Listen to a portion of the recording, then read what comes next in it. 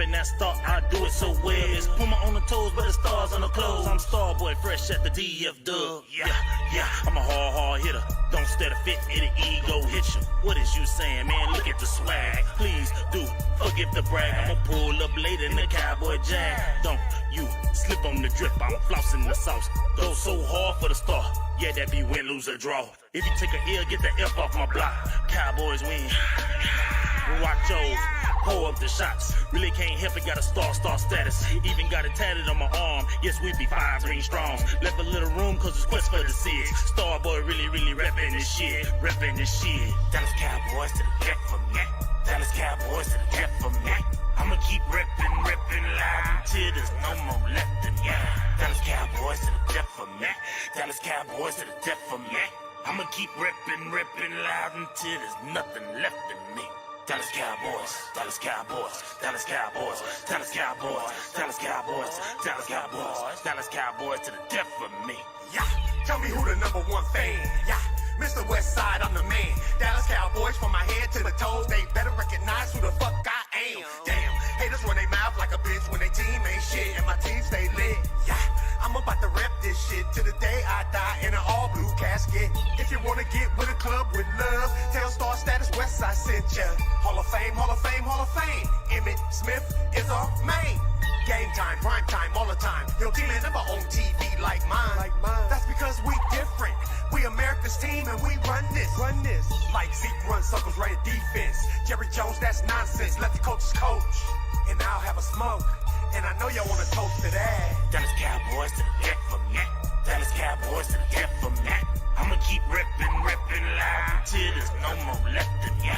Dallas Cowboys to the death for me. Dallas Cowboys to the death for me. I'ma keep reppin' loud until there's nothing left in me. Dallas Cowboys, Dallas Cowboys, Dallas Cowboys, Dallas Cowboys, Dallas Cowboys, Dallas Cowboys, Dallas Cowboys to the death for me. DC, that B4L. DC, that B4L. Reppin' that star, I do it so well. DC, that B4L. DC, that B4L. Reppin' that star, I do it so well.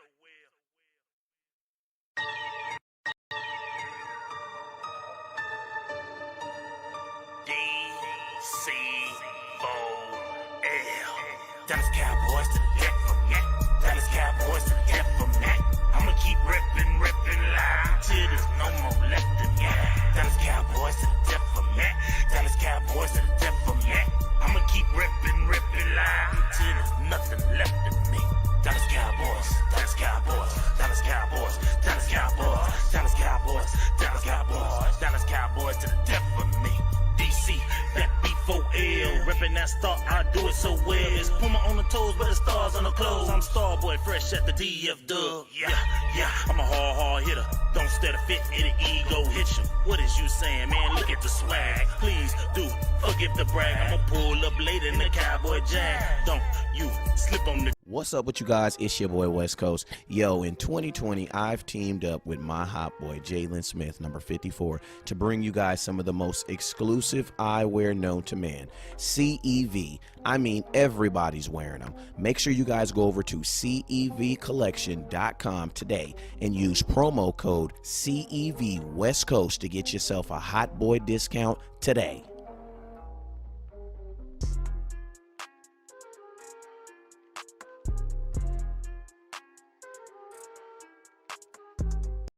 What's up with you guys? It is your boy West Coast, and we live in the building, man. How are you guys doing on this mighty Thursday, man? Hey, we made it, boss. We made it, man. We here at this draft day, man. Well, how you feeling this day, man? Man, first I want to say Merry Christmas, man. Merry Christmas. I want to say this. How about them Cowboys? Hey, that's what I wanted to say. God dang it, man. Finally, all man. the work, all the talk. It's time to pick. It's time to pick. Hey, man, I'm gonna be honest with you guys. I got two things on right now. I got a cellular device on so that I can watch, West Coast and Boss, talk about to give you the reactions and the talk alongs for the night. And then I ain't gonna lie to y'all, I got my TV right here to the side of me. I probably should have put it right in front of me. You know what I'm saying? So then I could have been like, ooh, yappy, and I ain't had to do nothing. I might call somebody out here to do that too. But yeah, you know what I'm saying? I got my TV right here to the right of me. Uh-oh, appreciate you. But yeah, I got my TV right here to the right of me so we can watch this thing going. Hey man, we're gonna have a bunch of guests sliding through here tonight, man. And we're gonna have you're gonna have your two favorite Cowboy cousins on the line, man. We got the call-in line for the scouts, man. If you are a sponsor, if you are a sponsor or a supporter, the Cowboy line will be on tonight. So if you want to call in and talk about this draft, you definitely can. You got the number because you're already inside the comment. Hey, shout out to my boy Charles for the I think he just fed Zeke. Did he just feed Zeke? Let me. How about them Cowboys? Hey, yeah! Thank you for feeding Zeke. I appreciate you, man. Appreciate you. Hey, so Boss Cowboy, man, before we even get up in here, man, shoot, man, what's your thoughts, man? What's your thoughts? Yeah, man, I was super hoping you was going to keep stalling for me because I'm actually doing two things at once. All right, well, keep knocking out because I do. Because I'm explaining, though, and then stall for me if you don't mind. So first, obviously we both have our draft tradition. So mine is also having a TV in front, but as well as having my own board to the left of me. And I'm going to have to get some notes and different things like that. So, yeah, I mean, the traditions of the draft are appreciate you. For all of us who love this part of the season and actually participated. Yeah, man. Hey, I'm about to, while he does that, let me turn this guy. I got notifications going off everywhere. Hey, I appreciate you too, my boy David. Appreciate you, man. Let me switch this out real quick so I can, because with this new software, y'all already know what it is, man. But hey, y'all let me know what y'all want to do, what y'all want to see first happen tonight, man. What y'all want to see. We already know. I think the Cincinnati kid is going to probably go to back home to Cincinnati. What y'all thoughts on that? Do y'all think there's any way that Cincinnati passes on that number on a quarterback? I want to know. Is there any way y'all think that they pass on him? Let me know. Boss Cowboy, what's your thoughts while I get there? Oh, yeah, you just told me to stall, so I'm stalling. Hold up. No. I can answer that real quick. I'm keeping up. So, Joe Burrow. It's one thing that I've been saying, and that I don't think a lot of people are actually putting in perspective, is a lot of teams that's at the top are at the top for a reason, right? Yeah. So when you see all the mock drafts, a lot of the mock drafts are drafts, in my opinion, that's based on a lot of common sense. But we got to know that some organizations are not just ran on common sense. So some organizations actually are not very good at this part of the year. So it could be a shock. Like Joe Burrow not go number one, and because that happens in the draft, and we never really do that in our scenarios. We don't say this team is gonna do something stupid. Absolutely. Hey, and shout out my boy Terrence for the tip. Let me give you something. Look, I got you, Terrence. You about you know. How about them Cowboys? Hey, and Terrence, since you hit that cash up, I'm gonna give you a little glory hole. I want me some glory hole. Hey, now you guys remember I got. Man, I think you need to get rid of that one, man. What? Man, you better slap yourself. That's classic. You know what I'm saying? Just make sure you don't get no glory hole. Matter of fact, there you go. I want me some glory hole. Hey, that's Jerry goddamn Jones. All right, so back to it. You know what I'm saying? He's talking about we need to get rid of the glory hole. Man, matter of fact, we're about to get a little bit more glory. Here's the deal. I'm the best there is, plain and simple. I mean, I wake up in the morning, I piss excellent. Hey, man. Hey, you guys remember, if you're not able to support on Facebook or YouTube, remember we got the tip jar down here. I got my Cash App down there. Then right to the left, you got tip for Boss Cowboys. Just very simple. What is it? Dallas Boss. You ain't even got to put a dollar sign there, but if you do, and if you do tip, I'll make sure I give you one of these. How about them Cowboys? Hey, I got you, man. I got you. All right, so let's get into these. Let's get into a little of these comments. Let's get into some of these comments. My boy Bobby says, can't wait until my CEVs get to the house. I appreciate you, Bobby. I posted those today. I took a picture of those and posted those today, and my boy Jalen retweeted it. So if you got IG, hey, whenever you guys buy CEVs, please screenshot me and then send me your IG. You know what I'm saying? Because I want to welcome you to the family. I want the whole CEV family to know that you are a part of the family. I got mines around here. Actually, my daughter was shooting a music video. Hey, she brought them back. There she go. They were shooting a music video, and they wanted to wear the CEV. So, Joe Chatrina, that's your boy, boss. There go your boy. Tony, what's up with you? Isaac up here dropping his phone number in the line. Hey, this is not the Cowboy chat line, but hey, if you do and you get married, you are required to name your firstborn after West Coast. I'll text you my real name, though. Dan, what's up with your man? I'm hoping for C.J. Henderson. God dang it. Boss Cowboy, what you think about that goddamn C.J.? That's C.J. Henderson. They said C.J. did. Where's C.J.? Here's the deal. I'm the best there is, plain and simple. I mean, I wake up in the morning, I piss excellent. That's what CJ said. Hey, we got some more stuff, too. And listen to this. From now on, if you say some weird stuff, what you think about this? So listen. I'm going to be like, no, I'm going to wait. Can I wait? I'm going to wait. I'm addicted to this little board. I ain't going to lie, boss. You might have to, like, restrict me from, like, only, like, 3 buttons per, like, 2 conversations or something because I'm, like, addicted to it. Matter of fact, let's do it again. It was all part of Carol Baskin's plan. Shout out to goddamn producer G, man. Shout out to producer G. Hey, but we about to have fun tonight, man. We're about to have fun tonight, man. And look, boom, we even got a new screen. Bye, y'all. Officially draft mode. Let's go. So what do y'all think about the new? Y'all like the digs? I got Vegas in the background. I ain't gonna lie. I was crying when I put the Vegas in the background, man, because boss, bruh, it hurt, man, not to go to. It hurt, man. Because you know how excited I was, man, boss. You remember, man, I was getting all my stuff ready. I was ready, boss. But we ain't go. But I went ahead and threw the background in the background, so I hope y'all like it. Let me see. Boom, boom, boom. Let me see. Boom, boom, boom. Hey, if you guys know, if you guys see that I'm live, please don't hit me on my cellular device. All right, boom. What's up with you, James? Joe, what's up with you? Diggity-ding-doom. I see you. Patrick, I appreciate you. Lance, Ryan. I appreciate all y'all too. Eddie, what's up with you? So who do y'all? So let me know. Let's drop in the comment box. Who do y'all think are gonna be the first? Because we already pretty much agreed on the first pick is probably gonna be the quarterback. So let's talk about something that's probably more divisional, something that's more related to the Dallas Cowboys. Is what do you guys think? What do you guys think the Washington Redskins are gonna do with that second pick? Because hey, boss man, I have heard rumors. Possibly trying to trade it away, trying to get a little couple of dollars for it. What's your thoughts? Washington trying to trade down? Yeah. To who? Washington trying to trade this. I don't know. I'm just asking you what's your opinion of it. We gonna give boss you. I want you to give me 2 fingers up when you're ready. Yeah. I want you to give me 2 fingers when you're ready. So no. Check this out. So you saying they trying? I mean, we go just talk how we talk. But check this out.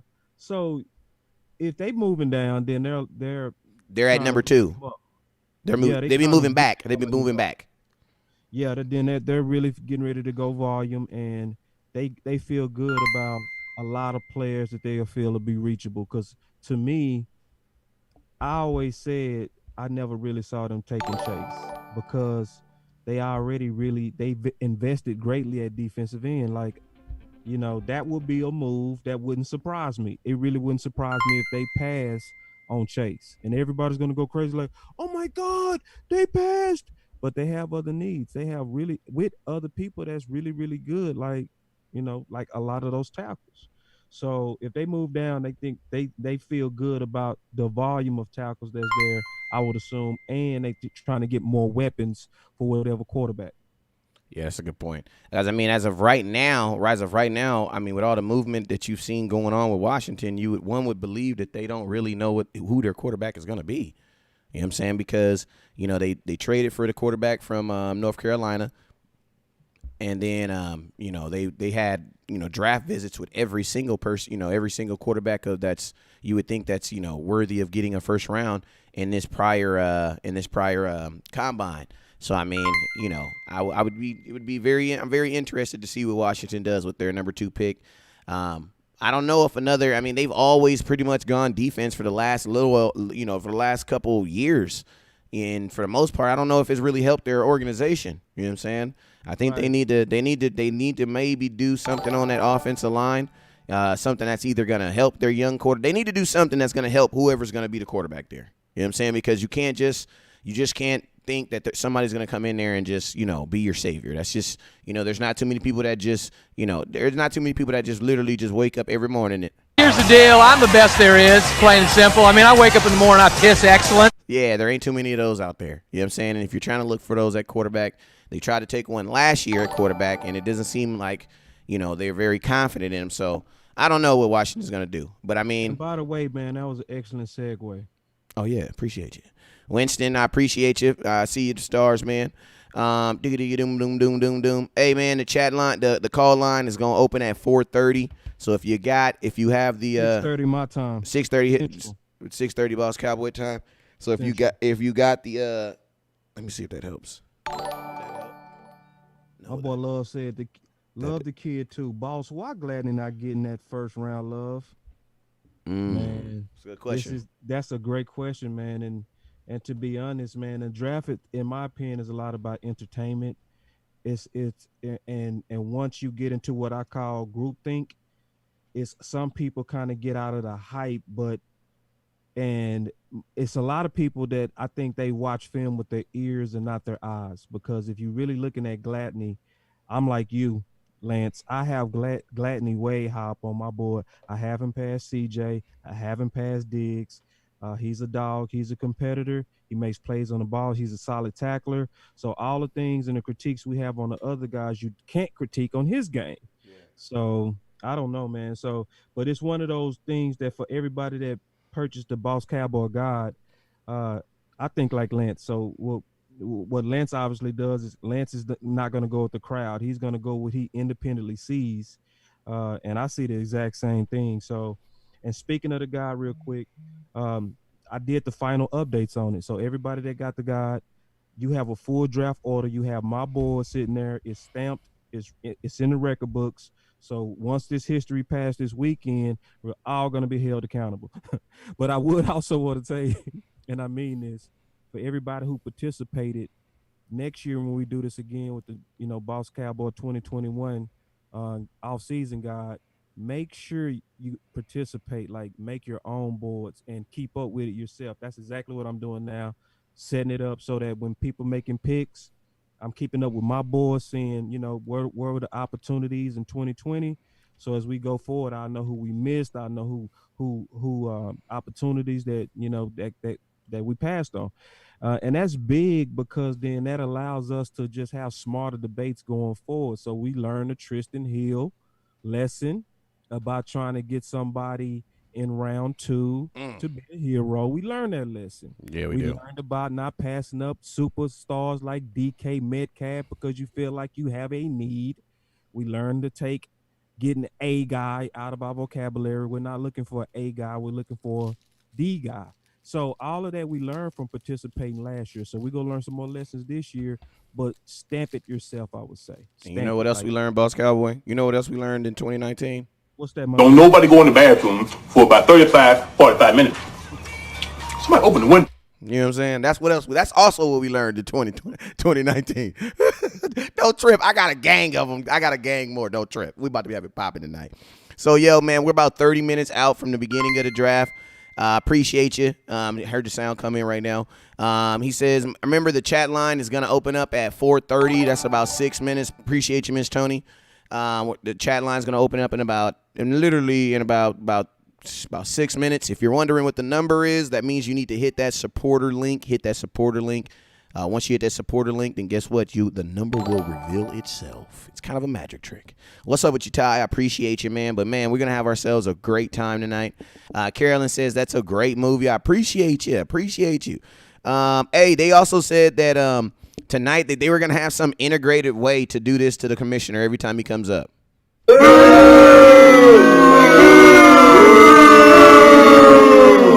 I don't know, man. I don't know how they're going to do it, but they said they're going to find some real neato way to boo him every time he comes in. So I'm very, very curious to see what that looks like also, Boss Cowboy. Yeah, I mean, I'm glad that he's out of the punitive stuff. I'm glad that he took away the power of him to actually, punish. So that's epic. So now I think people go start liking Goodell, because in the past, he wasn't just an enemy to us. He was an enemy to a lot of teams that he kind of dealt his heavy hand on. So like New England can't stand him either. They hate him, So, so Goodell, hopefully he get his reputation back, But right now, can you hit that button one more time, please? Well, I'm going to tell you something. I'm going to tell you what it really is, boss. It was all part of Carol Baskin's plan. You know it, bros. You know it. It was all a part of her plan. Go look under the damn septic tank. That's all I'm gonna say. Go look under the septic tank. He there. Stacy said Chase Claypool. Notre Dame. Absolutely. Love the idea. Ain't first, you're last. He's definitely first. I like him. Yeah, man. Pray that happen, man. And you know, I like him as that flex tight end, Stacy. I love him as, you know, because my comp to him is Ingram from the New York Giants. So, and I think with Dak matching up with a weapon that can get separation at 4 yards per target, like Ingram does, that would just be overkill in terms of our offense. So that's a beautiful vision, and I just hope that we share that. I mean, damn! Hey, my bad. I had to push the button. I forgot what it was. So if you right, we go back to you, and I'm gonna send you a box of chocolates. If we do that, I'm gonna say this. Damn! I like that sound. All right, we in the comments. Hey, Hey, tonight is gonna basically be like a commently driven show. Like, we're gonna be talking about the comments. We're gonna be on the chat line phone. Remember, if you're wondering how to get that phone number, hit that support. If you already are a supporter, you have the phone number. So make sure you hit it, and let's talk some Cowboys. The line's about to open up in about 3 minutes. We about to get it popping, man. Matter of fact, we about to get some. I want me some glory hole. Oh, you already know. Lance Love asked me about Akers. Go ahead and answer that question. Hey, we're going to answer as many questions as possible, too. We're going to be writing them down. Yeah, so we're going to just be answering questions. Now, so, hey, boss, real quick. Hey, boss, real quick. Hey, if we don't, this is what I want you guys to do. I want you to be repetitive tonight. If you have a question, just keep posting it in the comment box until we get it. Charge it to our eyes, not our heart. It's not because we ain't seen it, and we ain't going to charge it to you that you keep on posting it, okay? So don't post your this is what I need you guys, because a lot of times what we'll do is you guys will post a question, and then you'll post a question one time, and you'll, instead of posting the question over and over, you'll say, West Coast, did you see my question? West Coast, did you see my question? And then I got to go look for your question. You know what I mean? So we all one big happy family. So just post your question over and over and over until we read it. You know what I'm saying? Boom. It's going to get real redundant up in this piece. So with Akers is a fantastic player. I mean, a great player, great vision, good speed. The thing about Akers is I don't think he would pass the personality test with Will McClay, because there's certain players that just don't fit the profile of the team chemistry, because Will McClay actually voiced that's heavily weighted because they also look at culture. And I'm not saying he's a bad guy. Then Dez ain't gonna make it then. Yeah, it's just I'm gonna just say it like this: a lot of the Florida guys usually don't make our team. Yeah, but they got to get out of that. They got to get out of that mentality. I wish they would, but let's see if they maybe they have though. You know what I'm saying? I don't think they do it from a region. I'm just saying what usually comes from Florida is guys that play really good football, but they sometimes come from urban areas, and sometimes those urban areas sometimes don't have the two-parent households every now and then that can, and I'm saying, speaking very generically, create sometimes the type of athletes that fit in a certain type of locker room. So you have teams that recruit a certain type of athlete. Jimmy Johnson didn't care. He was like, give me all the guys. But what I'm saying is we're holding, we don't, I get all of that. And I totally understand the player you're talking about. But what I'm saying is, I think we got to give my little McCarthy a little bit more.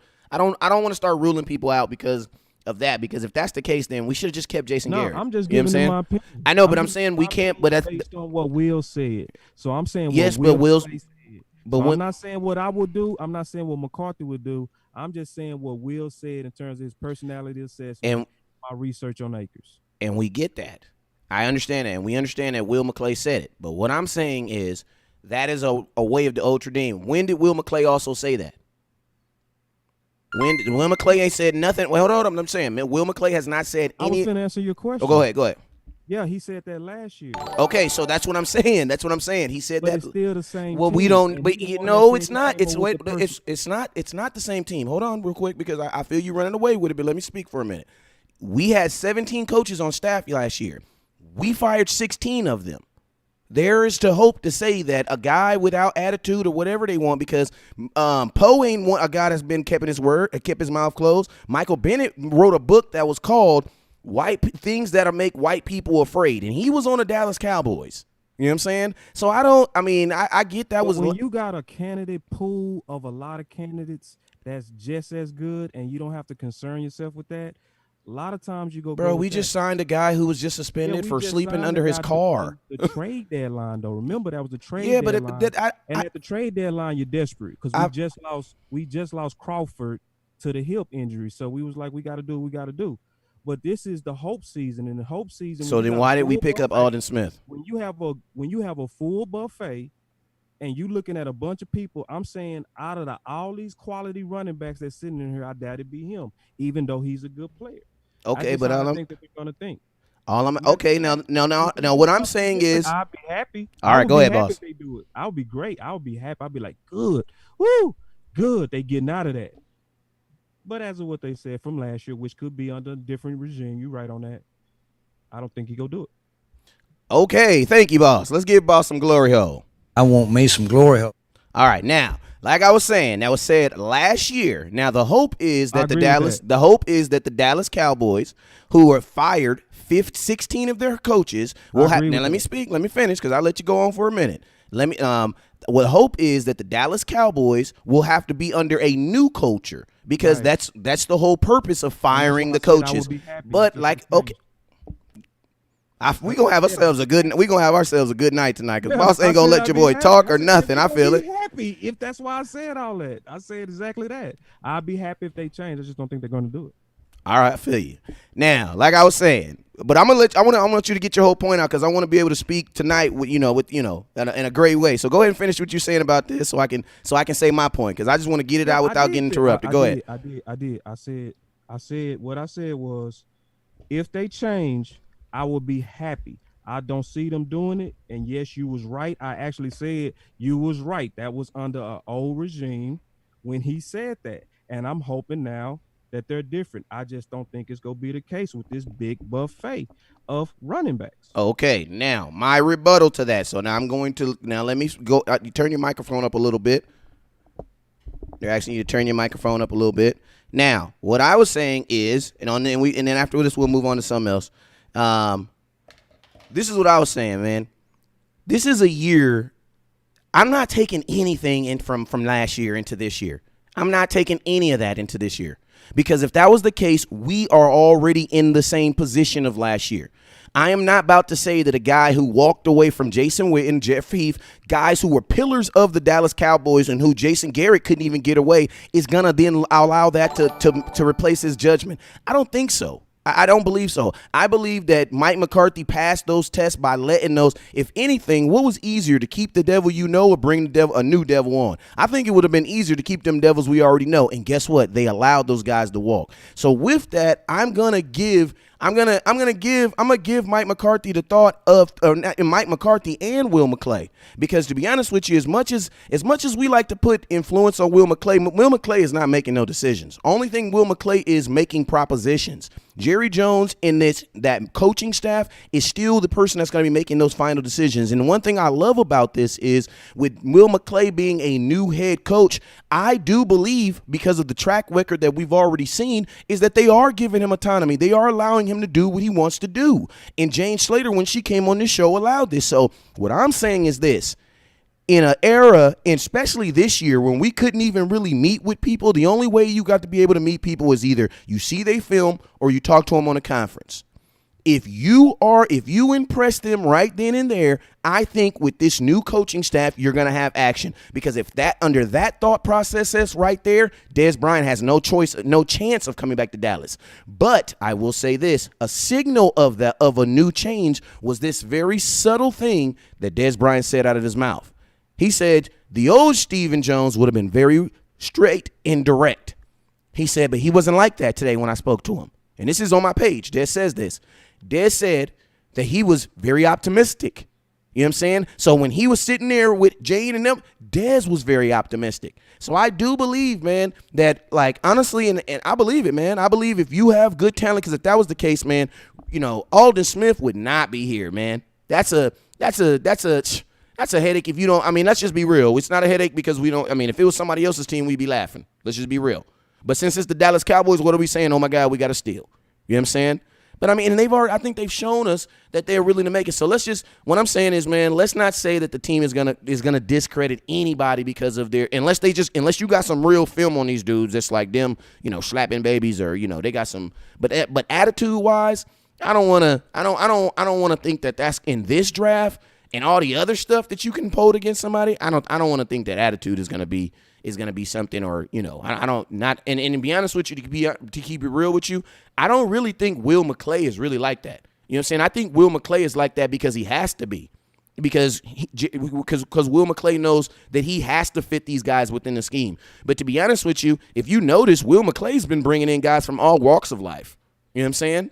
And realistically, guys with attitudes have come to Dallas.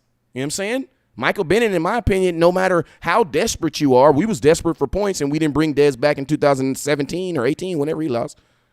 So, I mean, the Cowboys will do some stuff if they're desperate. You know what I'm saying? But, I mean, I like him. And to be honest with you, the way you fighting for him make me like him anymore. So now I want him. Fight for him? I want him. Whoever player we talking about, if he got you that round up, I want him. Back. So what round would he go in? Tell me. What round you think? Likely he go third or fourth. So I would say this: third or fourth. If you got people with question marks versus having somebody that you have give me a name. We got names tonight. Give me a name. I mean, we can go with any one of the names. We can say Taylor. Oh, if Taylor's there in the third round, bro. That's what I'm saying. Oh my God, boss! If I'm running to Dallas, the whole point is you got so many good ones with no flags, with perfect checks. Why you go even consider? Somebody that might not fit the culture when some of these guys are just as good or better, and they go come right in and fit like a glove. You go be able to put a mic in their face.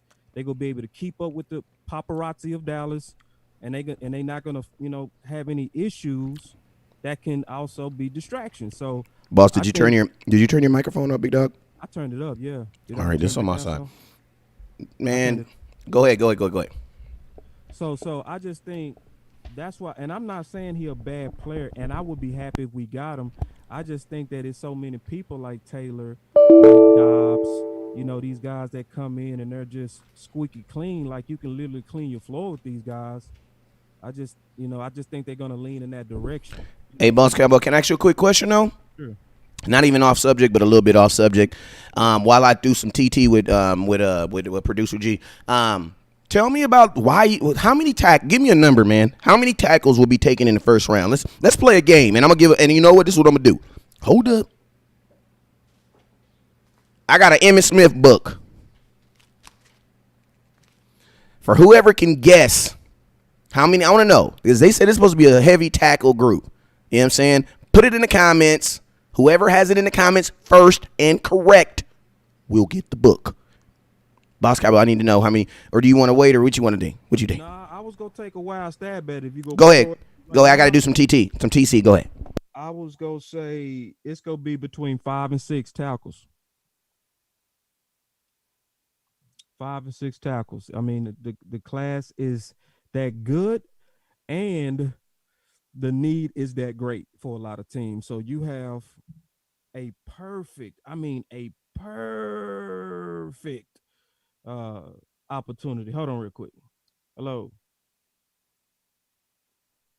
I mean, you have a perfect opportunity for tackle, So I think it's going to be 5 or 6 tackles, and it might even be 5 or 6 tackles, or at least 5. I can see 5 going before 17.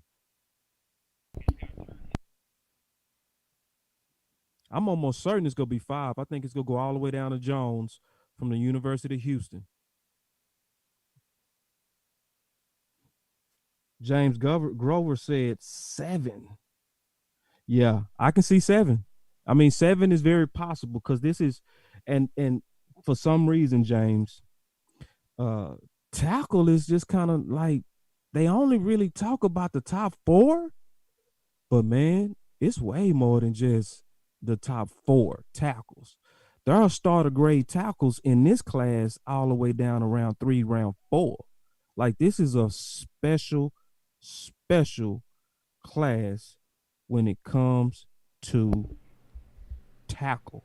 So now, I mean, I can literally easily see 7. 7 tackles.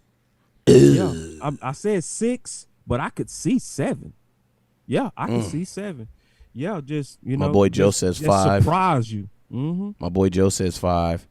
My boy Miss Lori says 8. James says 7. Richard says 5. Janelle says 5. Courtney says 3. They trying to get that book. Hey, Boss Cowboy, I'm gonna tell you something, right? You know, if there's 7 tackles, you know the probability of the Cowboys taking one is very high. It's probably about 7, 14, 28. Bro, that's like think about that's almost 30. That's almost a 31% chance the Cowboys will take one. I pray, bro. With if you say that there's 7 tackles, there's only 32 picks. Well, I'm not saying there are 7 clear first round. But just 7. Let's just say 7. Let's just say 7 offensive line. I mean, there's going to be at least 7 to 8 offensive linemen going in this first round, right? I can see that. Yes. For sure. Let's just say for sure 7 to 8 offensive line. That's offensive line, guard, center, right, and tackle. Yeah. All 3. Yeah. Now, I can see 7, 8 of that. 7 to 8. That means there's a 30% chance that the Cowboys might take an offensive guard. What is your thoughts on that? I would love anything on that offensive line right now. I really would. Like, and I'm gonna be honest, man. I think, and this is the warning that I'm giving, the same warning I gave about DK Metcalf last year when I said it's gonna be a mistake to pass on him if he drops. Okay, this is the exact same warning that I'm giving on tackle. So it's not hindsight or guard or center. It's foresight. This is the deal, and tell me if you think I'm tripping, West Coast, and I know you had no problems with that. Especially today. It's a long show. It's a long show. Yeah, because we go just speak what we think, as we always do.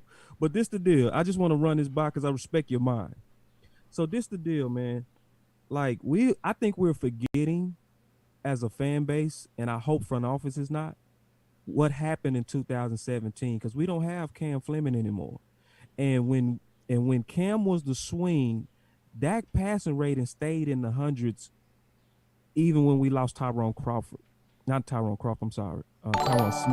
Tyron Smith. So that kept him from to able to throw the ball, which kept him competitive and kept us competitive.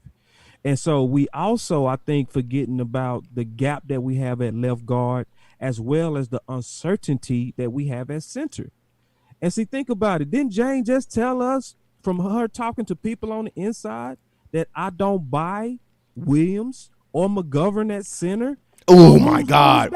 Hey, you know what? Out of everything that I said, out of everything she said, right, I wrote that down, and I was like, I'm going to come back to that because that was like the only – I ain't going to say she said nothing negative, but that was like some of the only names on the Cowboys that she actually said by name. You know what I'm saying? And I'm sorry that I don't buy it. She don't buy it. I'm sorry. That they're bad. She said I don't buy it. I don't buy it. And that's from her talking to people on the inside. That's from talking to coaches. That's from talking to, her contacts. So she raised some good insight on that. So for all of us who are envisioning McGovern as a center, the talk on inside basically, or based on what she maybe heard somewhere, was that it's basically Looney and Looney alone. Mm-hmm. So it's already looking at the massive. That didn't even sound like backup either. It didn't even sound like backup either. So think about all those gaps, bro. That's major. And see, and we forget. And we're a run-based team. I know you ain't forgot, but I know a lot of us forgot the beating that Dak took against the Jets. Like, people really trying to hype up Brandon Knight when he played the right tackle, and it was Cam Fleming on the left tackle, but Clarence Hill said that Dak was like he was adjusting his jaw, almost thinking it was broken. And he said Cooper Rush was warming up just from watching the hits that Dak was taking. So we forgetting that you need to protect Dak and you need something for Zeke to run behind. I mean, that's more important than a corner to me. Just thinking out loud, that's more important than corner to me, West Coast. So you so right on that third, and I pray, Jesus Christ, that we do it. I don't care if it's the center, left guard, or the tackle. Yeah, man. I mean, I don't know, man. When you look, I mean, I just feel like if the Cowboys thought that, I just feel like if the Cowboys thought that it was that big of a cornerback was that big of a a priority, they would have brought somebody in for free agency. Good point. Like, because there's no way the Cowboys think they're gonna find a starting corner in the NFL in the first round at 17. Who's the 17th best player in the NFL in the draft? No. You can hang your hat on like everybody, because the corners that they've been leaking, that, well, I ain't gonna say they have been leaking, but that's been leaked, like CJ. It's like, I don't like the fact that we saying with the people that's considered corner ones, right? Ain't no corner ones in this draft. Corner one means you can come in and play. Can you start and be successful? That was a corner one. You're not a corner one just because you're starting. You know what I'm saying? Like, anybody can be a CB1. CB1 can I put you on a wide receiver one and you do your job? That's what that means. Right. I hate when people say, "Oh, a cornerback. We need a CB1." Like, there ain't no starting cornerbacks in this draft. Yeah, and let me echo what you're saying real quick, bro, because I want you to keep saying what you're saying, because people need to know that. And the other part to me, West Coast, is this, my brother, and people listening, is why every time we say any of the guys that's considered round wonders and mid-round picks, like you'll hear the name of Diggs leaked out and you'll hear C.J. Henderson leaked out and A.J., there's usually a but that comes with them. Should we be dealing with buts at pick 17? Heck or no. should we be dealing with certainty and knowing? It should be, yeah, he can cover, but he can't tackle. Yeah, he's big and he has the measurables, but he had bad tape on big games. Like, it's too many butts on this class. And I'm going to tell you something else that I'm tired of, too. I'm tired of people trying to tell me that somebody's a good corner even though they don't get interceptions. That is a lie from the pit of hell. You know what I'm saying? I'm sorry, man. I don't know who these DB. Hey, appreciate my boy meeting Lopez. You about to get some glory hole. I want me some glory hole. But yeah, man, that's a lie from the pit of hell, man. Talking about some, like, because this is what I hear. People always say, "Oh, he didn't get a lot of interceptions in college because nobody threw his way." No, he didn't get a lot of interceptions because he didn't get his hands on the ball. And what I'm telling you is this: if you don't get interceptions in college when you're playing less superior quarterbacks, less superior wide receivers, you are not coming to the NFL and getting interceptions. That's not how it works. Like, even guys who go to small schools, when they play on a big scale, they still get their hands on the ball because that is a trait. That is a muscle memory. Like my boy Donovan Wilson. Everybody says, "Oh, but it was preseason games." Yeah, but you guess what? He didn't care. He understood in 10th grade. Donovan Wilson broke the high school state record with 5 interceptions in a game. How does that happen? 5 interceptions in a game as a sophomore in high school.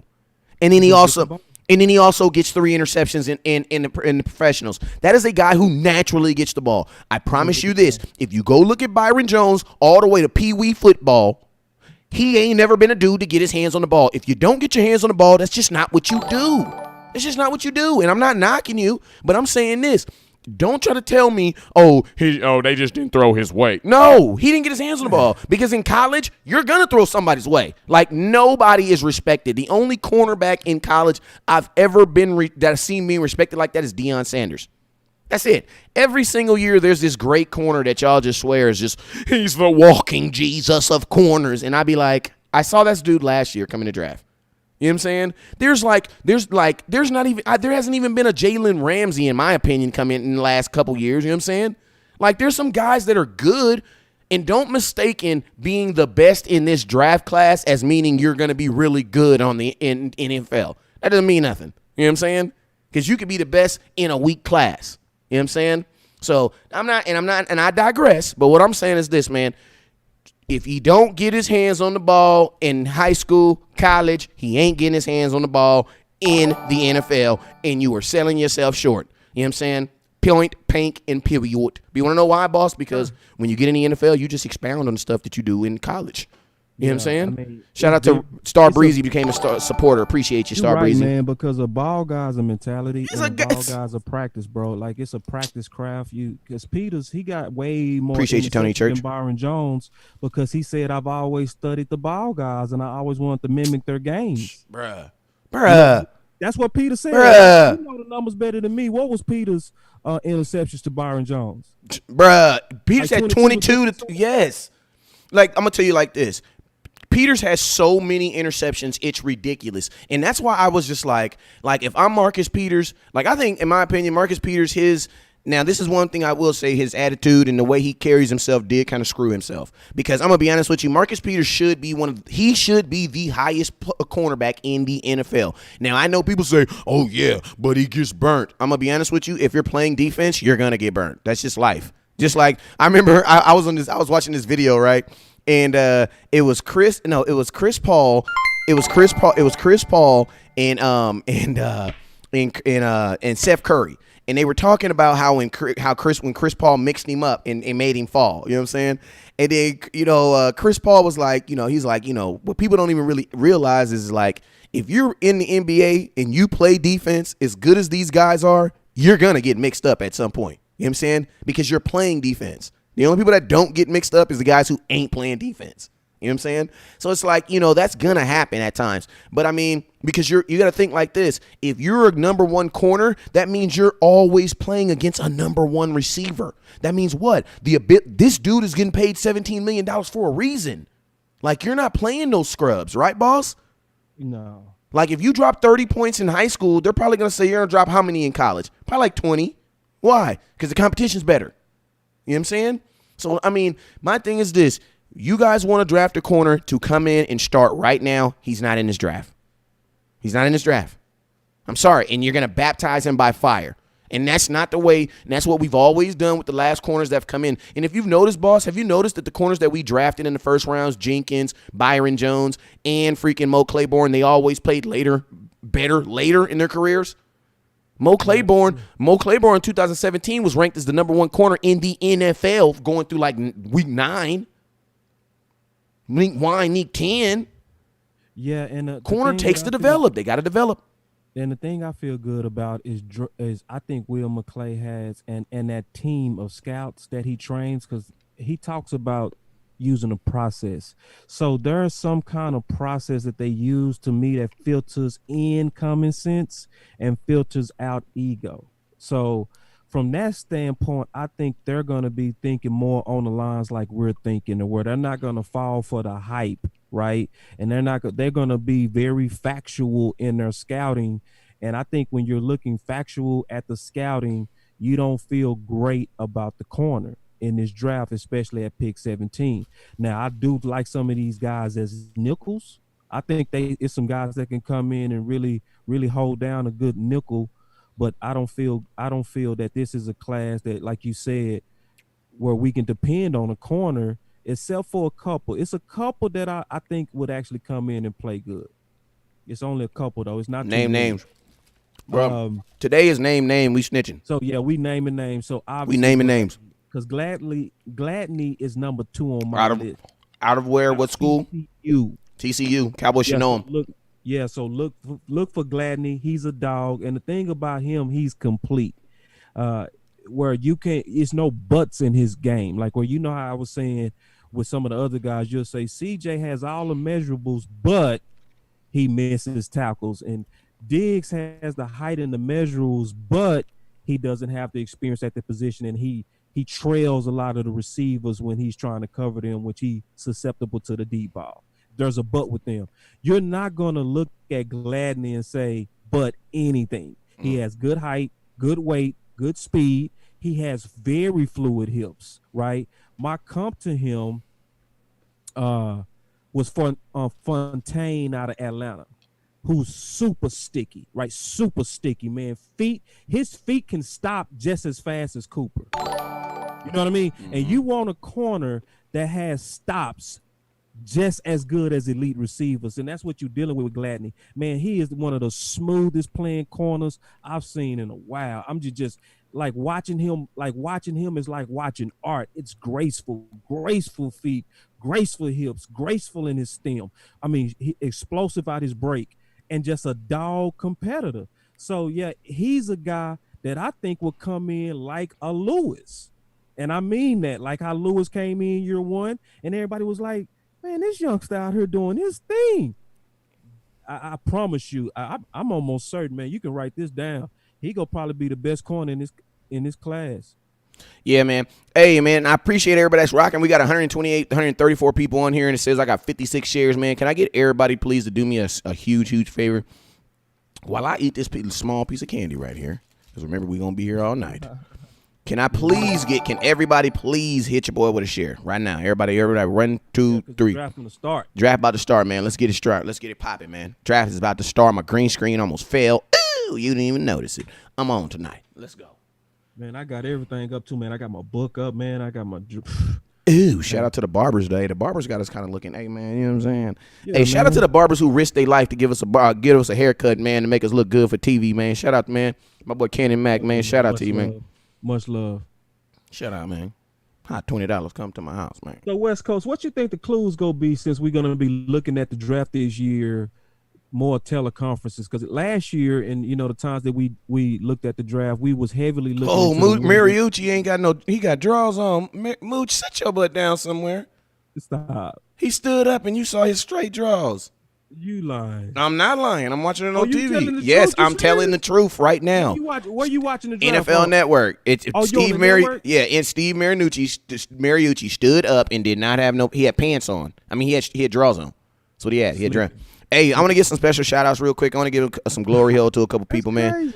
Hey, I want to give some glory hole to some people out here, man. My boy Tony P, man. Today is his 11th month anniversary of being a supporter. I want to let you know, man, this is for you. Think first, you're last. I appreciate you, man. You're first. Miss Wendy, she hit her 8 months today too, and I appreciate you. And you know what, Miss Wendy, I'm gonna give you a little of this. I want me some glory hole. Hey, Miss Wendy, I appreciate you. Shout out to my boy Mark Martinez. My boy Martinez, been a supporter. I think he's been on here for like 3 days, and I appreciate you, man. I'm going to give you a little something, too. How about them Cowboys? Hey, appreciate you. Leon, my boy Leon, I'm going to give you a little glory, too. I want me some glory hole. There you go, Leon. I got you, man. Hey, who else I got up in here? My boy Ty. Hey, shout out to my boy Ty. Just became a supporter today, and I appreciate you, Ty. You know the name of the game, right? The name of the game is the what, boss? We must win. We will win. Win is the name of the game. You already know it, man. Hey, and shout out to my boy Josh Hickman. Hey, my boy Josh Hickman, man, I appreciate you, man. He even bought some jerseys from me, man, a couple months ago, and I appreciate you, man. I'm going to give you a little glory. I want me some glory hole. I appreciate you, man. Hey, who else we got up in here? Inez, what's up with you? All right, so, we just, hey, appreciate you. Diggity, Miss Wendy, Jacob, how you doing? I'm surfing. Hey, and shout out to everybody that I made a new Facebook. Need to send again. Hey, man, I appreciate everybody that's on Facebook. Appreciate everybody that's on YouTube. Hey, if you're on YouTube right now, put your name in the comment box so I can give you a shout out. What's up with you, E-Bub? What up with you, E-Dub? Hey, if you're on YouTube right now, give me a shout out. I mean, actually, put your name in the comment box so I can see it on this new program. It puts all my streams together, so it's easier, but it doesn't show like. There you go. What up with you, Elbow? My boy said elbow cough. Oh, I don't know. I mean, okay. If they gonna call you, that's what I'm gonna call you. His name is Elbow Coughs. What's up with you? 88 must go to the Hall of Fame. You already know. You talking about the original, or you talking about Dez?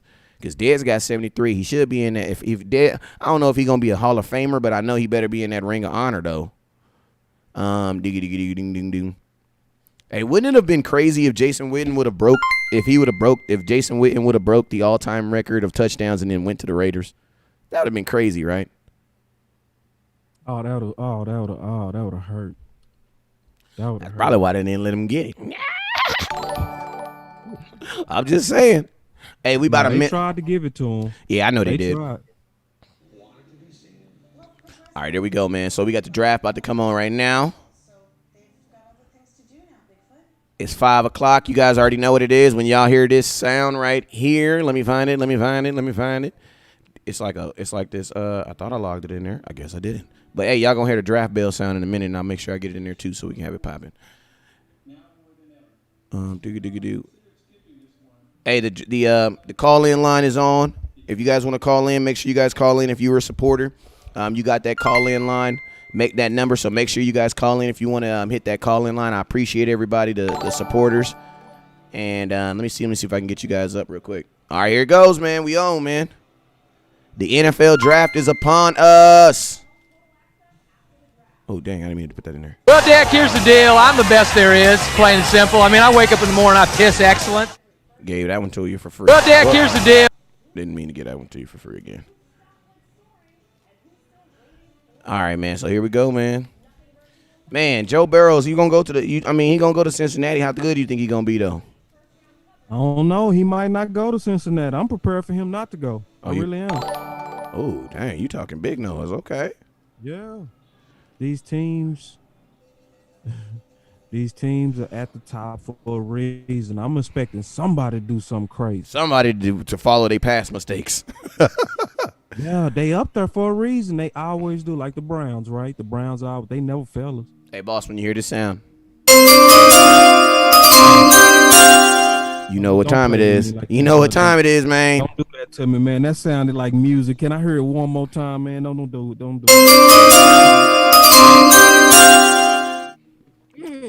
That make me just want to play the piano. Somebody gonna mess it up. Yeah, somebody gonna mess it up, man. It's for sure.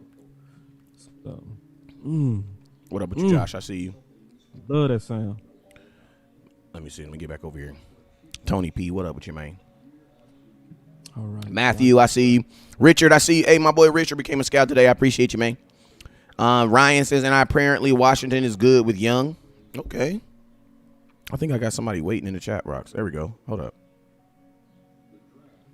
Oh, I got Coach Higgins coming in because they haven't officially moved down. I guess that's why you're saying that. Yeah, we got Coach Higgins coming in. What's up, Coach? Can you hear me? I got you. I just got to fix my background for the video. Oh, Coach. Okay, I see you. I see you got your high school picture up there. Give me just a second. Let me fix the background. That's all good. We just gonna pin boss on here and talk to myself else. Hey, yeah, I can hear you. Don't worry about it, man. You live. Just knock it out. Let us know when you're ready. Hey, man, so, yeah, draft about to start right now. Make sure y'all got your TVs on. Y'all know when y'all hear this sound, y'all know what it is. Oh, man. Yes, sir. Oh, man, it's that time. I want some. Christmas. Yeah, I'm seeing. I ain't gonna lie, man. I'm seeing all these. I mean, my hope and prayer is that they get all this stuff taken care of, man. All this expectation, man, so we can get to football season.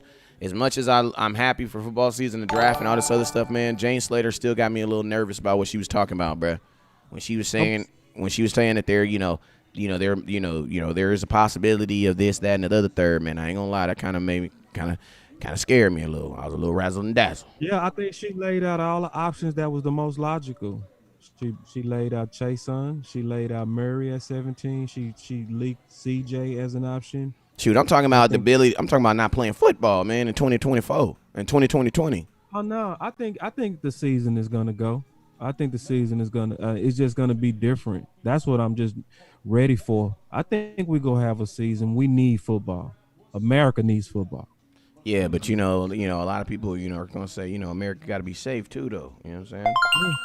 Yeah, but I mean, I'm watching the trends around the other countries, and we about 2 months behind these other countries. So when I'm looking at the trend of China, South Korea, and other people that have major sports, they are having their major sports, but without fans, and they have the pandemic mostly under control. So I just think it's gonna happen, and especially usually the virus pandemic wise been lasting about 3 months from a Coach, switch that up. Country standpoint. Just put it on the regular one because there you go. Just leave it on that one. Yep. Go ahead, boss.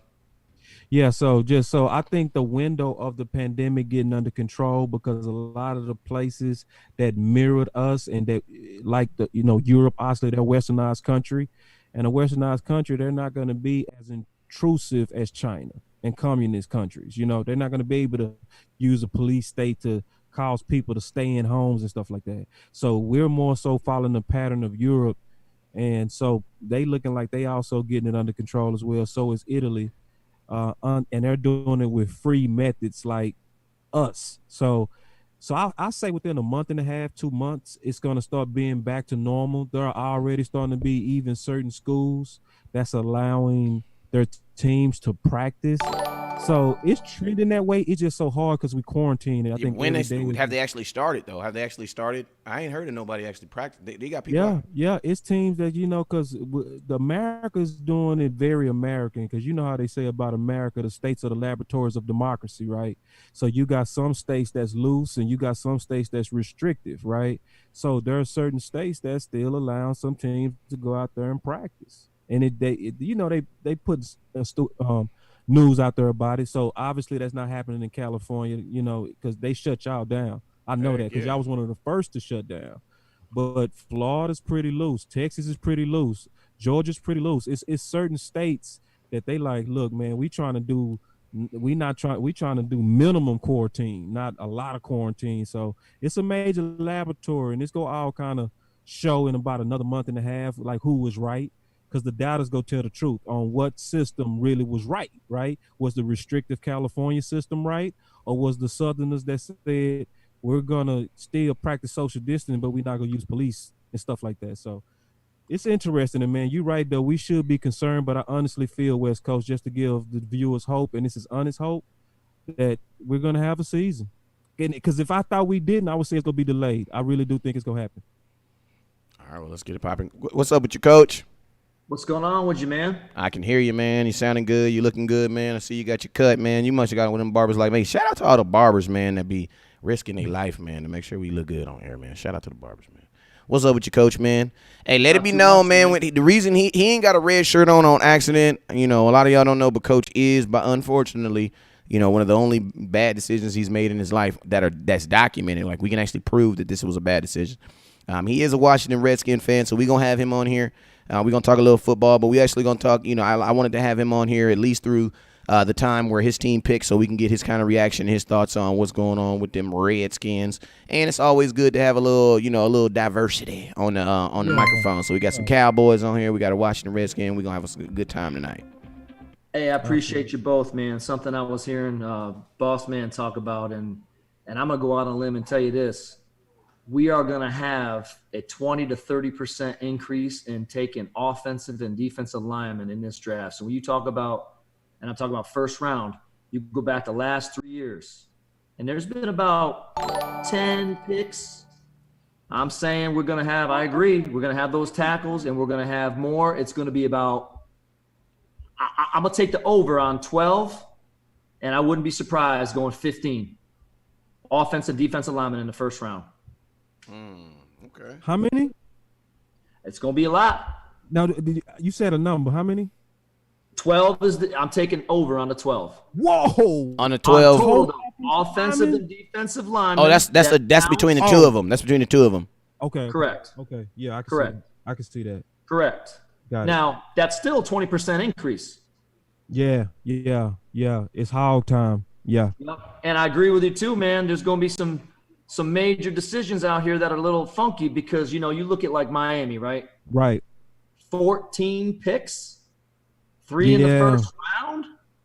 Yeah. So why not Miami trading and getting that number 2 pick, or trading somewhere and moving up and doing something because, they got so many picks, right?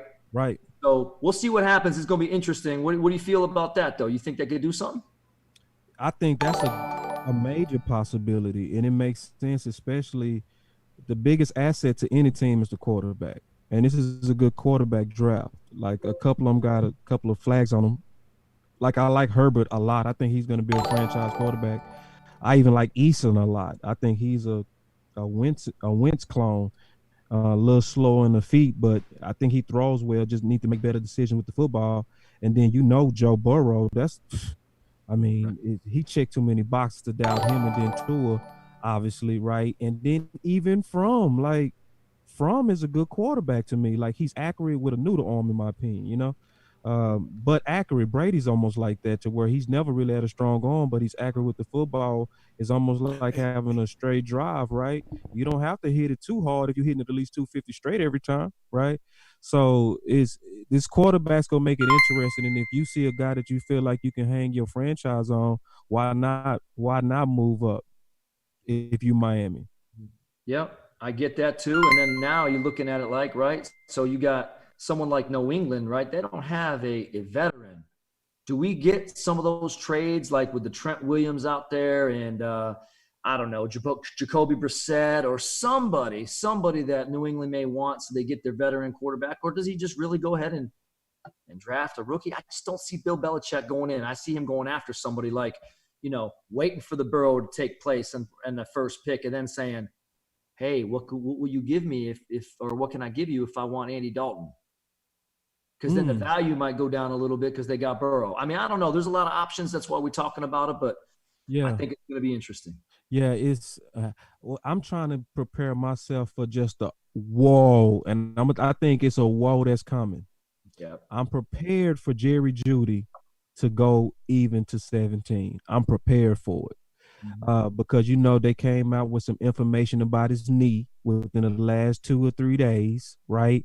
And they obviously do that for you to drop. They want teams that don't have the ability to do those medicals because of this COVID issue, right? Or COVID-19 issue to then doubt you. And they was trying to talk it up like it was real serious. And they did the same thing with LVE with us. At the last week, they started talking about his neck, right? So I think that's going to be the wild one. And I'm already preparing my stomach to watch Jeudy sitting there at 17 and we do nothing. You know what? And there's another thing with that wow issue. Let's talk about the coaches, for instance, like the Belichicks or, the teams that if they make one of those wows, their job is not as in jeopardy if it doesn't pan out. Whereas, the business side of me says like Tua, okay, he should fall. He should go, later or maybe second round, right? That's the business side of me because if, for instance, let's just take the Redskins, if it's them and it's a wrong pick, man, someone's losing a job over that. Whereas someone else can say, you know what? He's a talent. No one else. I'm going to jump up and get him. And I might look great, meaning i.e. Bill Belichick. You never know, somebody else. And then if it doesn't happen, okay, they'll do the same thing they do with everybody else. They get rid of him. Right.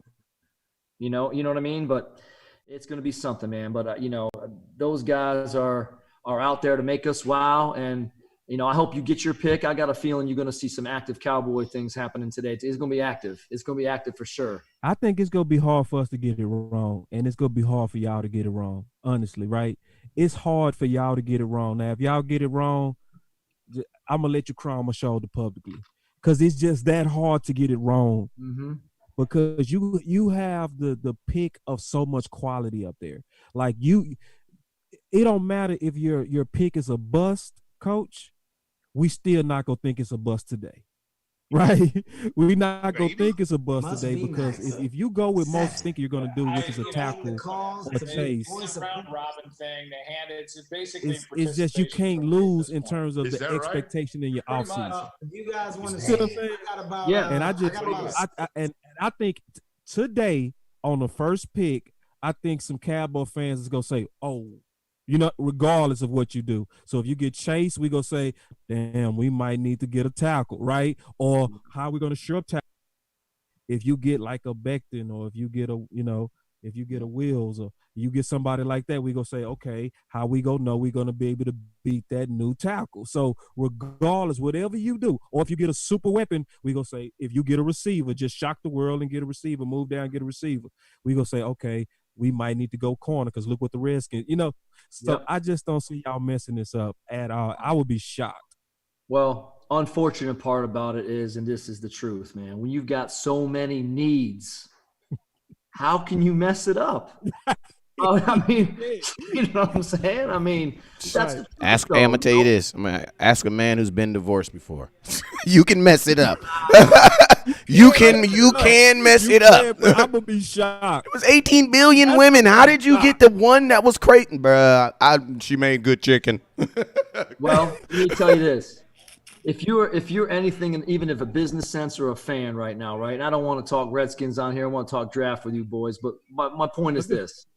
If they do the most intelligent thing that they've ever done right now, ever, and this will be shock the world for everybody actually, is if they trade that number 2 pick because they know it's a long-term thing. It's not just let's be real. We're not going to playoffs this year with our quarterback situation. We're not trying to make a run. Say Washington, please, for the new viewers that come in, because I don't want nobody to be saying, this dude's a dude. Yes, sir. And it's Redskins that are not going to be making a run. So you got to think long-term. You got to build your team because you have so many needs. Build it. So however, before the shock move down. However, Cowboys, you're right there. In fact, I think it was more of a culture thing. I don't think it was a talent thing. I do not think it was that, not even close to that. So you're going to make your wow might be, oh, they traded up. I mean, I'm not saying they're going to, but if they did, hey, that might be the thing they need to get you over the top. Yeah. You know? So the Bengals coach looks 14. I just literally was looking at this guy. I was like, who is this YouTuber on the damn NFL Network? It was the Bengals head coach. He looks 15. And see, my boy Gerard said, and shout out to Gerard, actually went to school with him at University of Houston School of Entrepreneurship, one of my good friends. He wanted to kind of shoot a question. Thanks for sharing your DIY haircut. He said, Chase Young is the best player in the draft, though. So he want to get your thoughts on that. Like, with your move down option, he's saying basically you're that. So what's your thoughts on that, Coach? You gonna laugh at me when I tell you my thoughts because never. No, I love open thought. I love this. This is what we supposed to do. Never laugh at you. Well, go ahead. Look at the measurables. Okay. Mm-hmm. He's kind of undersized to be playing that defensive end position in the 4-3. He's not someone in space to be outside in the 3-4. So he's not someone that is going to come down and play that end position. Hey y'all, real quick. Yes, draft sir. is. Cincinnati Bengals are on the clock, man. Hey. I love that music. You got Zach Taylor up here. You got Duke Dobin.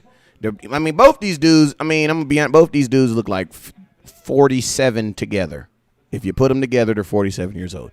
You know what I'm saying? So I'm hoping that these young coaches over here in the Bengals can get it right. But, I mean, you got a whole new coaching staff in Cincinnati, man. If you're a Cincinnati man, how are you okay? I mean, I don't know. Maybe I'm old school, but I just wouldn't want to put my first job on the line with a brand new kid. Like, I don't want to be brand new in the NFL and my quarterback being brand new. I don't know why people are devaluing Cam Newton so bad, man. Like, I just don't get it, bro. Like, I don't get it. I mean, I'm not saying that Joe Burrows is not, but I'm just saying, man, like, I don't know, man. There's a lot you can do with that first round pick. Well, we got a coach on the line, so I want to ask you, Coach. See, we think it's security. I'm actually thinking that actually Joe Burrow gives you more time as a coach, because then you can say this is my new quarterback and I need time for him to develop. Versus if you get Cam and you lobbying for Cam, in my opinion, you saying that this guy's going to come in and be a plug and we're going to be able to kind of take off a little bit or do better than when we had a rookie. So if I'm trying to hedge my career and save myself at least 2 years, hopefully, unless you're the coach from Arizona that got fired from having a quarterback and no protection. Yeah, man, but that's a 50-50 shot, bro. On Joe Burrow.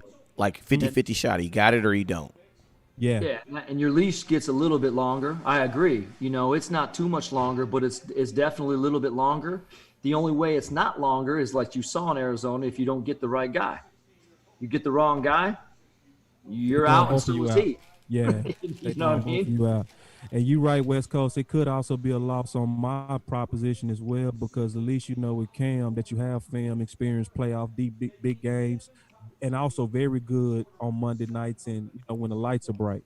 Yeah, that's a hard one, man. That's a hard one, and it, to a degree, it is disrespect to Cam. To a degree, it is.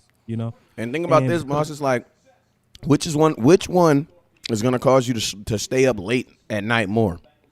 A rookie quarterback, first time in the league, big expectations, or a veteran who's trying to prove that he is still that first round pick. Like, which one do you think is going to keep you more at night? That rookie going to keep you up at night. You know what I'm saying? I mean, if I'm a rookie head coach, bro, Cam allows me to sleep. Good case. Cam allows me to sleep. You know what I'm saying? I would sleep a little bit better early until I saw and then, actually the game. Yeah, and then also you look at your division. It's like, it's not really about the easiest way to get to the playoffs is what? Get to the tournament, right? We don't call it playoffs, we call it the tournament. We call it the tournament. You know what I'm saying? It's to get in the tournament. So it's like which gives you, if you're in Vegas, which gives you more of a mathematical chance of getting into the actual tournament right now today?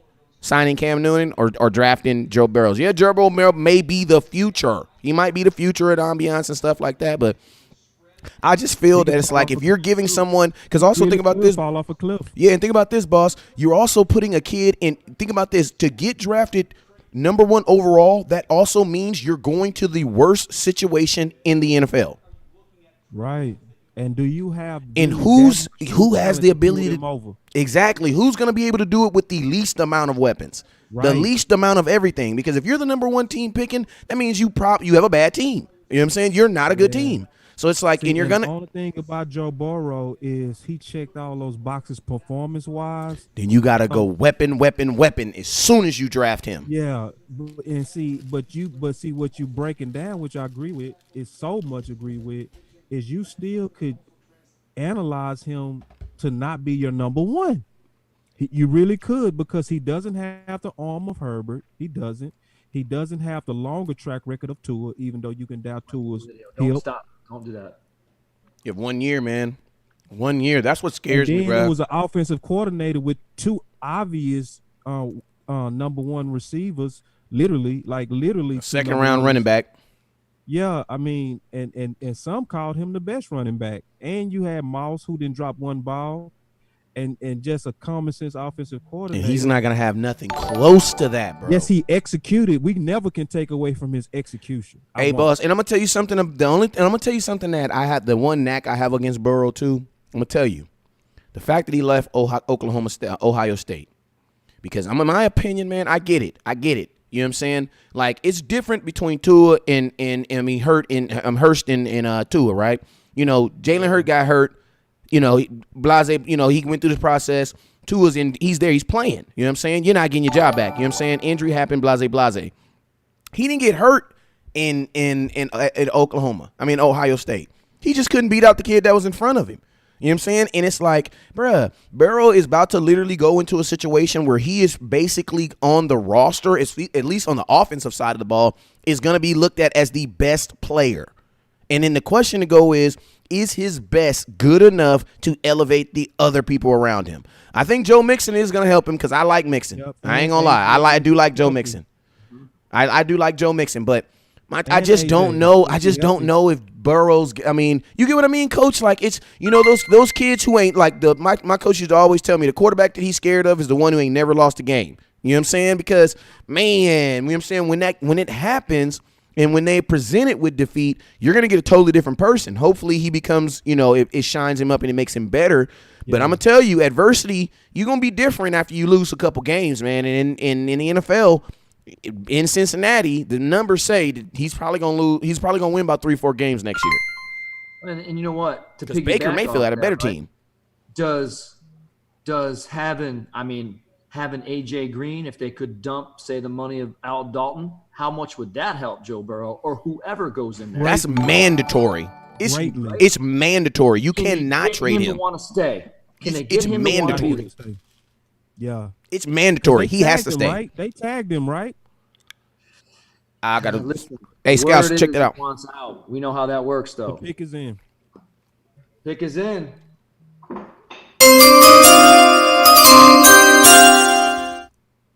No secret.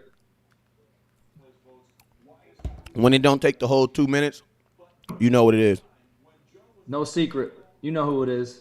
Yeah, it didn't take long. And I'm gonna tell you, if it would have been different, they would have mocked this whole thing up differently. You know what I'm saying? Because I'm gonna tell you something that Quincy Carter let me know is when it comes to quarterbacks for the most part know where they're going. You know what I'm saying? Because remember what he said, boss? Boss said, Quincy said, I'm keeping it real with y'all, man. Maybe the other positions don't know, but there's so much that goes into the quarterback that you know you for the most part know where you're going. You know what I'm saying? Because somebody has told you, I'm going to take you. It's just a matter of when. You know what I'm saying? Of when you're going to go. And he said he knew, 3-4 days before the draft that he was going to Dallas. He just didn't know what round. They already got the Joe Burrow Heisman speech up. I know. I'm hungry after school. I'm sorry, bro. Can I just say it, man? We ain't Bengals fan. He comes off like a douche to me, man. Like, I'm sorry. He got that douchey. I like Joe, man. He got that douchey look to him. Everything about He got Joe, that douchey man. look. Him and Baker, man. He got that swag look to me, man. He got that guy that like I would drink a beer with all day long. He got that douchey the look. reason why you didn't like him when he left, and that's the reason why you like him that he did leave, is because he's got that swag. Yeah, he got swag. He should have stayed and beat the kid out then. Then he tells the story of how Alabama called him, and he's like, Alabama called me and said, we want you to come down and be my number 3. And I told him, do you know who this like is? That he played. You're the guy who's the number 2 in Ohio State. That's who you are. He plays real loose, man. That's the major thing I like about him. With the little knocks I have on him. How does that come off with other pros, though? How is that going to come off with other pros? I said play loose. I ain't talking about the douche come in. Yeah. I'm talking about playing loose. I'm talking about just being under the pressure, national championship, and seeming like he's at practice. Here we go. What you thinking? He gonna be within the top 3. Here we go. Hey, boo. Hold on, let's boo the commissioner real quick.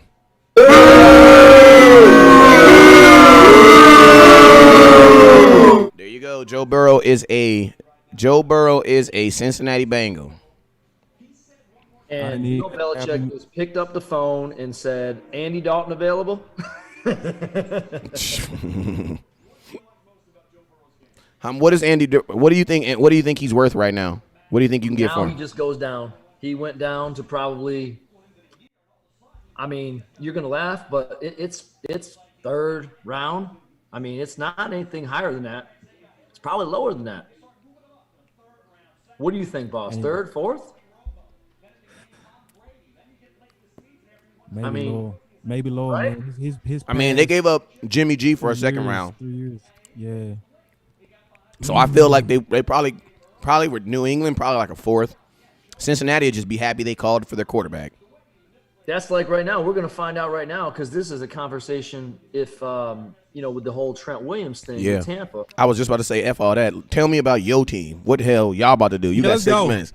This your 6-minute go, Coach. We're talking about you. We're talking about us too, Coach. Chase Young doesn't fit in. He's too small. He's going to be a great player. Don't get me wrong.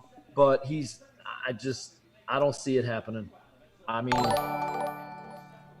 I think they need to trade down. They get extra pick. Let Miami move up. Whoever wants to move up. What you give up for the 2nd round pick? What would it cost to go from Miami from like 5 to 2? That's only like 2 spots, but I think it's gonna cost you something. What would somebody be? It's gonna cost about 2,500 points. So the biggest gaps is within round 1, round 2. So what picks are those? What does that sound like to the? Oh, that's gonna be round 2, round 3, and maybe the next year round 4 type. It's gonna be crazy. Flop the picks, right? Flop the picks. It depends. If you give up the 2nd round, then you're not going to get as much if you give another one. If you're going to give up the 3rd round, you might get this year 4th round or something. Absolutely. Right. Hey, let's listen in. Let's listen in real quick to the Dallas Cowboy Network. Let's see what they talking about. With the COVID-19. They ain't talking about nothing. I thought they was talking about something important. They talking about COVID-19. See, that's why y'all over here watching. When they over there talking about the goddamn virus, you talking about that every day. We talking about Joe Burrow. Tripping. I gave him a chance. I gave him a shot. They ain't talking about nothing. They ain't even talking about nothing. Back to what we was saying now. They doing pretty good, the NFL Network. Like, it still got that draft feel to it, even though everybody cooped up. Good job, NFL Network. Yeah. Are they 6 feet away? No, exactly. Well, you know it's not going to make any news unless it's Dallas anyway, so. Yeah. Let me see. Man, so Washington, I would think, you're already down. They're giving them 6, 7 up the picks in. It's gonna be a surprise, man. If it was a trade, they'd be saying they was trading, so they're picking somebody. Yeah, but I think it's going to be a surprise. I don't think it's going to be Chase, man. It's the guy from Clemson. Ooh, safety. Let me see if my crystal ball working today. If they smart, it would be. Appreciate you, Leon. My boy Leon getting some glory hole. I want me some glory hole. Could it be a safety? Let's see what they're doing. Let's see see what Redskins didn't waste not a lick of time.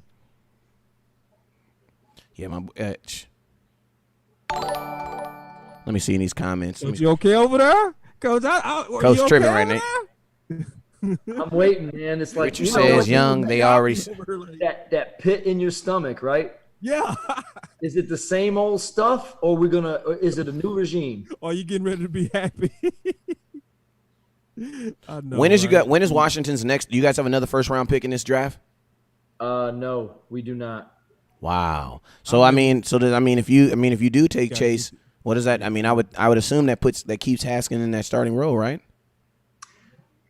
You know, I'm not thinking that they think he's going to start. I'm thinking they think that Kyle Allen came in for a reason. But yes, to answer your question, he's competing for the spot. He's competing for the spot. You got to read between the lines when you hear some of these guys, like, well, yeah, I brought Kyle because I have confidence in him, and I brought him here to compete. That kind of means that he's going to be there to compete. One thing about Ron Rivera, too, is, man, Ron Rivera is an old-school coach who don't care, man. So it's going to be some fair competition, which is a good thing, if you're a football player. Why? Because we all love fair competition. But, I mean, if you're a Haskins guy, you don't necessarily – I mean, I wouldn't even say it's fair, you know what I'm saying, because you draft a guy. I like Haskins, right? I like him. He's got a strong arm. He came a long way. But I also look at the product and the productivity of both of those players last year. And you watched Kyle Allen and you watched Dwayne Haskins. And you tell me, wins and losses aside, what did you see? I'm not saying that either one of them's ready to go to the Super Bowl. I'm just saying – I'm gonna say what I saw in Haskins because I didn't see Allen enough. Okay. I would say that what I saw in Haskins was a really, really good thrower of the football, and I thought he played great every time I saw him play. Not good, great, like great throws, especially given the guys that he was working with. Because the times I watched him was obviously at the end of the year when we was all trying to fight to get in the playoffs. So I know he didn't even have number 17 from Ohio State. What's his name? We talking about McLaurin? Yeah, he didn't have him Terry, at 20. Terry. Yeah, so he didn't have him at the end of the year, and he was still like really, literally throwing receivers open. And I saw just good decision making with the football. I felt like he's a franchise quarterback from the small sample size. I think he should get time. I think he should get out there and just beat him up, let him go through his growing pains, let him mature, and go with him. Because to me, the arm talent was what was displayed at Ohio State. Well, there you go. There it is. Well, so Dallas, let's go get us a tackle. Yes, sir. I mean, let's go get us a tackle. What are your thoughts on? What are your thoughts on Chase Young, man? He's about to be a Washington Redskin. He's a good player. I would have liked, like I said, to see something different. I would have liked to see maybe trade down. He's going to be a good player. I just think you got so many needs. You're not wrong anyway when you take him. But they could have gone safety. They could have got the kid from Clemson. I like him. They could have got, they need linemen too. But you don't want to do that with pick 2. Not right now. Not with where we're at. So he's a good football player. I mean. But take a look at his size. He's, 260? I mean, he's kind of a smaller dude. He's a smaller guy. 4-3 defense. I mean, I love it, he'll Coach. play. I love all your information. And then, this is what I love about you, Coach. You don't go with what's popular because there's a lot of Redskins fans, I guarantee you, celebrating right now. They just think they won a Super Bowl on this pick. And you're being just completely honest. Because one thing, I don't think he's going to match up well against our tackles at 260. Not Tyron Smith, he ain't. Now, and Liel. You remember we talked about these Redskins and where they're from? I just saw something. He'll be ready in 2 years, though. Yeah, 2 years, 3 years. He'll be ready in 2 years. Yeah, 3 years, 2 years. Hell, I agree, West Coast. But right now, I'm sleeping like a baby. I ain't concerned at all. Well, I feel great. And if it's true, going back to when we talked last time, you know where Chase Young is from? Where you from? Oh, What I just saw on the screen, and I didn't do the research. It just set up on the screen something about Upper Marlboro, Maryland. Okay, yeah. Didn't we talk about last time some of these guys, Landon Collins, Quentin Dunbar, That's a good point. Haskins, That's a good point. having some ties to Maryland and DC? You did. He did say that. He did say that. He did say that. Did. I remember he said that. You did say that, Coach. See, I like it when you know your team. I love it. And you know what else I know what that means right now? You know what that means? Dan Snyder's still running it. Oh, so yeah, you sick right now, Coach. I get it. I already know what you mean. You seeing the tea leaves that make your stomach drop. I got you. I almost just want to see something to know that someone else is doing something. I get it. Yeah, we had those same tea leaves with us. Our signals to see who was running it was Heath and Witten. When they was fired, or not fired, when they was moved on, we knew McCarthy was running it. To your point. So yeah, I get it. I mean, I want to know because Ohio State has had some dudes, some dogs. I mean, they've had dang near almost 2 defensive rookie of the years come out. I mean, does he follow that trend, man? I mean, you had the Bosa boys. You know what I'm saying? I mean, does he follow that trend as being like right out the gate a dominant? Because I mean, he's playing in a division where he got 2 of arguably the best goddamn tackles in the NFL, right in the same division with Dallas Cowboys and then Tyron Smith. You know what I'm saying? So I mean, that's 4 games right there. Like, what do you guys think? Sleeping like a baby. What do you guys? How about this? Right? They're comparing him to Jadeveon Clowney. I'm not really. I'm just gonna say that, right? But look at Jadeveon Clowney's production, size, span, and compare it to Chase Young. Is it even close? The play might be close, but the size, the explosion is close, but not that size and not that power. And guess what? Clowney, I mean, he's definitely a physical specimen and a freak. And I don't see Chase Young as that same person. That doesn't mean he's not going to be a good football player. I'm just saying, when you're talking about pick 2, Jadeveon plays on both sides too. Correct. That's called athlete. Freak. Sweet was a better pick. Sweat. From last year? Sweat. Yeah. Sweat. Yes. Montez. Yeah, because once I like that pick. Going, Jesus Christ. I like that. That fast? Now, that's a freak. All right, Detroit's pick is in, y'all. Detroit's pick is in. I know. People. Best available players. People, I guess I'm looking at what people saying. They looking at us like we crazy because I guess I'm just not afraid of Chase. I'm not. I just think we go hold up well on them. Now this does. Put think about this, boss. We have a versatile. We have an athletic quarterback, and then we have a better tackle. You know what I'm saying? One of the better tackles in the NFL. So it's like, if Dak don't get away, Tyron Smith should do his job. You know what I'm saying? Like, but it's one thing about this though that concerns me. We still need to address a quality swing. I don't know how we're gonna do it, but if run is out that game. Now I'm crying. Now I'm like swing tackle. I want a veteran. I don't like swing tackles coming in. I like swing tackles as veterans because typically you only keep one on the team. That means he's gonna play. And I don't want to, you know what I'm saying? A swing tackle is a guy means if I can't swing, that means I can't run and stuff. You know what I'm saying? Right. Hey, before we go too much further, we got a Cowboy on here talking. So let me pull this up. The Detroit pick is in. You see it. And you're Ohio State, man. Remember you were asking where all these corners were? Yep. Wow. 3rd overall. Detroit, I don't get Detroit. I mean, I get the talent, but it's like, bro, you guys recruit. You don't want to play Slay, who's in corner in the NFL. Yeah, he's gonna to then take a corner 3rd overall. I don't know. You gotta pop that tag off your shirt, there, boy. He's solid though. He real solid. I ain't mad at the pick. He's long. He's athletic. Yeah, feet like Jesus. Right. Super quick. I mean, I seen him baseball turn on a corner out, undercut it, knock it down. I'm like, wow. Yeah. You know? Yeah. Yeah, he's good.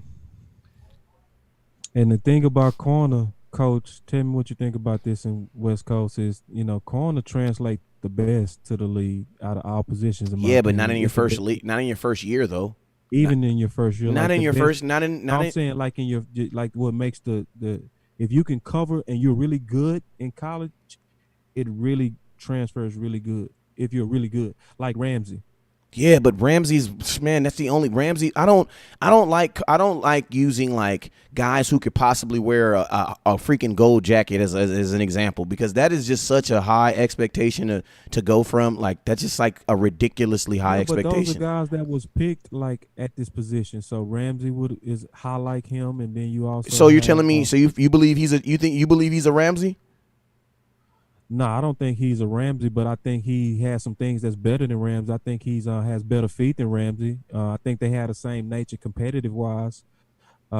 He's not as long as Ramsey. I don't think he tackles like Ramsey, but I mean he's sticky, man. He's super sticky, and he baits. Reminds me of Champ Bailey in college. Not of the All Pro Champ Bailey, but in college the way Champ was playing. Just with his feet and his. He still had a knack for the ball. He goes for the ball. He's got great instincts, good body awareness, body positioning. And he's doing it so long. And that's the part that Ramsey probably reminds you of him, just that length they have. That length, right. Yeah, he plays like a little man as a big man, to your point, Coach. Yeah. Yep. All right, so you got the New York Giants on the clock. New York Giants, what you think you're doing with this pick? I think, I'm thinking the same thing, man. I hope they don't go tackle, Coach. That's what they need, though. They need, though. You're right. I just hope they don't, because I'm hoping these tackles fall. That's my prayer, because I want us to get the tackle, actually. I get it. Well, listen, if we go to pick 4 without a lineman, we're going to start seeing some picks come, and because they're gonna take one, and if not, by the time we get to 10, there'll probably be 2 off the board. We'll see. And I'm gonna be honest with you, the further for as a Dallas Cowboy fan, I'm actually hoping that these linemen don't get picked till like 8 or 9, because then I don't want to really pick a lineman in the first round. And that means I can get one of these first round linemen in the second round. You know what I'm saying? So I'm hoping that this round, I'm actually hoping that they start late. You know what I'm saying? Can I make you Cowboy fans listening, and you two Cowboy men sitting right here, can I just ask you to stop being greedy with all the linemen? Man, we stop being greedy, man. We trying to get back. Believe in it, Coach. I'm sorry. I'm not. I believe in it. I greatly, and the numbers back up that too, because Dak with clean pockets is the 3rd best quarterback in the NFL. Yeah. His passing rating is 126 when he has clean pockets. So to me, I'm like, you invest into that. You don't stop. You keep doubling up on that. I would rather get a quality lineman right now over Jerry Jeudy. Or I'm serious too, because I think the residual effects are just so epic. I mean, from helping Zeke to helping Dak to helping your whole receiving core to your tight ends. Hey, that's my people right there. Jerry Jeudy question real quick here, man. I know he's going to go, but come on now. You got the quarterback. You got Ruggs running a 4-2, which means he's getting double coverage. Why is it that I'm not real sold when I just see Jerry Jeudy running across the field on them matchups and catching the ball? I mean, now you made a great case on him the last time, and I 100% agree with your case. Is that Ruggs was basically eating up the double teams, is what you talked about the last time, which left Jerry Jeudy in the slot, and we both know that was against a bunch of nickels or third corners. So you made a great case on his numbers actually could be inflated, and that I don't think people are taking into account the scheme and the matchups that he was going against. So you made a hell of a case, and nobody can fight the logic in it. Your logic is A1 to where I believe you right, where you say Ruggs, based on the competition, based on the doubles, based on the speed, athleticism, could be a better pro than what everybody's hyping up in Jeudy. I agree. And also Jefferson too. Why not Jefferson? Oh yeah, I got Jefferson as my top receiver. I remember you said who was your top receiver? Well, I liked our boy from Oklahoma. Oh, yeah. I had to go with Dede, but I'm looking at Jefferson, and I'm looking at even the other Alabama kid. I mean, I like him better than just because of the speed. It reminds me like a Tyreek Hill, because there's some things you just can't teach, man. You can't teach 4.27. And then Coach, I'm gonna lean on your expertise on that as a dog receiver. Because I played corner, and whenever I'm talking to a guy, especially a guy that played in the pros, worked out in the pros, and coached and all of that, I think you seeing the game a little bit more in detail than most in terms of these receivers. You know what I mean? And I definitely, because I actually, honestly, coach, I had Ruggs even before our conversation ranked over Judy for like the last 5 months in my book. I've always had. I Yeah, agree. so I agree. yeah, and that was with less production, but you made my analysis even firmer when you broke that down. Yeah, I mean, but going back to the receiver though, I mean, looking like, how about the kid from Arizona State, Ayuk? Does he compare to the upper echelon in your opinion? I want to know someone else's opinion for what I'm seeing, what you're seeing as a corner. You're a corner. You got. I like him as a number 2, number 3. I think he'll come in and make plays. Before we do that though, let's slide to the phone lines, chat lines real quick, man. We got a caller coming in. We got Stash Man calling in from Dallas, Texas, man, and we also got the New York Giants on the clock in about 1 minute and 10 seconds. I ain't gonna lie, it's kind of weird. This says the pick is in, so we'll know in a couple minutes. But Stash Man, you're on the line, man. Let's hear what you got to say. What's going on? What's up with you, Stash Man? We can hear you, man. Yeah. Hey, what's going on? Shoot, man. I'm out here at the Star, and it's the Giants. We got to boo the Giants. I mean, come on. Oh yeah, I got you.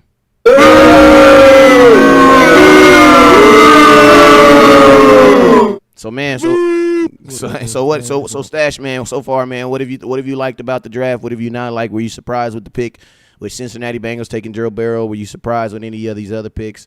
Would you be surprised if the Giants picked another quarterback 2 years in a row? They what is Jason Garrett gonna do? Yeah, this is Jason Garrett's first gap. Go ahead. Jason Garrett going with a tackle. Go ahead and ask your question though, brother. What was that? Go ahead. You can go ahead. Go ahead and answer your question. You're good. Oh yeah, no. The Giants. I mean, they could pick a quarterback. It really doesn't matter. I mean, the franchise there is, with under Gettleman, who knows what he's going to do? I mean, he could pick another dumb-faced Manning, or he could pick a, someone that's going to actually help them. Who knows? Shoot, I heard that, man. Well, shoot, man, Stash, I appreciate you for calling in, man. You got the line number. Make sure you hit us up later on this week or later on tonight, man. I appreciate you for calling in. Absolutely. I'll be out here at the Star and be ready for our pick. Sounds good. Be dope. Yeah, man. So that's from a Cowboy fan. It says that the Giants pick is in. It's very curious to know who they go with. Has it been announced who they go in it? Jason Garrett is the offensive coordinator. That's what he's talking about. But if it's Jason Garrett, they go offensive lineman, and I'm certain they go do it because Giants want to take from our secret sauce. Hey, I want to hear what we always built into the offensive line, so they go do the same thing. Hey, while we wait, I want to. Sean Lee's over here talking. So what he's talking about. You guys have blessed me. Now I got to bless the younger guys who want to learn and try to show them the right way. And so we have a lot of guys like that. A lot of guys like you, D-Ware, who love football, who want to win, and who love being around each other. That's probably the toughest part of right now. This is when you start building a team. And you can't work out together. I mean, the shared sacrifice is what really builds those tight bonds. So we're going to have to do it otherwise. We've been staying in touch, FaceTiming guys. The meetings we're able to talk. So we're going to have to do it otherwise to build this team right. Dude, every year we try to work on pass rush moves. You remember in OTAs and minicamp and training camp, we talk about all those pass rush moves. Now, you know that there's going to be a 3-4 hybrid type defense now. They might stick you on the edge, Sean Lee. They might let you. All right, so we got the pick in, man, and they did exactly what we thought they were going to do. They took the offensive tackle out of Georgia. Andrew Thomas.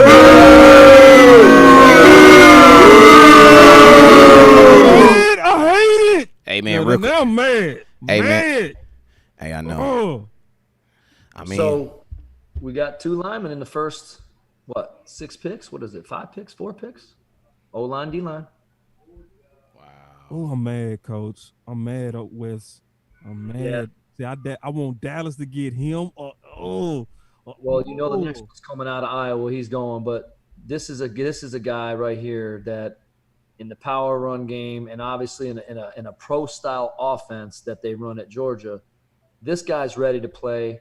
Right now. All handled his guys. He's played with the energy. He's been great. Just a guy with great feet. Oh, coach, it's hurting. It's hurting. It just stop. I know it's true, bro. He's a good. He man deserves it. Good for him. Oh. Seeing him. And Will Hernandez is and think about this. Will Hernandez, he's gonna be putting right beside Will Hernandez. Hey, we got a caller, we got a supporter calling in. We got a sponsor calling in real quick. We got a sponsor calling in real quick. Let's see what they talking about. What's up with you, man? Who's on the line with me? Is that Dakota? Do I got somebody on the phone line? I guess not. All right. Hey, this tackle class is special, man. Boys are sleeping on this. They are sleeping on this. Please don't say corner for solid tackle. Look at all them people. Hey, look at all the people on the right-hand side with their hands in the camera because they know they ain't supposed to be there. Look. You can see 5 hands right there. Dave Gettleman, are you really going to put a mask on inside your house? The Giants have no – this dude is wearing a mask inside of the house, inside of his own house. They trying to show that it ain't more than 10 people up there. Hey, hold up real quick. We got a caller on the line. Hold on real quick. Yeah, he got a mask in his house. Well, will you stop? Hey, hold on real quick. Oh, that's New York. No, they got to be like that. I forgot. But inside your actual house where you live, your residence? I forgot. No, that's New York. Bruh, if you can't even be inside your own house, then, like, why did he have to do it when he 80% of the people that catch coronas in their house. Yeah, bruh, but listen to me. Listen to me. He was sitting here for 45 minutes with no mask on. Then they told him it was his time to pick, and he put a mask on. Come on now, you know what that is. Come on, bruh. Hey, let me get to this caller. Yeah, that's what it is. That's for the television. That's to look like I'm being responsible up here. I got a caller on the line with me? Do I got a caller on the line? Hey, what's up, West Coast? What's up with you, man? Who I got on the line, B-Dog? Hey, this is Cody. What's up with you, Cody, man? What's your thoughts on the draft so far, man? Hey, man, I'm not digging the whole waiting the whole time. This dramatic effect is kind of pointless with the draft being virtual. Yeah, but you not liking it? You not? So you one of those kids like me that used to shake the they had a restaurant box. I think they just need to go ahead and just go through it. I mean, it's a virtual draft. It's just like anything else. Hold up. I can't hear him. Go. I can't hear him, boss. Go ahead. There's no point in waiting 10 minutes for you to make a pick when there ain't a crowd or anyone to please besides the people at home. Yeah, I think the reason why they're still having the time though is because you still have to have the ability to trade and things like that at these moments. You know what I'm saying? And it's like, you know, stuff gets a little bit more important as the clock is ticking and stuff like that. So I totally get totally get what you're saying, but it's like they still got to go through the process because, you know, as something gets as someone is slowly taking something away, you know, you can change your mind or you can say I want to do this or I can do that. So it's like, you know, even I totally see what you mean though. I mean, you know, it could easily just be like, but think about this, even before we had all this, you know, this whole presentation, they were still in a back alley room somewhere. It was just sweaty with you know, you could smoke in the house then, so it was all cigarette smoking stuff. But I mean, you know, cool thing about it is, guess what? You know what I'm saying? It gives West Coast, your boy West Coast, some job security, and we in the building, man. So, hey, real quick, what position do you think the Dolphins, who are up next, do you think the Dolphins are going to take the Tua kid? Do you think they're going to do it? I think Tua Tagovailoa is going to the Dolphins. I heard that. Hey, man, I appreciate your support, man. How long you been supporting? How long you been watching for, man? Oh, about 2 years now, West Coast. Shoot, I appreciate. Hey, all I know is that I'm almost certain that Kayvon Chasen is coming to the Dallas Cowboys. That's what I want. Yeah, good guess, man. Hey, can I show real quick? I mean, can I get one reason why? Tell me one reason before I kick you up out of here, man. Tell me one reason. And also, you got to promise me you're going to call tomorrow, too. You know what I'm saying? No one night stands. Real quick, give me one reason why you want him. Why do I want him? He's a good edge rusher. He puts pressure on, and not only that, he can drop back for coverage. I've watched a lot of tape on this dude, and I think he's an all-around edge rusher / linebacker. See, man, Boss Cowboy, I only got smart people that follow me. Hey, man, you have yourself a good day, man. I appreciate you, man. You see what I'm talking about, man? I only got smart people. I only got smart people. I'm just saying, man, only smart people follow me. I'm just saying, man. That's just all I'm saying, bro. Yeah, he knows ball. He knows ball. Yeah, he knows. Pick is in. Is it a quarterback? It is. Hey, I'm gonna tell you guys. Proud of you, NFL Network. If Tua goes to 5, I will tell you on air that I was wrong about Tua because me and Boss had a heated argument about this kid, and I was like, man, there's no way in hell I'm taking him at 5th pick. But if they do it, I will. They did it. I said he fell. Sure you ready to bet right now? It's already. They already did it. I think they already did it. I think they did it. Tua's gone. They took him. Listen to me next time, West Coast. Just say. And I'll listen to you on that one whole thing, bruh. On that one whole thing. Just say you right, man. On that one whole thing. I'll listen to you on that one whole thing. Right? Just say just say boss, you the man on this stuff. On that one whole thing. You right. On that one whole thing, boss. You was right. You know how hard it is to get that, man? On that one whole thing, for sure, you was right. For that one whole thing, you was right. If they're wrong, you know what's gonna this is what's gonna be. Hey, this is what's gonna determine if this was a good pick, right? Is you need to look at their other picks and 2 years from now, those other picks and what was available. Because right now you're saying you got to steal. You know what I'm saying? You ain't have to go up to get a quarterback. You got to sit where you want it, and you got your guy. So technically, Miami made out. You know what I'm saying? But we'll be able to go back and look at this and say, was it the right pick later on? But I mean, I don't know, man. I just think Miami, when you're in a situation where you are on the quarterback carousel, you go get somebody. Okay, God is good. I don't know. I mean, on the talent, though, he moves well. That hip scares me, man. I'm going to be honest with you. Yeah, he's scary, but that hip do. You see, the thing about him, man, they going to have to change his game. Coach, you was getting ready to say something. I'm just saying he moves well. He fits the need of a quarterback that's going to get into that system of something like Miami wants to toss the ball around. I mean, he needs to be protected, but he get himself out of harm's way. He's not going to be able to be a runner. He's not going to do that. He's got great touch on the ball, and he's obviously played on a big stage. I don't think there's anything too big for him. So in that sense, it's good. But if they're wrong, and let's just say with all those reports, and I know the reports come out, and sometimes they just come out to pick. But if there's any truth to those reports, and he's having trouble with the hip, and he doesn't work out, then man, that's just. But it is real hard to hit on a quarterback anyway. So we'll see what happens. That's why we do it, right? Yep. Yeah, my only fear with him would be injury. And I would want a coach that's going to actually be very cautious with him. But see, Tua mentality, in my opinion, is he somebody that's going to lay it all out for the game and think about it later type guy.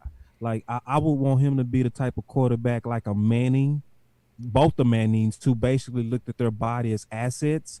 So they went down sometimes too early, but they knew it was better for the long term of the team. So if he kind of plays like that, it's going to be lights out. It's going to be lights out.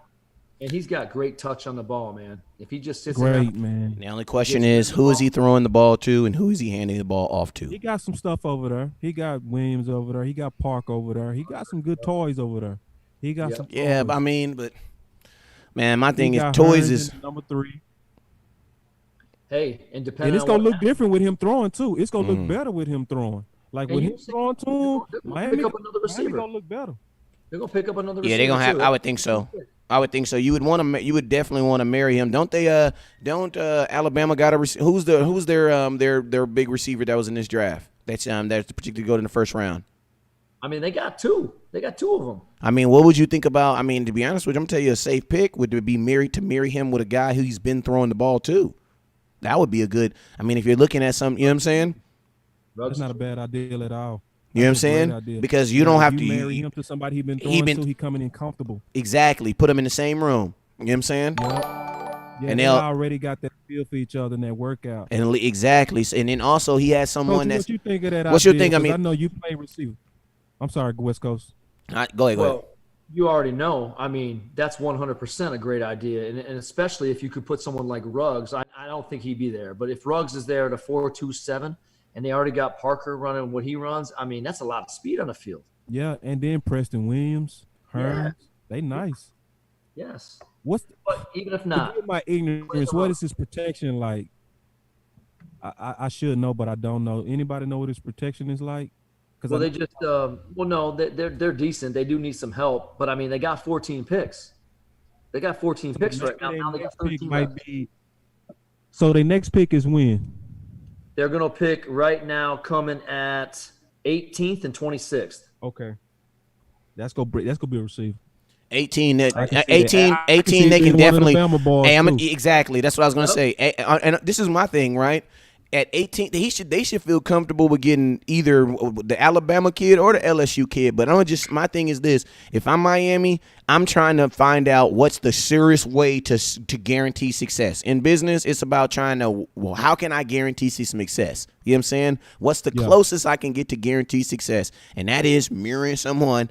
You know what I'm saying? With someone who's already been throwing the ball with. And more importantly, what I like about it is, say there is a time where like, say realistically he can't play this. Like, say if it really comes back that, okay, you know, it was a good story, but I ain't going to play this year. You know what I'm saying? Patrick Mahomes did it. If you sit him a whole year and then you get a Patrick Mahomes, I don't think nobody's worried about that, right?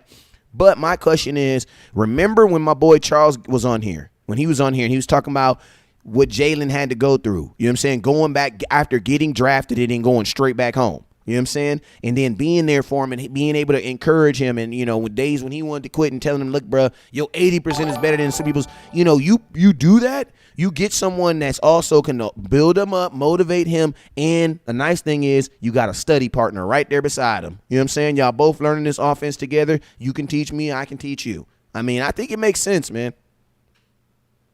I think it definitely makes Ricky sense. Judy is from Alabama. Yes. And he's projected to be there when we get there. So, I mean, you know what I'm saying? And they certain Judy go be there, man. I think Judy go be sitting right there. And I know I ain't crazy. Because when they leak those medicals and you got so many receivers, you not gonna take no chances. Yeah, man. Let's start. Let's see what the hell did he talking about over here on Jerry's World. For sure. Yeah, man, and that's the thing. And you know what, listen, man, I'm not psychic, bro, but since we talking about running backs, I don't know. I just got a feeling, man. I'm trying to summon Zeke. You got Zeke in the building. Where's he at? Is he in? Zeke! What up, baby? Listen. What's going on? Cowboy Nation is on fire right now, man. To be able to see you, bro. Just first of all, how you feeling right now during this time? How's the family? How's everybody? Turn the music down, Dallas Cowboy. Duh. Man, just staying in shape. You know, trying to get my workouts in. Trying to eat clean. Family's doing good. Just been staying home. Hey, so Man, now with, you know, I was at a Herbert, time where there was that's a a good pick, lockout where Chargers. we didn't get to go to the facilities, but we got to work out, like in the gym. But now you Herbert. don't really get to go work out in a gym or work out with the team. Like, how has your training regimen changed? Hey, I'm gonna come out of this real quick. I can. Yeah. We already know they ain't talking about. So Justin Herbert to the San Diego Chargers. I ain't gonna lie, man. That's a good pick. Watch him ball out. And I'm gonna tell you the nice Watch thing, him and I'm gonna ball. tell you this: don't be surprised if you don't play this year. Don't be surprised because they got Yeah, Tyrod he Taylor there, gonna- and and he gonna ball Tyrod this Taylor year. is not about to give him that job. He's not gonna give it to him. Like Tyrod's on that same, like, bro. I feel They need to go ahead and just give him the job. We know what Tyrod is. This guy here is gonna be the truth. yeah, he gonna be the truth, but I mean, I don't know, man. We had gonna have to fight for him. your boy But- Quincy but Carter if- was not if too it was big my on it. team, if it was my team, I'm not even playing like it's a competition. Like, we drafted you to start you. Let's go. Yeah, Quincy went too high on him. Yeah, he went too high.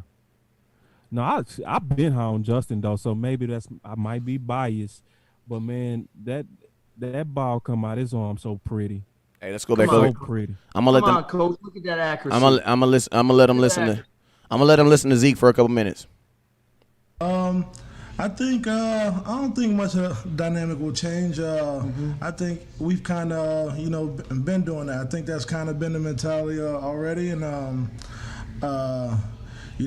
just gonna be myself and lead them. Awesome. Zeke, first man. Listen, bro. You know how we feel in our household, man. Like when we see you touch that ball, man, it's super duper exciting. We go crazy. Let me ask you a question though. Couple of years we've been so close. New coach, new draftees. What do you feel like you can get better? What do you feel like that could get you over the hump? Is it coming to you more? You know, running it through you, then letting things loosen up? What's your thoughts on that? I think it just comes down being better situationally. Last year, we weren't very good situationally. Special teams, I think we were last. I think field position, we were last. So like just I don't know, just improvement on special teams. Dang, my bad. I keep dropping the phone. Improvement on special teams. Offensively, I think everyone knows we like to run the ball, so obviously do that and open up the play action and run through the run. Right. And Zeke, here's another thing, man. You're fashion forward. I remember the draft day. I didn't have the abs to wear the shirt. You say, I can't. See, I didn't have the abs. Wow, put that down. This right here, Z, I can't do that. But talk about, I'm saying that as a joke, but talk about your draft night, man. How special was that for like these young guys? Maybe you could share a little bit of that. Definitely probably was like the highlight of my life. You just kind of see all your hard work that you've put in your whole life, and it kind of comes to fruition, and it's finally real. And so just savor the moment, soak it all in, enjoy with your family. Because they're enjoying it just as much as you are, and just soak it all in. Hey, do you think the guys that are now, they can't even get to, have this experience with their families? Like you just said, this was a time of your life. You got to spend it with the family. You got to have all this experience. How do you think that's going to affect the guys now that can't even have 10 people at the house? I had like 50 at the convention center. I had music playing, chicken, macaroni, I had everything. So it was a party for me. But how do you think it's going to affect the guys now that don't get to have that? Do you think it's going to take some away from them? I think they will miss a little bit of that, but their immediate family, the ones they're closest to, they will be able to share their moment with, and can't really do much about it. So you just gotta savor what you get. Zeke, listen, man. I cannot speak enough. Zeke absolutely hates doing these. Cowboy fans, you could tell, from all over the world, man. Wish you so much luck. Thank you for checking in with us tonight, man, and hopefully that case changed him, bro. Need, man. And anything you want to say to my Cowboy fans? Any predictions? See how cutthroat the media can be. Are we talking about rings? What? He trying to get that Super Bowl out of it. Look Stephen A. Smith in his hairline and say, this is what's happening. Oh man, I'm not gonna say nothing too outrageous like that. Just want the fans to know that we doing what we can right now to prepare for the season, and we're gonna do all we can is to do what we can to bring a ring back to the D. There it is, man. Thank you so much. Thank you so much, man, and best of luck this year. Thank you so much. Ooh. Yeah, man. So one thing, how the draft is falling so far. The good things about quarterbacks to me going early right now is that's obviously going to push down some weapons to Dallas as an options. It's also looking like it's going to push down quality defense. So all the stuff that we've been kind of waiting on is getting close to where it's going to leave us some very good quality options at 17. Just whenever quarterbacks are going early, that's kind of ideal for those who kind of like the Chase Sons, those who like the Murray, those who like the Jerry Judys, so it's gonna be some stuff that's gonna be sitting there based on how this draft is going, just because now there's no really questions on the quarterbacks. Hey, we got Stephen Jones on here real quick. Let me switch to him real quick. We know he ain't talking about nothing, but we still gonna give him his time. Hey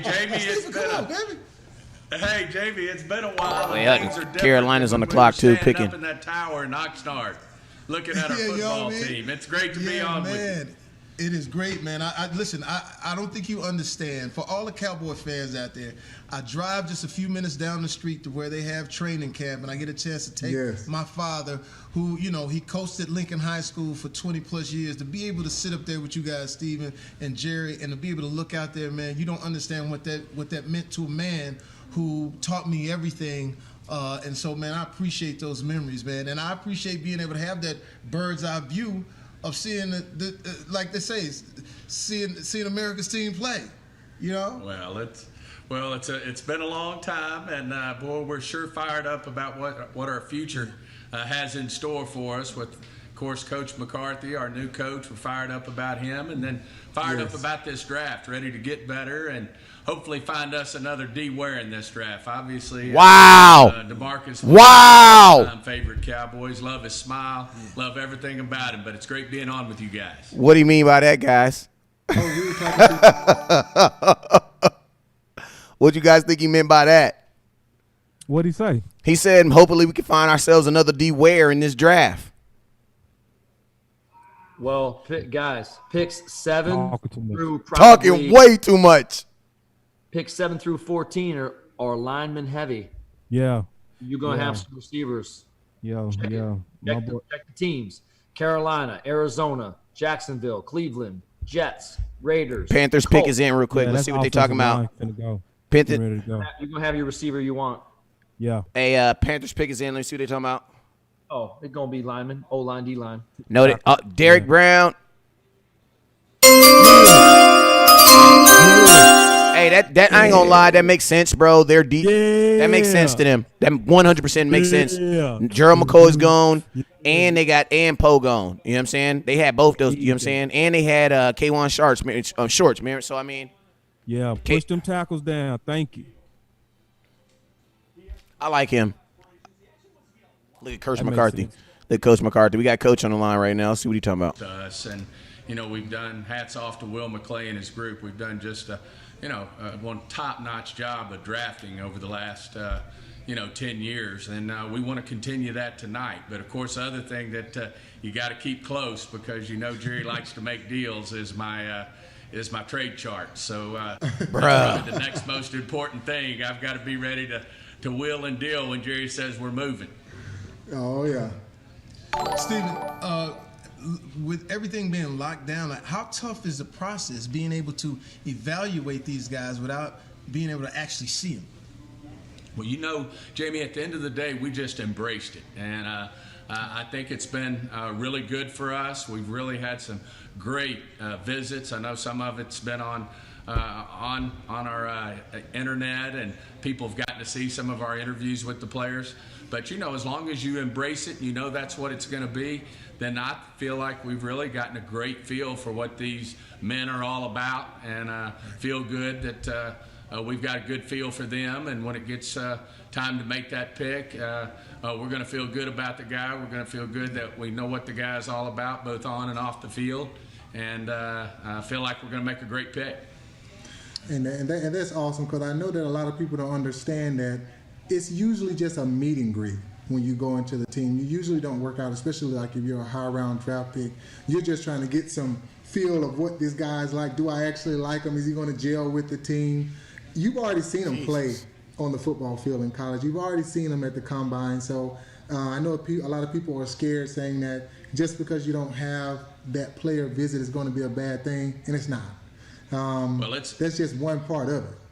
I agree with you, DeMarcus, and boy, what you put on that tape, you're one of the greatest to ever play that pressure position, and what you put on that tape says it all. And you certainly need to do a little homework, but boy, at the end of the day, you got to rely what these men put on tape. And we've watched a lot of it, and certainly feel good about it. But we've gotten to get to know the guys as well. And it's, the biggest thing is just embrace the process. Embrace that it's virtual.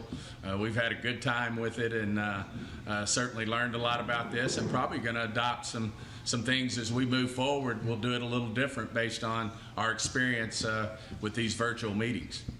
Mm-hmm. Hey, Steven, I want to just thank you so much. Go ahead. No, I just needed to get this. Talk to Coach McCarthy. Now, here's a man who I've watched for years. I don't think I've heard him talk, right? Not much. But when we interviewed him earlier, he had this energy about him, man. Yes. Stephen, please tell us, just for the Cowboys Nation, tell us what that's about, because he has an energy. Did you have something to do with that energy that had? Because he looked comfortable, man. Pray that they don't get a tackle. Arizona, pick is in. Let me go and hit that for you. Yeah.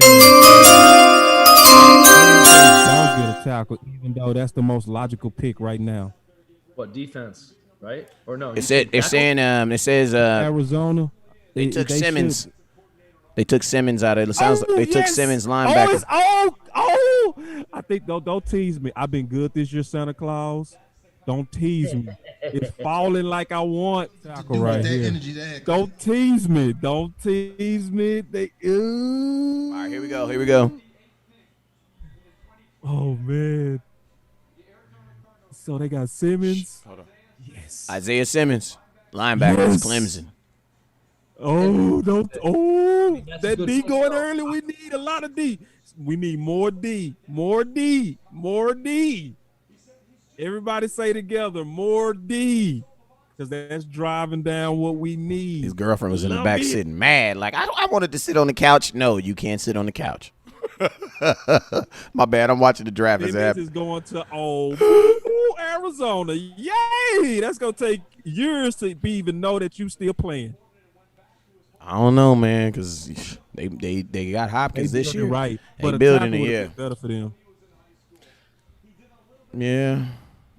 Jesus. Because they put the weapons. Now you got to protect your quarterback. But see, that to me that's saying that they trust Mary's ability to buy time with his legs. They feel comfortable in their system. So, I mean, it's a long draft too. I mean, it's a long draft, and there's still it's a lot of talent. Yeah, it's a lot of talent left as well. Listen to this dude. He paid in college. He played 286 snaps at slot, 218 snaps at safety, 121 snaps at inside linebacker, 160 snaps at. I gotta rewind that. 160 snaps at freaking outside linebackers and 206 snaps at defensive end. The dude played everywhere. The slot. Linebackers, the slot? Are you kidding me? Like that. No, he's called like that. Are you kidding me? Yeah, he's just one of those. Like now in football, you just got to be able. What do you play? I play defense. You know what I'm saying? I play defense. Corner. He could play corner. Slot, bro. But just think of that. How do you go from slot to to what slot, bro? Slots are usually the most athletic people on the field. You know what I'm saying? You got to have the wiggles. You got to have the wiggles, and you got to have a dog. You got to be that dog. Because let's just be. We all know that slot corner. You in a fight every single snap. Athletically, because every snap looked like you could get the ball. That's dog, bro. I ain't gonna lie. Once every 25 years. But didn't they also draft the linebacker last year from Temple? What was his name? Hakeem Riddick. Was it Hakeem Riddick or what was his name? They drafted a linebacker last year. But yeah, man. Let me look that up. They did. Okay. Right. Okay. Oh, she like, yeah, I'm getting in. Oh yeah, let me get up in this camera somewhere. 2019. Glad he gone to a nobody team. I'm happy. I ain't want him going to no Giants or Got them Dior's on. I see you. Ooh. Christian Dior. Let's see what they're talking about on Dallas.com real quick. With the team, it's fair to wonder how many more of those he's going to have. Same goes for Joe Thomas. So is this a 5-alarm need, something that absolutely has to be addressed? Probably not, but it never hurts to look toward the future at arguably the most physical position. Jaguars pick is in. Hey, I'm going to tell y'all something. This draft is moving, bruh. Like, this draft is moving. Like, it's moving. The NFL doing good, man. They doing good. Like, bro, we already at pick 9. Like, this draft is moving, bro. Yeah, and I'm glad they doing it the way they're doing it because, you know, they know that it's hard to be entertaining if you can't get like the normal draft to where you showing the Marines and, you know, different parts of America. That's what they usually do, and then they usually have all of the different boots, different sets that's around, you know, and then people coming out shaking Goodell. They wiped all of that out. All of the pageantry of the draft, and it's efficient. So they running it like a day 2. I like it. Yeah. Last year, Aaron, you talking about Arizona's draft last year, right? Mm-hmm. They got that cornerback from Washington. They got, obviously, they pick a receiver in round 2, but they picked the DN from Boston College. They got another wide receiver at Ohio State. And then they got that safety from Alabama. Maybe you talk about him, Deontay Appreciate Thomas. you, man. Yep. No, I'm just. Hey, you guys know I gotta randomly shout out people's name, and so don't mind me. That's all right. Hey, who'd the Chargers take again? This first round. Quarterback, Herbert. That's right. He might be better, man. He might do. I think so too. I think Herbert. He's sitting in a very pretty situation weapon wise. So whenever I'm looking at a quarterback, I will right now say he should be the front runner for Rookie of the Year because he falling into a great situation in terms of who to throw to. Think about his check down.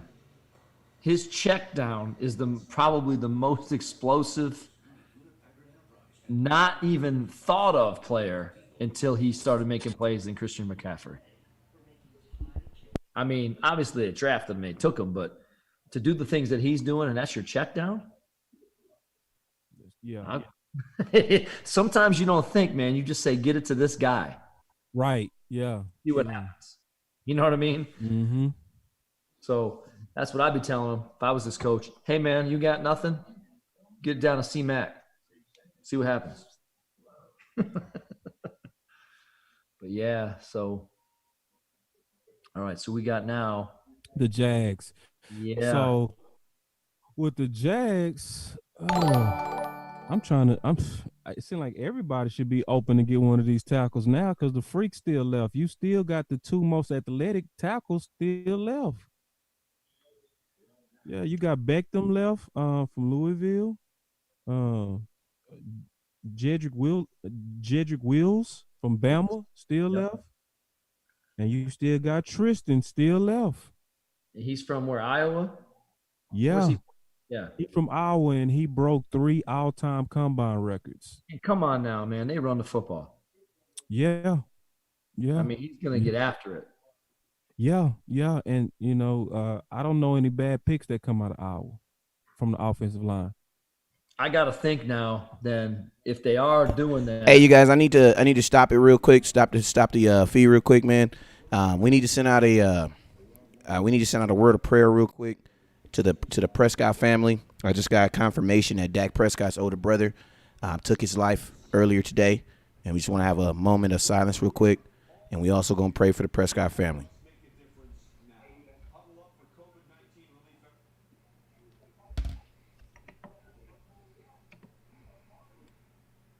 Father, in the name of Jesus, I come to you right now, Lord.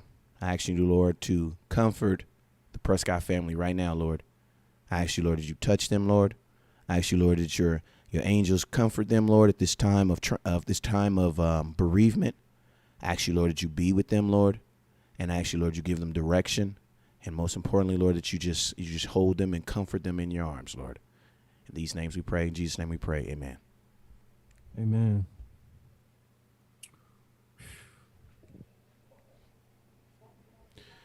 Yeah, man. I had to stuff like that. I have to vet. I have to make phone calls and stuff like that before I speak on stuff like that, as far as putting it out. But we definitely going to keep it encouraged, keep our quarterback encouraged, and, you know what I'm saying, keep him lifted up in prayer. Sheesh. C.J. Henderson is gone. He gone? Yes. He's gone. First corner off. God.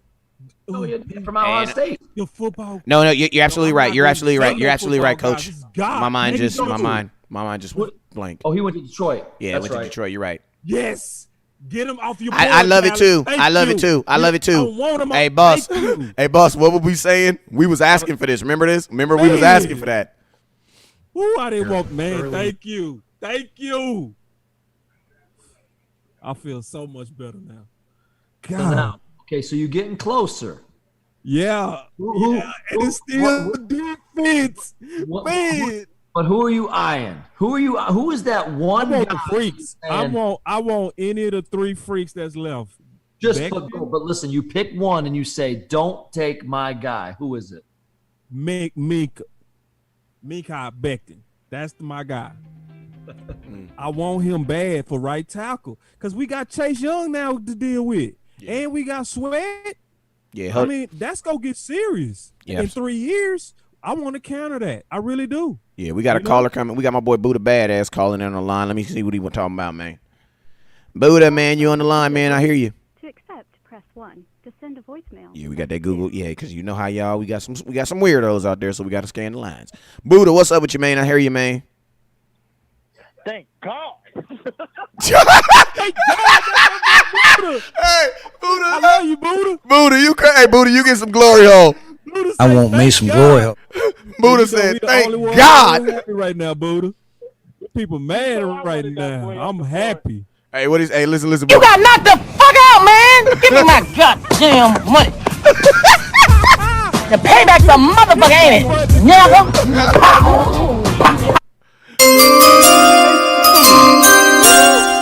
Hey, That's funny. Boss Cowboy, like this is almost like watching the game to me. We just scored right now. We just scored, and we still scoring. We winning. Defense is running early. This is what we need. Hey, Buddha, let me hear something, Buddha. Well, why were you so happy that they and the Browns pick is in too? So let me hear why you were so happy that that he's off the board. Let me hear it real quick.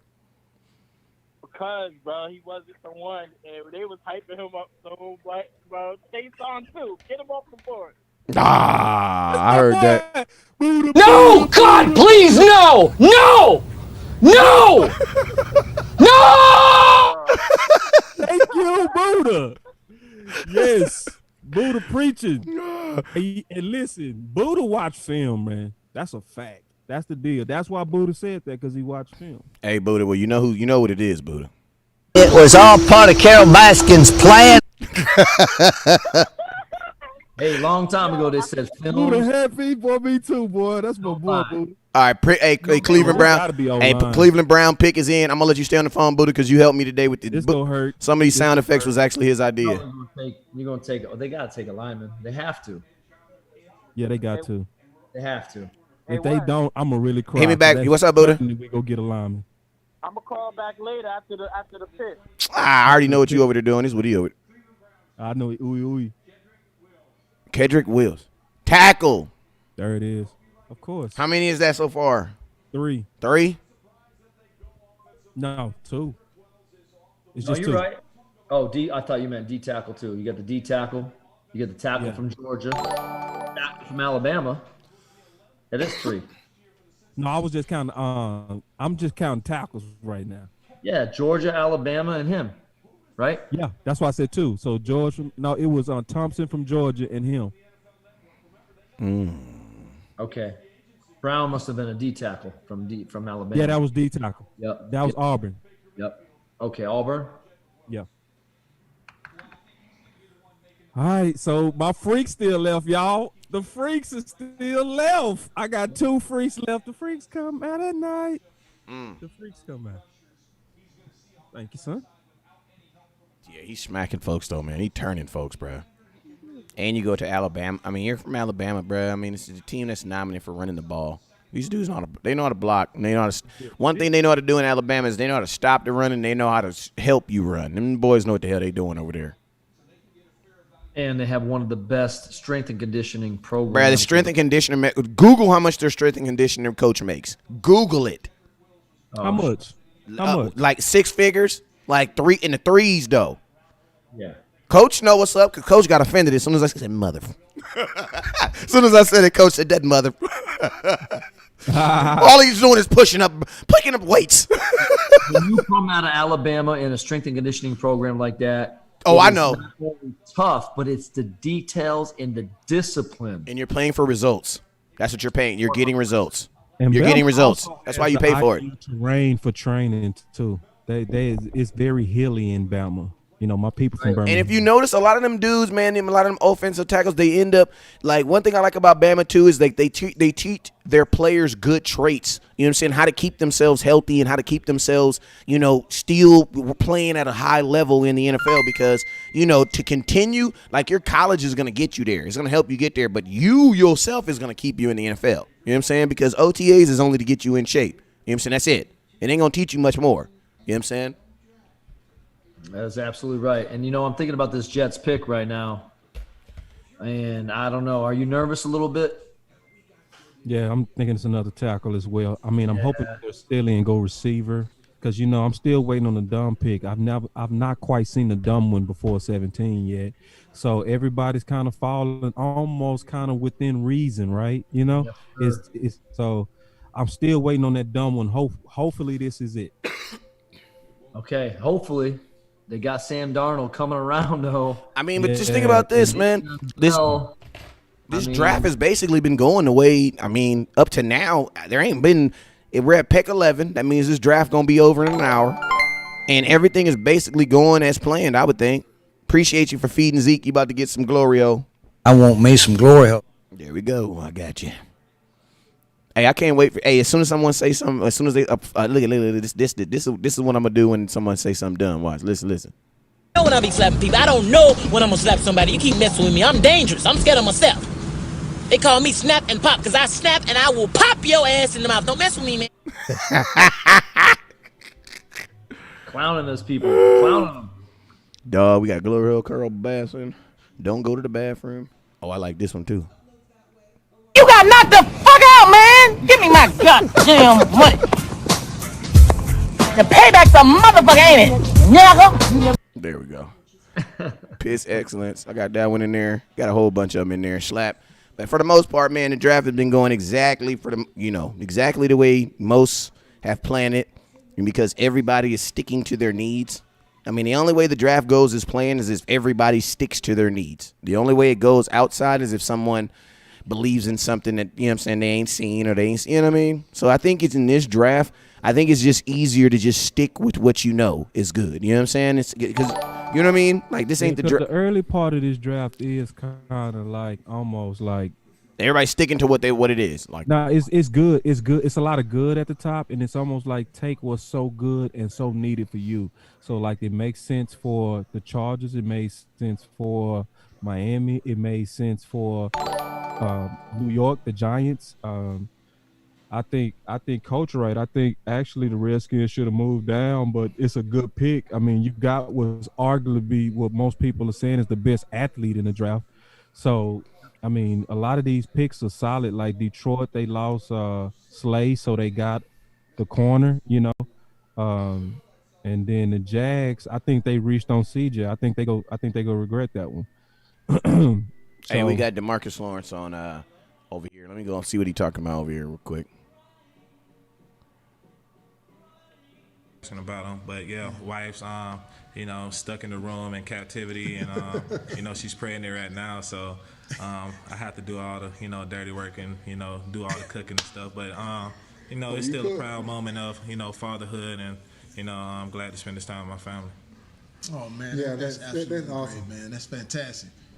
Hey, listen, go ahead.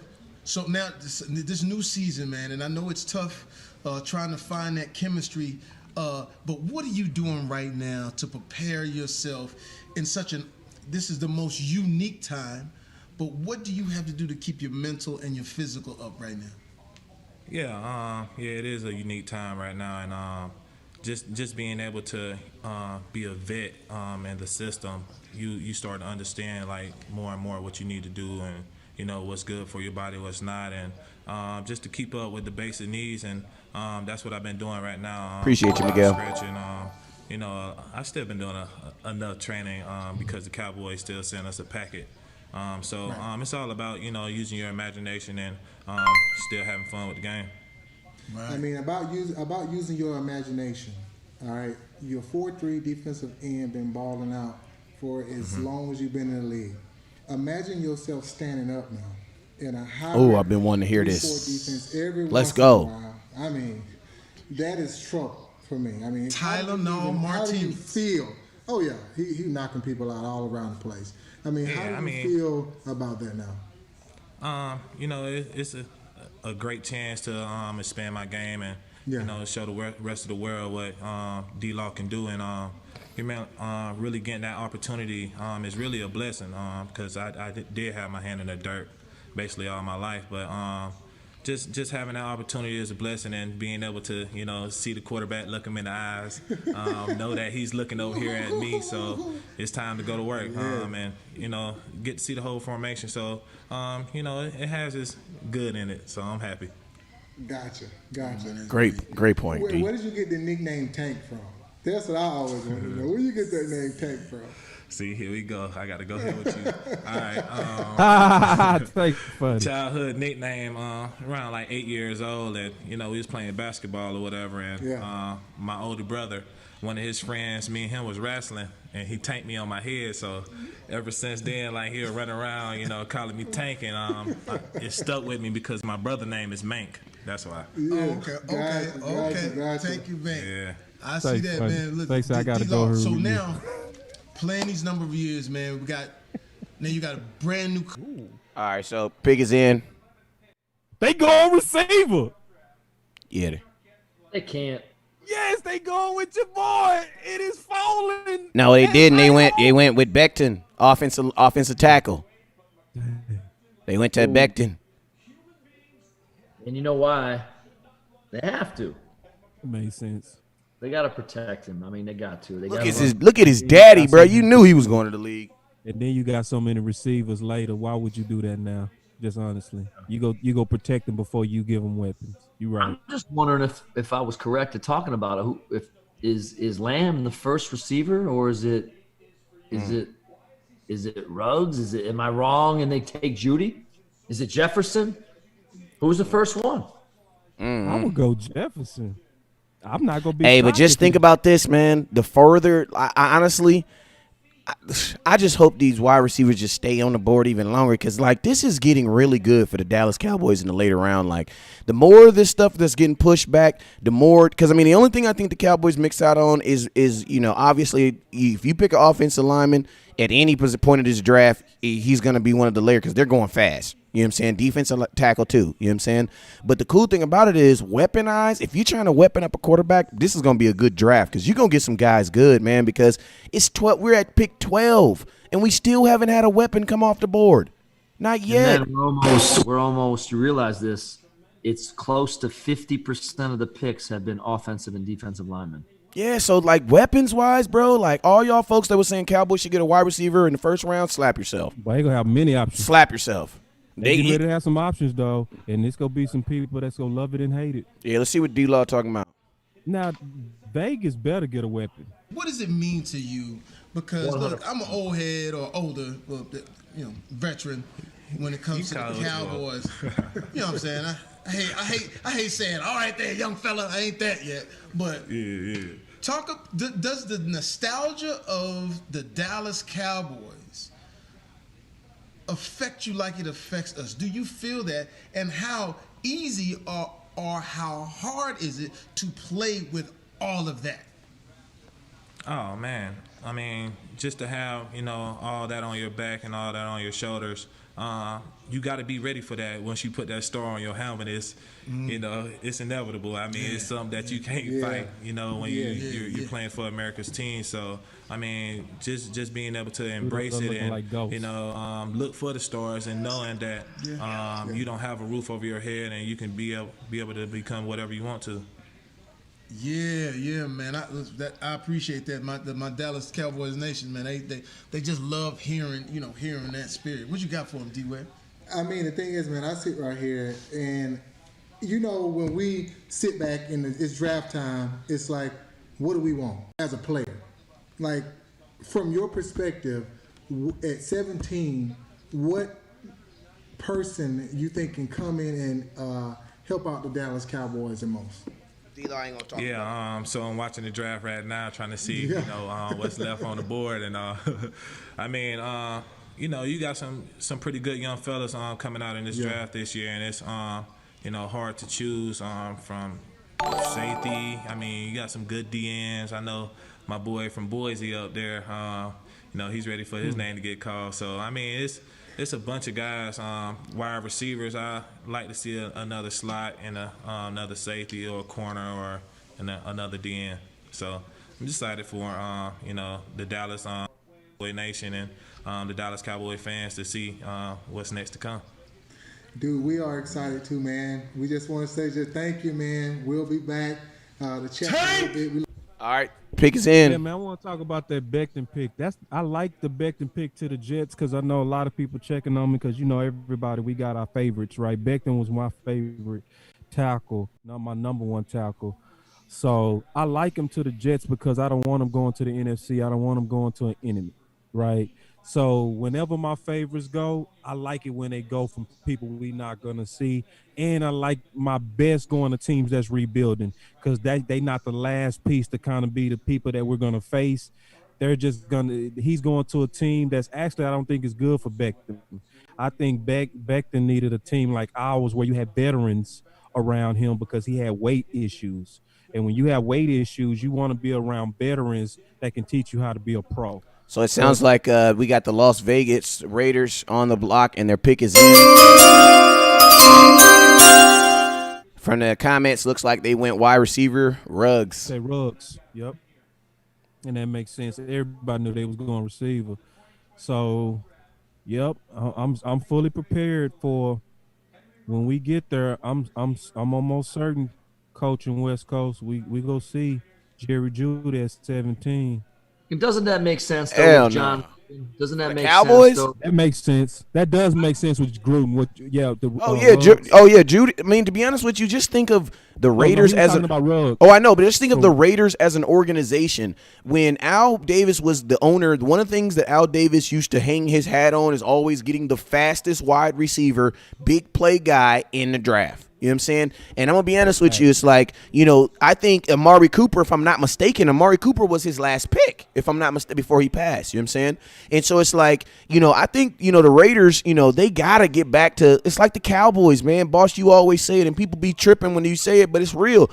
We got to have triplets and daplets. That's just us. That's just what we are. You know what I'm saying? We are triplets. That's what we did. That's what we grew to love. So it's like with the Raiders, get back to what you guys were. Your identity. Exactly. Stop trying to change it. If you remember, man, on my board, I had Ruggs as number one as the 4.27 guy, strictly for speed. But looking at that, I'm thinking just for what you said, like think about back in the day, James Jett. Bruh, they was stupid fast. Tatum. Think about Jack Tatum. World-class speed. World-class speed. World-class. Yeah. So San Fran, what is San Fran going to do? I'm going to tell you, man, San Francisco, in my opinion, they need a running back. I know they need a bunch of other stuff, but, man, they need a solid – if they can get a solid running game over there to help Jimmy G. They got a running game. They got but I thought they didn't keep they signed Breda to the 1 year, and then they had the other kid. You know what I'm saying? Can I tell you something? They don't have many picks. They need picks.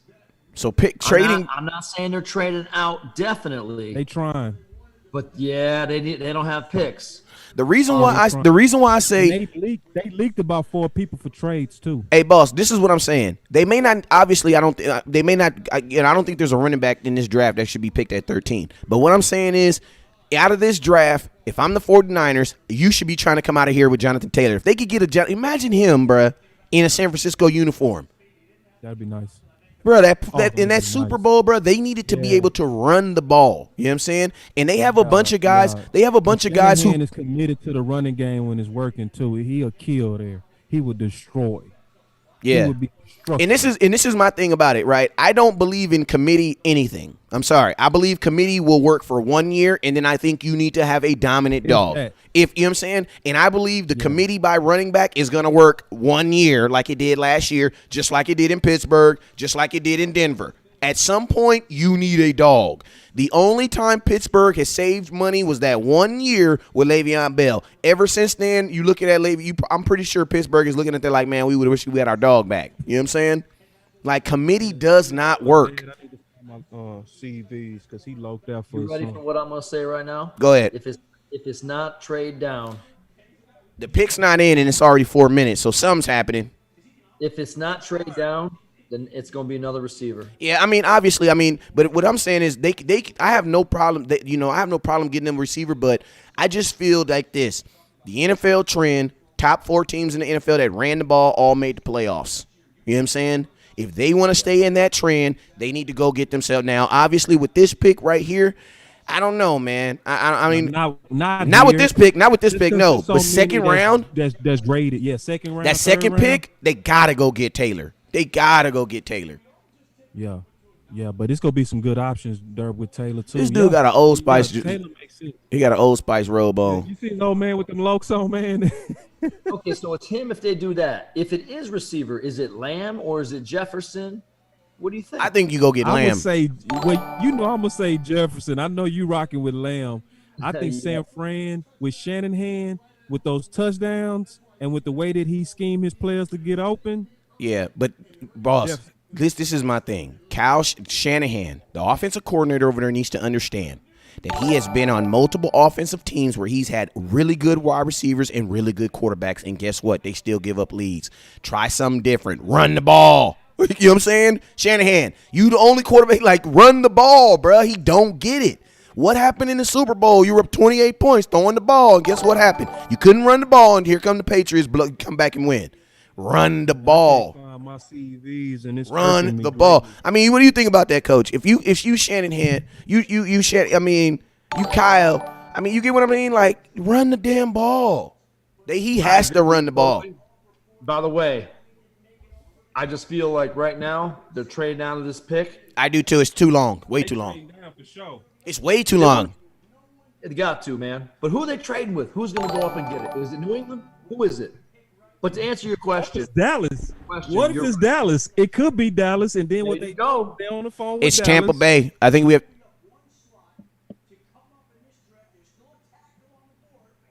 Is it Tampa Bay? I think it's Tampa Bay. Is it? I think it's Tampa Bay. They finna get a tackle. Oh well. Trade alert! Trade alert! Trade alert!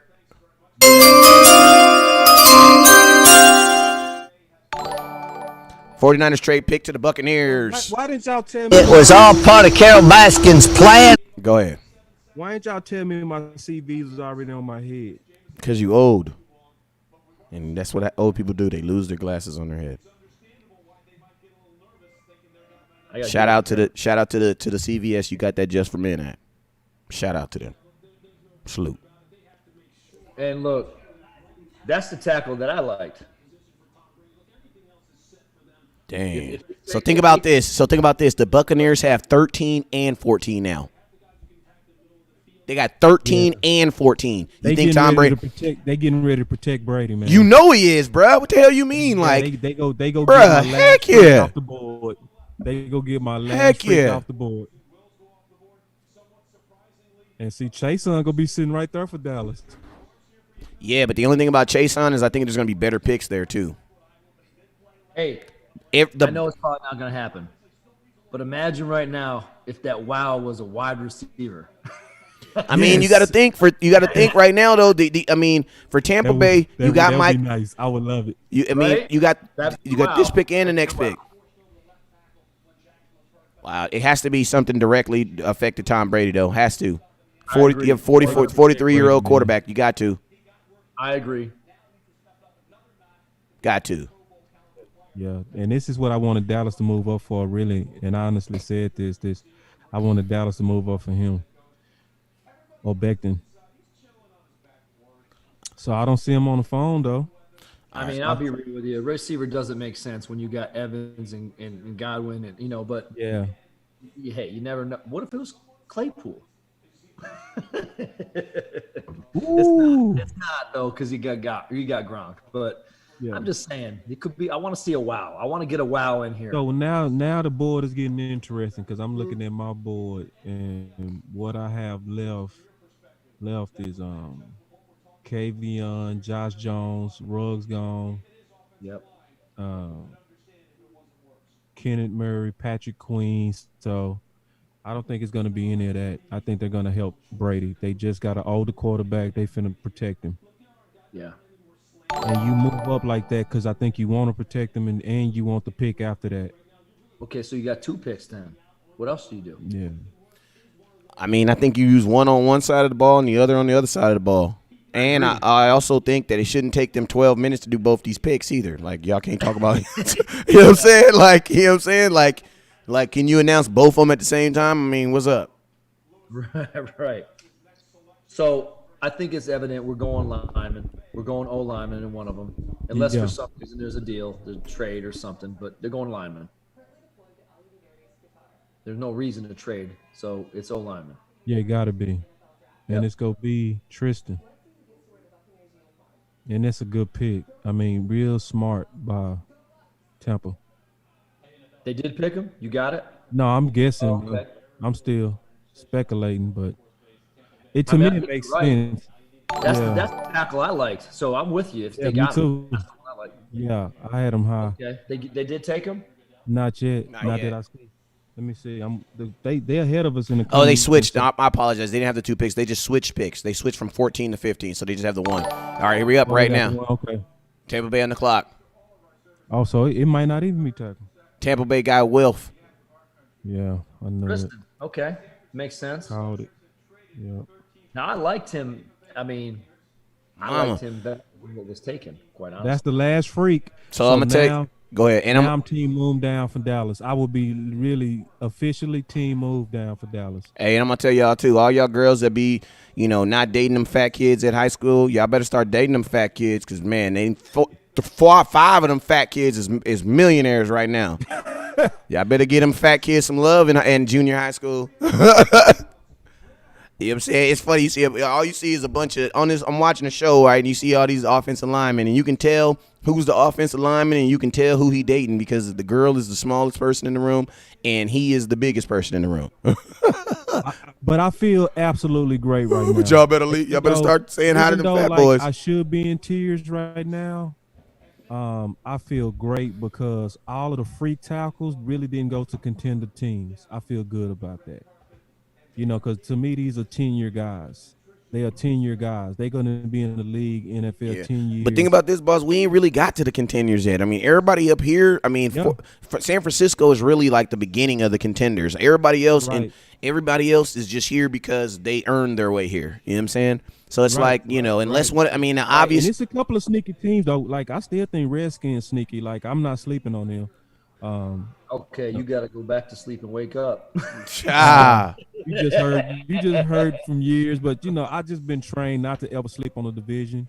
No, that's what you got to do. Yeah, fear nobody, respect everybody. That's exactly. The way. And then y'all been close and just had bad luck. Just looking at y'all honestly, y'all was leading the division 2 years ago before Alex Smith hurt his knee. Y'all defense is ferocious. Y'all really kind of sneakily can just maybe 4 players away from being contenders. In my opinion, you get a tight end, you get you a weapon, and then stabilize the quarterback position. It's no telling what could happen with the Redskins. Yeah, but I mean, and straight up, let's just talk about like this. You are culture and a player away. Yeah, that's a much better position to be in. That's much balanced. Better position to be in. You know what I mean? Yep. So long term, yeah, you might be worried about some of these guys picking up, but this pick that you make right now is very, very important, man. This pick is like, I mean, I know you're getting that little bit of an itch, so to speak. Like, no, I'm itching to move down now. Really? I'm super team. Heck yeah, I want to get some more picks, man. I want to get some more picks. I'm not real high on what's left now. Now I'm even Chase on. I'm over here like, like I'd be happy with him, and I think that's what we're gonna do. But I honestly just like, let's volume up, because now to me what's left now, all the cream of the crop is gone, to my opinion. Well, six of the 14 picks are O-line, D-line. Yeah. Okay. Yeah, 6. that's the cream. Yeah, the cream gone. Remember, my number was 12. Yeah. We'll see. But like now, no, you're gonna see some receivers. You're gonna see some things come off the board here. But you're right. You don't have that stud anymore. Yeah, it's Freaks over. are gone. You know, it's gambles now. I would honestly say a lot of gambles now. Now it's and so to me, if we really talking best player, now you gotta look at, in my opinion, just who you know as a player is like Justin Jefferson. If you just saying like player, like this guy is basically on the level of those guys that just in terms of playmaking, you know. So you think San Francisco takes him then right now, maybe with wide receiver? Yeah, I can see definitely San Fran taking Judy or him right now, because that's what's left to me. That's like, just like I would feel like go to sleep. Like I know that's a good pick for Dallas if we did that. And you know what? I don't disagree. I just think it's Jefferson or Lamb. Yeah. I don't know why I say that. I just feel that way. And Lamb to me has that dog receiver moxie, and it's unexplainable because his measurables don't say top 17, but his film and his game says it, right? And the way he plays in big games, I think he's the type of guy that's like Joe Burrow to me, where I like those composed, they composed under pressure. And Lamb is like that. He's like, the bigger the game, the better he plays. And I'm going to talk about that it factor right now. When you talk about his team, right? Right now, can you name 3 guys other than him that have it? Murray. Okay. And then Neville. Okay. And then that's about it. Okay. Now go to Alabama. Right. Right. So it's crazy on it. Right. Yes. So I'm just thinking that's just why that, I mean, those are the things that when I'm looking at some things, that I'm like, I'm going to rank them a little bit higher. Hey, speaking of offensive line, we got Zach Martin talking on it.com. Let's see what they're talking about over there. Opportunities for guys, and we got some guys that'll be hungry to fight for that position, and we got the other 4 guys back. So we're looking forward to getting started with the new coaching staff and kind of feeling them out so they can see us and get this thing rolling whenever we're able to get back. Do you think with Travis being gone in the draft, are we going to be looking towards trying to get a center, or you think like, okay, we got the guys on the roster already, we ain't got to worry about that? Say Joe Looney's name. Say Joe Looney's name. Yeah, I don't know. You know how the draft goes. It's kind of whoever goes before, then how it plays out. But no, I mean, obviously he's a huge loss. But like I said, Joe Looney's coming back. He played he played the whole season for us a couple of years ago there. Right. But you're always trying to get better at every position. So we're welcoming anyone who comes into our room. Zach, listen, we've been talking to everybody, man. There's a certain kind of energy that I've noticed, like from talking to Zeke, talking to Tank and everything like that, talking to your coach McCarthy. There's a energy. I mean, are you feeling that? Are you able to feel that? I know you guys aren't able to actually be in the same room together, but there's a certain amount of excitement. Are you excited about the new coach?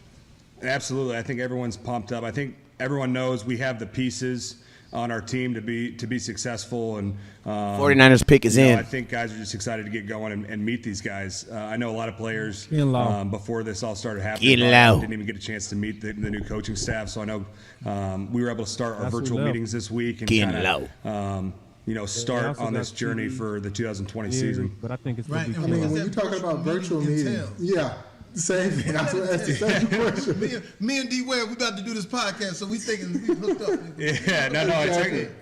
It's pretty cool. We do our individual room meetings, so we got about 15 guys in our O-line meeting, and we're able to go through the playbook. They have the playbook on your iPads that you can follow along. They've been able to put some tape up on the screen, so. We're definitely making the most of our situation here and trying to learn as much as we can before we all get together. It's Jerry Judy. They just handed him the phone on national TV. The thing is, man, they just handed him the phone. Some of the most Jerry Judy just got handed his phone. Let's see. Hitting those dummies, pushing guys around, and now you don't get to have that with the COVID-19. You're staying at home. I mean, I understand. Like, you don't see. It's a wide receiver though. You called it. Good job, y'all. Physicality. Like, is there anything? I want to be right on it. I want it to be Lamb, but I wouldn't be surprised. Oh, I don't think it is. Let's see.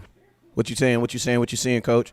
Lamb gone. No, they showed the room. Talking to Lamb not on the phone or Jerry Judy. Yeah, that's what I'm saying. They're not on the phone. He's talking to somebody else, so it's Kinlaw. I think we're getting You got Okay. a wow, huh?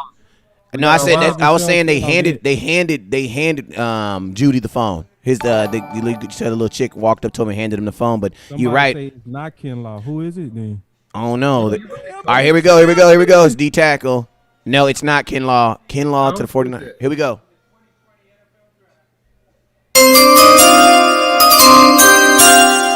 Jerry. Javon Kinlaw, gone. It is. Man, him. I'm cold, man. South Carolina. All right, man. You got it. You got it. And you know something? Look at her over there telling everybody to back up. Like, come on, man. We all know these. You heard these hard people. Look, man. This is what I do, man. Hold on. Hey, I got the pick wrong, but I'm still on pace for my over 12. Yeah, you are. You on pace for sure. You know? So Dallas getting ready to pick from like major receivers. Oh my God. Man, we do need a number 3 now. So how many yards do we want that to go? I'm not picking no 17. I'm not. That's what I want to know. I want points. I'm cool. Just go 6'2" or higher, please. Man, I'll go Jefferson because I want points. I want the guy that has that nose for the end zone. And Look at Daddy fell out. Daddy fell out on the floor. Daddy didn't fell out on the floor. Look at everybody in the corner. They like, nah, man. Yeah, come on, man. The COVID. Scoot back. I know, right? Because that direct deposit go hit by tonight. Shoot, that direct deposit already didn't hit, man. Because them is first round picks. They got an advance from they agents. That's how they agents get them. Daddy fell out for real. Yeah, he fell out on the floor. I love the draft. That's why I love the draft, man. Fell out on the floor. He fell out on the floor rolling. I know I'll be praising God too. Because I know my son made it. We all made it, Lord. Mm-hmm. We all made it. What you gonna do? You're Denver. Now, see, Denver, they going receiver now. Because they going with Judy or they going with Lamb. Yeah, I'm gonna say Lamb comes off next. But I think Lamb too. I'm not mad if it's Jefferson. I'm with you. Yeah, and see, because they saying they trying to find a slot to help with Sutton, take some pressure off. To me, if there was no doubts about his knee. Hey, Chase has been the only defensive end to come off the board. Everybody else has been D tackles, right? Yeah. No D, man. That's it. That's Chase. So this is so move down for us is pathetic, bro. Like, we better be on the phones moving down, man. I mean it too. Honestly. He only had what? Two quarterbacks come off the board so far? Unless we saying right now, we want to go higher octane in this West Coast. If we want to go high octane on this West Coast, go ahead and load up on these receivers because they fell right to us. We gonna have the pick of the litter. It's certain now. I mean, we can go Jefferson or we gonna be able to go Lamb maybe, or it's certain now. We getting ready to have a pick of the litter. We've had 3 quarterbacks. So we got the 3 quarterbacks coming off the board with Hebert, Tua, and Burrow. We've had obviously the D tackles from with Young, Chase Young. Then you had Brown, and then of course you had Kinlaw. And then you got the tackles. You got Willis, you got Wirfs, you got Thomas. So hey, we getting close to that pick. Yeah, we can all tell there's more than 12 people there. Let's share this moment, everybody. Let's hit that share button. Let's get we getting ready to remember this. Everybody that's sharing. Look at Daddy up there drunk. This is gonna be on history. It's gonna be on history on Dallas Cowboy Scouting. It's gonna be on history on Bounce Cowboy Sports. It's gonna be on history on YouTube with Dallas Cowboy Scouting. So go ahead and share. Let's get this moment. This is a moment we're getting ready to remember right now. Hey, we got Poe on the line over here. Let me see what he's talking about. And what I've been through and my personal success is I know what it takes to be a true professional. And I can bring that experience to the team along with my level of play. Still playing at a high level. Thank you, God, for blessing me to be able to do that. So I bring all of that in one package, and I truly believe, this defense can be one of the best, if not the best in the league. Thanks a lot, Joe. It's a pleasure to meet you, man. Appreciate it, brother. Zach the Mac. What up, baby? Everybody, let's put some energy out there. Gerald, what are you gonna do for us Saints, this season? Team move Tell you down. what, man. Team move down. First and foremost, I want to say it's a pleasure to meet you. It's an honor to meet you. Anybody who's a fan of what we do as professionals, it's always an honor to meet you guys because without you guys, we're not us. We work extremely hard to do what we do, and we appreciate all the support. So I just want to say that first. And to answer your question, man, I'm just gonna bring me. All I can be is me. You know, sometimes people get and they say, you know, well, I'm gonna do this and I'm gonna do that. I never promise accolades. I never promise numbers or stats. But what I can promise is that you're gonna get 100% Gerald. And 100% Gerald has had a lot of success in this league, individual success. I like him, bro. I've always been able to bring. Thinks like a cowboy. He thinks like a grown man, bro. Lead the right way, Yeah, and that's all I plan on doing for the made for Cowboys, Dallas man. media. Lead the right way. Because he talks well. All right, the Group of pick is in for. I'm talented gonna shut him men down. together for one common goal, and that's to bring that Lombardi back home. Jerry Jeudy, Alabama. Makes sense. I said that too, man. I'm telling you, man. Y'all heard me say that. I said Jerry makes sense for them. Dang. Luck got some weapons. He got Sutton on one side and Judy on the other side. Oh my God.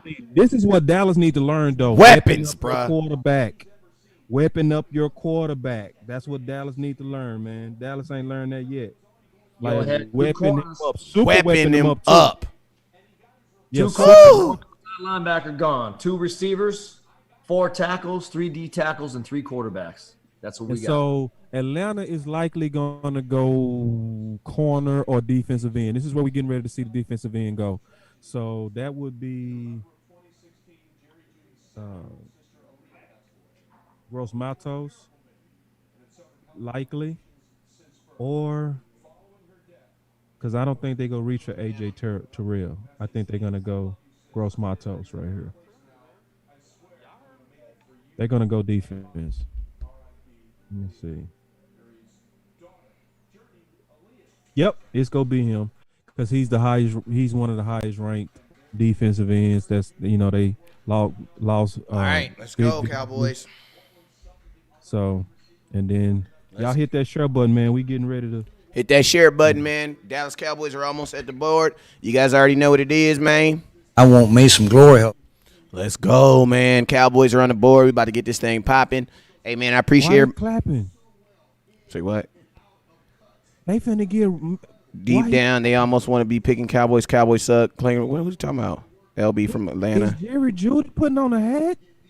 What hat? They gave Matt Ryan another weapon. Bro, Dallas better get. Oh my God, bro. Matt Ryan has 3 first-round wide receivers, bro. Bro, they better, dog. They better get down. He has 3 of them. Quarterback, bro. He has 3. Dallas. Matt Ryan has 3 first-round wide receivers. 3. And think about this. They all came from Alabama. Bro, they got Julio Jones, Alabama. They got Ridley, Alabama. Then they got 3 first-round receivers from the same school. They doing their best to make. They trying to get rid of Julio. 2 more years. Hey, what did I say last year? I said last year I thought that Julio was gonna be out of there. I said last year. They telling you they didn't like that holdout, and they like we getting guys in here that can take you out. So what? They just dump the whole contract? No, they go wait about 2 years. They go eat up the guarantee, and by the time they can stomach it, they go unload them. So because I don't see no reason to get. Look at Atlanta. Wait, no, Atlanta's on the clock. They ain't picked that yet, bruh. It is so funny, man. It is so funny. Atlanta's still on the clock. Listen, bro. You can see. They're not even to change the subject, but bro, you can see everybody in the background. You can clearly see everybody in the background. I apologize for that. My TV jumped. But yeah, you can clearly see people in the background, bruh. Like I don't know, man. The NFL crazy. I got too excited. Sorry. Yeah, but you can clearly. Did you see the left? Like when they go back to Jeudy house, look to the left, do that glass window right there. You see like 17, 18 people, man. You telling me that Jerry Jones ain't got Mike McCarthy and half the staff at his house right now? Come on now, Jerry. You know they up there. All right, so we on the clock. We're about to be on the board, man. Talking about Jude and all I want to know, man. We are a pick and a half away from being our time on the board. What do you guys think? First off, what do you think Atlanta's going to do? And then what do you guys think the Dallas Cowboys are going to do? We're literally a pick and a half away. Defensive end. I think Atlanta's going defense. I think they're going defense. There's some good ones on the board, linebacker or DN, which is obviously. So you think it'd probably be what, Kenneth Murray, Queen? Because didn't they let Vic Beasley walk? Yeah, that's what I'm thinking. It's gonna be Gross Matos. Yes. Out of Penn State. Or it could be safety, but yes. Cowboys, man, if we could trade back and get another pick in this, get pick 25 and get if you can get an early second round pick somehow, oh my God. You know who we really want to go right now, to be honest? Who? We want Chase Young to go right now. If you are on team move down, you want Dallas wiped out. That's what you want. You want Dallas wiped out. And want Dallas wiped out mean that you should be wanting Chase Young to be picked by Atlanta. If you want us to get on the phones and move down. All right, let's go. Atlanta's pick is in. DJ and Chase Young is the most rumored. Who's Atlanta's running back right now? What they got coming back in here? They get anybody in free agency? They got Todd Gurley. Okay, that's right. That's right. That's right. Sure did. Thank you, West Coast. Thank you. Well, he's a committee guy now. I hope Dallas surprise us, man, because they've been saying Chase Young, and it's likely go be Chase Young because we always do that. We leak a week ahead what we're gonna do. I don't know, man. I just know it's gonna be some points. It's gonna be some people on this. It's gonna be some good folks left on this board, bro. And I'll be cool with it. I'll be waiting to see on him, because he has the athleticism. He came off that ACL, rebounded great. He has a lot of versatility, and then he's a Texas boy, straight out of Houston, North Shore. You know what? I'd like to see McKinney go right now from Alabama. I wouldn't mind seeing that. Really? For the Falcons? I mean, they need some help on defense. Yeah. I mean, that secures the end, but you know what? I mean, I could see the DN too. Let's see what happens. I guess the pick is coming in here, right? Yeah, and McKinney. All right, his best available, Mel Kiper's best available, CB Lamb, wide receiver, Xavier McKinney, safety, Justin Jefferson, wide receiver, Clay. I always say the boy name wrong.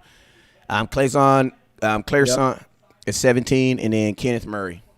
I could just see McKinney fitting in well. I don't know why. I mean, I just feel like he fits in. Let's see what happens. I mean, you see that? Yeah.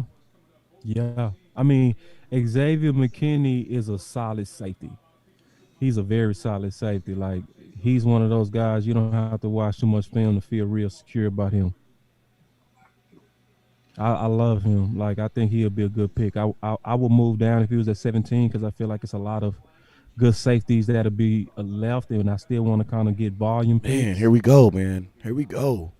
Help in a secondary. Chase on, please. Please get Chase on.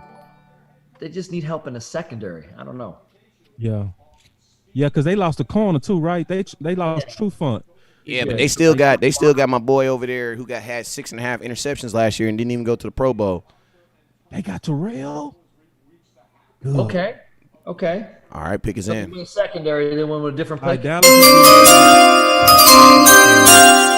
Please move down, Dallas. Dallas, surprise me, move down. Right. Surprise me, man. And I won't be mad Hold at up. Chase. I'll be okay with it. I ain't gonna cry. AJ Terrell, Clemson. He's a good player. But if we likely get Chase on, don't be trying to expect Chase on to be like DeMarcus Ware. All right, y'all. Dallas Cowboys, man. Dallas Cowboys are on the clock. Let's go. Let's do something different, man. Come on. Let's Dallas. go, baby. Freak It it is a little finally bit. here. Freak it, I want to freak it. know. I want to know in the comment box right now. What do you guys think we're gonna do, man? It's that time, man. You said. It's You gotta that time. say it. Don't be over here. Y'all got it wrong. Now, who is your pick for 17? Who do you guys want? Who do you guys want at 17? I want to know. Stamp it. I want to know. Time stamp it. and hit that share button. We got 116 on my page, so I know West Coast got about 400 on his page. So listen, share it. But right before we pick, share it. Here we go. Here we go, y'all. Hey, the longer it takes, the more chances we trade. I ain't gonna lie. The quicker the pick is in. Ryan say, please, dear Lord, let the boys move down. Amen, Ryan. Amen. This is history, y'all. Woo. Let's go, man. I'd love to see them pick, even though you My don't. boy JJ says we about to take a offensive lineman. We about to see. Cowboys are on the clock. Let's go. Do Jones, because Jones makes sense. If you go do it, do Jones, man. Don't play with me, Dallas. Don't play with me. Come on, Cowboys. Come on, get a lineman. If you get Jones, I would love that pick. I would like to chase something. Come on, Cowboys. If you get Jefferson, I would love it. I'm going to cry. Y'all going to see me run. I'm telling you, that makes a lot of sense. Jefferson makes a lot of sense. It does. I would love it. I would love it. And then that'd be stealing it from Philly. They Let's gonna go. make sure I get their pick. 4.5 minutes on the 4:15, 4 minutes and 12 seconds. Come on, Cowboys. Do something. Come on, Jerry. They on the phones, with bro. your wheeling and dealing. With too your long. wheeling and dealing. With your wheeling and dealing. Hold up, man. I need Jerry. Come on, Jerry. I want me some glory hole. Come on, Jerry. Go get you some glory hole, Jerry. Go get you some glory hole, Jerry. Go get you some glory hole, Jerry. Look how Jerry living. Hey. We will win. Win is the name of the game. Because you know what, Jerry? First, you're last. If you ain't first, you're last. Come on, Jerry. Come on, Jerry. Come on, Jerry. I like everybody putting their picks in. I like that. Put who we go get. Don't say afterwards. I don't want to hear no crying. If you didn't put who we go get, I don't want to hear no complaints. Hey, I need to know. Come on, Cowboys. Move down. Move McCarthy's an offensive down. guy. They're picking. Move down. Come on, Taking Cowboys. all day. That means we moving on down. Hey, man, where the Star Lords at, man? Where the Star Lords at? Hey, where the Star Lords at? Where the Star Lords at? Make sure you throw your stars up in there. We'll appreciate you guys. We got 3 minutes and 5 seconds. I'm going to tell you guys this right now. I feel like there's some transactions going on because if there wasn't, we would definitely be already. I would think we'd be had that pick exactly. I would think the pick would already be in. You know we milk drama too. Yeah, keep hitting that share button, y'all. I'm up to one. Hit that share button. Hit that share button.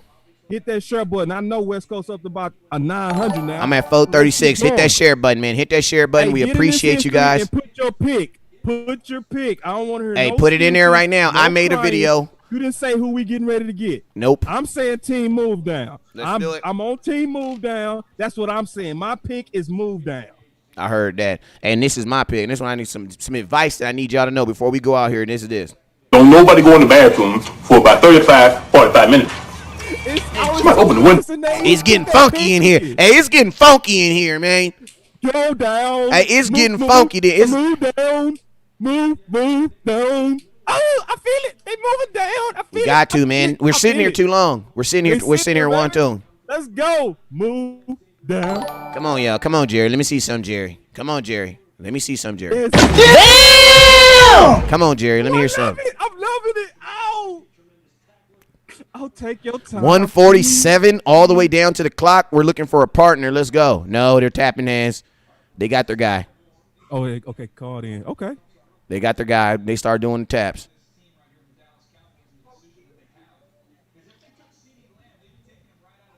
Well, we need a number 3. Get Jefferson. Did you get Jefferson? Did you get him? I hope we did. I really hope that we loaded up Dak. I mean, that, you getting ready to pay Dak. Why don't you show, since you're getting ready to pay Dak, why don't you just really show that you committed to him, whipping him up, go crazy. And you committed to him when you paid a wide receiver $100 million before you even paid the guy who was going to throw it to him. Like, we just gave a wide receiver $100 million. We disagreed on this, but I got Lamb. I don't even got why. I don't know, man. I don't know. I think with this list, man, with the wide receivers that are still available, man, you can get a bunch of those dudes. We still got a second-round pick. Yeah, but do you want the best one you can get now? But see, my best one is not going to get utilized, though. My best one is only going to be on the field maybe 40%. And I'm paying him 5 years. McCarthy goes with defense. I'm gonna tell you this: if we take this guy, we take a wide receiver at pick 2, at this pick, not pick 2, but at this 17, Michael Gallup up out of here, man. Let's go, man. I say it's gonna be Chase on. And but you can never pick is in. All right, everybody, let's go. Pick is in. Let's go. Pick is in. I'm telling you, bro. They're getting the wide receiver Gallup out. Let's go. Let's go, man. Hey, man, I want to thank you guys. Everybody's been rocking with us tonight, man. Oh, yeah. Appreciate you guys. Hit that share button, man. If you got your celebratory up, I got my celebratory right here. We going as soon as this pick is in, I'm gonna light that thing up. Boy. Let's go, Cowboy. What I say? No, it says the last person in the box. Let's go. It's not him? Oh, I don't know. Let's go. We're going to see right now. I see Lamb, too. Let's go. I'm seeing Lamb. Hold on. I'm about to say. Let's go. Hold on. Hey, I'm telling you. Hold up. We took him. Wide receiver, Oklahoma, CD Lamb. Welcome to the Dallas Cowboys. Wow. Wow, Dallas. You got knocked the fuck out, man. Give me my gun. Here's the deal. I'm the best there is, plain and simple. I mean, I wake up in the morning, I piss excellent. Ain't it? Nigga. Here we go. I'll tell you right now, you're going to love Dallas, this guy. you just shocked me. I ain't going to lie. Dallas, Dallas Cowboys take wide receiver CD Lamb out of Oklahoma. They invested into Dak. They went to the number 3, and that is the best player available. That is sound. He was number 11, and he was what was left on my board in terms of talent. I had him number 11 on my board overall. Wow. When you try to see his ball skills, and you see his footwork, and you see his it factor, I know we disagreed on this, but this time, next year, you're going to be seeing a lot of wide receiver guru coach Jeff Higgins, because you're going to be like, you know what, coach? I'm glad we picked him. Yeah, I'm telling you. So let's talk about some Cowboys real quick. So man, let's talk about what the nation wants to hear about, man, and that is real quick. So what is this? Right off the rip, where is he going to fall at? Where do we think he's going to fall at, boss? As far as you know, on this current roster, and then also let's kind of talk about what do we think this means for one Dez Bryant, because a lot of people are asking about that too. Yeah. So with Dez, it nice got player, a I like lot that. harder to make the team. It got a lot harder. They put leverage against Dez with this pick, so I'll start with that. Obviously, I was still one Dez as a red zone threat, but it's not as it's now about your first pick as a receiver, and you're going to be trying to find ways to get him the ball. Exactly. Now the pick itself, we getting ready to beat teams alive with this guy being our number 3. Jesus Christ. Like, this guy's our number 3. Like, Listen, y'all, we got a top 3 receiver as our number 3. Oh my God. Ooh. This is Dak. They set up Dak to go for 5,000 plus now. Man, and I'm gonna be honest with you. I want to stop saying yards. I don't care about yards. What does this mean for points? Dak had 4,900 yards last year. Yeah, he's not the guy for points, but that's a step in the right direction. I'm okay with yards right now. Yeah, it's our first pick. We got other ways we can get points. Maybe later. Maybe we get a tight end. That's a red zone tight end. But they really did a long-term approach on a number 3 problem or gap that we have with Cobb. Yeah. So what they did with this gap is they basically, in my opinion, said we want the offense to be what it was last year, when they're going to likely maybe say we're going to address the other defensive needs later, but we want the offense what it was. And to me, this gives us a better chance at having somebody step in right where Cobb stepped off. Yeah, and I'm going to tell you something else. What it also says is, like, when you take a wide receiver, with Jerry Jones takes a wide receiver in the first round, he's not taking him to be his number 3. He's taking him to be his 3 today. At some point, he's taking you for it to be his number 1 wide receiver. So what this also kind of lets me know, too, is you got to think like this, man. Amari Cooper signed a $100 million 5-year deal. CD Lamb, he just signed a 4-year contract with a 5th-year option. I have a feeling that one of them dudes is not going to be on this team by the end of their contract. You know what I'm saying? Because this is a whole lot of money going into your wide receiver room. And then think about this, too. In a year, this time next year, you're going to be having a conversation about Michael Gallup, too. So what I also think this also believes, too, man, is this leaves you open. I'm sorry, y'all. I don't want to say it, but this kind of leaves you open for to be a possibility of an asset like a Michael Gallup. Like, I think Michael Gallup now turns into an asset. Like, I think he turns into an asset now. Because, man, at a 17th pick, you're hoping that he's going to be playing a little bit more than, you know what I'm saying? Like, I'm thinking LVE-ish. You know what I'm saying? That's what I'm thinking. And LVE ended up being a starter, defensive rookie of the year. So, I mean, if you're drafting a guy around that same way, I'm thinking that you're hoping him to. You would think if you draft a kid at 17, he would at least have action at a rookie of the year. You know what I'm saying? In the offense. Go ahead. You're absolutely right. We look at last year, right? We know Gallup's gone. But he did have some dropsies, right? So now the pressure's on him, right? So looking at what you got coming back, you need somebody big. So I don't necessarily think whether it's Dez or someone else that they are out. I think it puts more pressure on Gallup, and he could be the odd man out. Yeah, because Gallup could be because just think about this. If you go into training camp, like, CD might look better in a training camp for arena than Michael Gallup. You know what I'm saying? But I think it's a little bit early to start firing receivers just because. I'm not saying, but this is the thing about it is it's not too early because he started getting paid today. You know what I'm saying? Yeah, but I'm saying, like, they still got to compete. They still got to perform. It's like, because I think at the end of the day, all your top guys are going to be measured. So Gallup was on 1,000-yard pace with 3 games.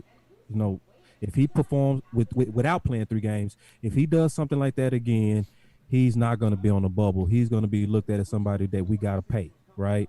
And so then with pick, we got 5-year options on him, right? A 5th-year option on him. So I think we got some time even before we get there. Like, I think this is also you don't have a 5th-year option on Gallup though. You only have a 4-year. No, I was talking about on Lamb. So I was saying with Lamb, you could space it out to where you don't feel the urgency like I have to pay this guy or this guy. It's more so we gonna let this guy develop and let this be a triplet of weapons in terms of receivers for Dak. And one more thing too, when you look at the McCarthy's formula, McCarthy believes in 3 solid receivers. So I don't think he's gonna be looking to get rid of anybody. I think he's gonna be looking to try to keep whoever balling. If you balling, he gonna pay you. Yeah, but that's what I think. I think it's. I agree with you, man, but it's like that's not normal money though. That's what I'm saying. Amari Cooper is getting top at his position money. Typically, when teams pay someone in the exact, like, think about this. If we were talking about any other position than wide receiver, we would be looking at this like, I don't know. Imagine if you signed someone to the top quarterback position to quarterback pay, and you go draft a quarterback. You know what I'm saying? That's almost like an oxymoron. You know what I'm saying? If you draft a guy at 17, you're not hoping him to be your 3rd wide receiver, bruh. You're hoping for him really to be your number 2, and then you have a number 1 that's aging and he's going out the building. So it's you cannot, you can't draft him. You can't draft him, and I totally agree with you saying because Amari Cooper's in a totally different zone within himself. That money makes him untouchable. But you're absolutely right. For Michael Gallup, this is his 3rd year. This is supposed to be his bag year. You know what I'm saying? It's supposed to be his bag year. Because if he put up another 1,000 yards again, he could. We go try to pay him like Dallas is. But my question is, but look at this, boss. Listen to this, right? Right now, it's not about paying him. It's about the numbers. If you go look at Michael Gallup's numbers, if you don't even look at Amari Cooper's Raider numbers, just look at Amari Cooper's Dallas Cowboy numbers. They are damn near identical to Michael Gallup. And to be honest with you, Dak is not the type of guy who's gonna favor one guy. So I don't think there will ever be like, even though Amari Cooper's getting paid way more money than all these guys, at the end of the day, I think they're all gonna have around the same amount of catches. Because Dak does not favor one guy. He's not gonna do it. Dak's not gonna do that.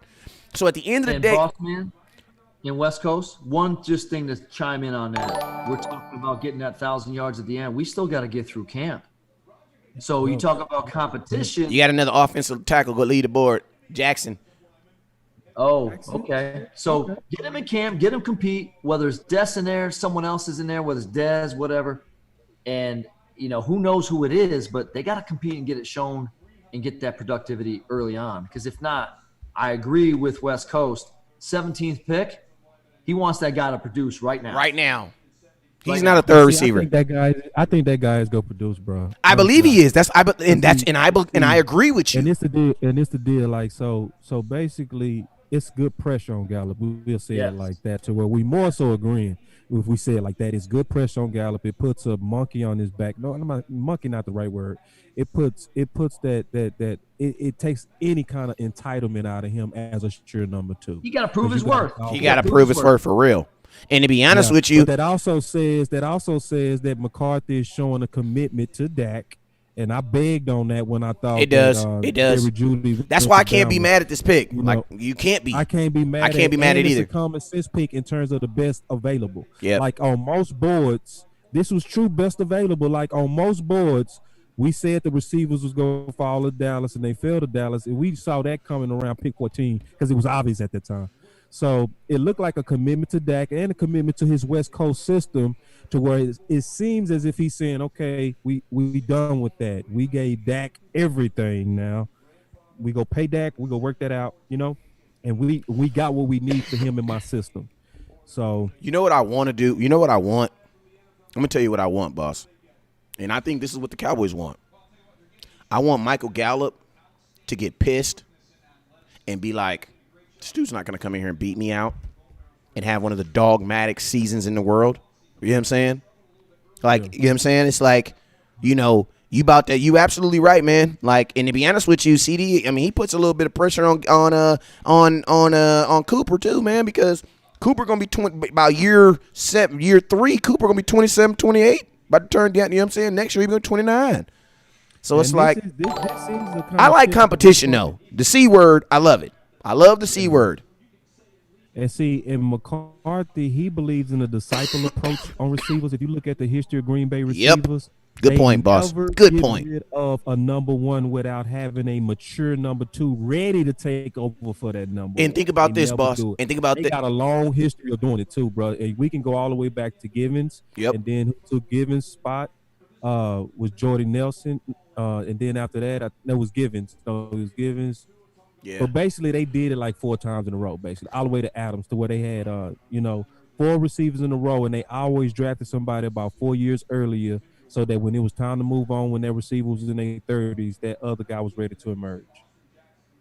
In that competition, that C word is going to bring out, I'm hoping and I'm betting, another C word, which is consistency. Yes. Gallup, right? Yes. And Cooper, in terms of drops. The thing I also love about this Lamb pick is what we was talking about earlier, Coach, and it was two letters. Lamb brings that it. We got a receiver that has it. We got a guy that's gonna love Dallas, who plays big in big games. Mm-hmm. Bro, this is unfair now. Yeah. Like, this is unfair now. He's 6'2", so he has good size. He's not dead big, but he I mean, this is a great pick, man. Like now, our offense is set to take off. Hey, we got Raiders. Go distribute it evenly. We got Raiders coming. We got Raiders on the clock. We got Raiders.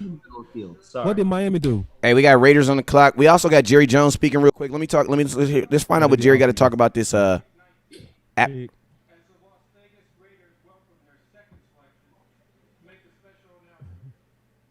thought I had Jerry Jones in here.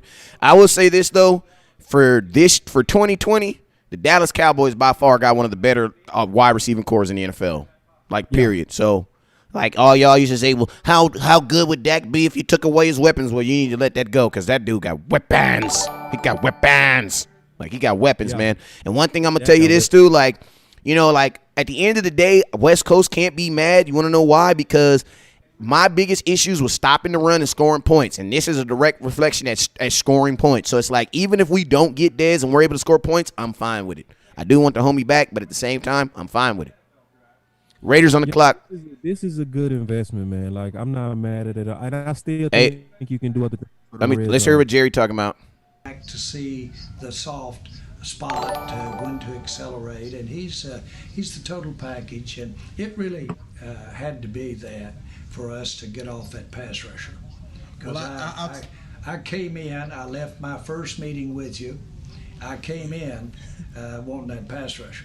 And so, Wow. Having said that, we had to have this opportunity. So it's a good night. And What if they said, I'm really and we proud. bringing He's gonna Dez be a back? great compliment Damon to Arnett? Dak and our other He snuck in there, bruh. offense, and we should be. We're betting. We're Dax, betting on what you this doing? great offensive line we've got. And I don't know about the pick. Yeah, and I'm gonna tell y'all something too, man.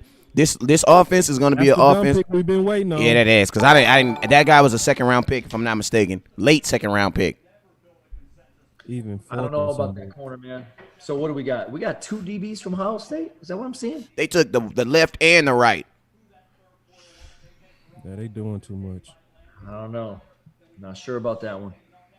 Kind of thirsty. That was a thirsty pick right there. It's always a dumb one. That's it. That's the one of the draft. Nothing against John, but he might want to stick to offense. Yeah. I think I missed pick 19. Who was pick 19? To the Raiders. That was 19, right? Yeah, that was 19. We're on 20 right now. Okay, I'm sorry. Because I'm keeping up my board. Thank you. Yeah. You got the Jaguars up. Somebody say sucks for Dez. Not yet, because Dez gonna likely end up with another team. Hey, Or and he think might about end this, up with and also, can we say something? CD Lamb, and I mean, we got CD. We got who we just get? We got the CD kid, right? Yeah. Him The and man. Dez aren't the same guy. They don't even have the same name. They're not the same wide receiver. Dez is a go up in the air type of guy. But I ain't gonna, you know what I'm saying? It's a different type of receiver. So Yeah. Acrobat. I can tell you this, though, from the perspective of looking at where CD would come right now into the offense of the Dallas Cowboys, and he can move around. He can play in the middle. And looking at Randall Cobb from last year and looking at this year, that to me is a major upgrade. Major upgrade. Yeah, man. You know, you can spot play him if you need to. You know, if you're in a pro set, 2 receivers, 21 personnel, if that's what you're in, or even if it's 11 personnel, because let's just say that they do use Pollard in the slot a little bit, or if it is Dez. Now you've got some guys where you can move them around, spread the ball around, and put him in positions to be successful early on. And then as he grows and matures through the midseason, you know, maybe he does go outside and put some pressure in a good competitive way on Gallup. But Amari's got it locked down. He's got it locked down on the backside. And now you got somebody that's going to really improve that passing game. And all the receivers are learning a new pass system. I'm excited. I'm excited to see what's going to happen there for Dallas Cowboys.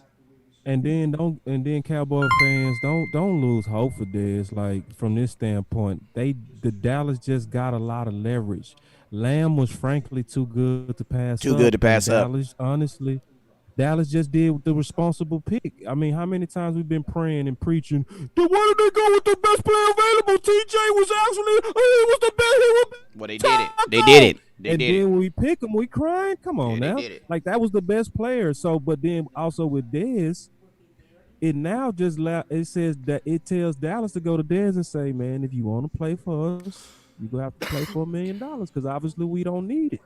We want you to come in and compete, but if you really want to be a Cowboy, I mean, you see, we set up. We couldn't pass up on Lamb, right?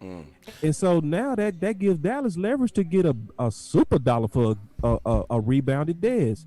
So it just gave Dallas leverage. So, you know, and like Jerry just said, man, I walked in with defensive end on my mind and walked out with receiver. And walked out, and it's because he was too good to be picked. It was too good to pass up. Too good to pass and up. that's what we've been preaching. Like if everybody's saying you want BPA, don't cry about the pick. It's a good pick. It's a good In pick. Boston, West Coast, I should know this. I'm sorry, I don't know this as a former returner.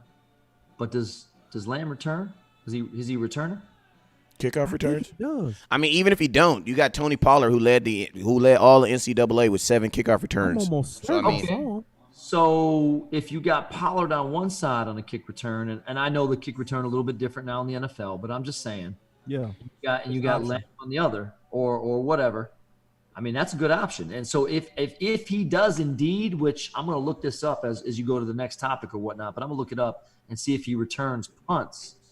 If he does, man, I think it's upgraded to special teams. And we got a third team guy with the it.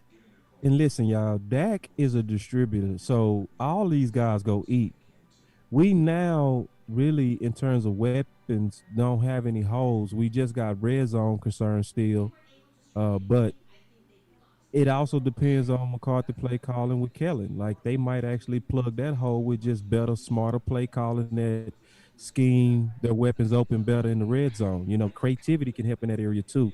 So we got a lot of picks left. We still go also have free agency left after this. It's not time to panic after the first pick, in my opinion. Like, and sometimes that can happen because we fall in love with certain players. But it's a good pick. I like it, and it just shows me that Dallas is headed in the right direction. And I'm also cool with this. We still might be able to move down in round 2. We might, right? Depending on who's sitting right there, we still might be able to move down because I know a lot of us want to kind of get volume because the team needs volume. We need some volume picks.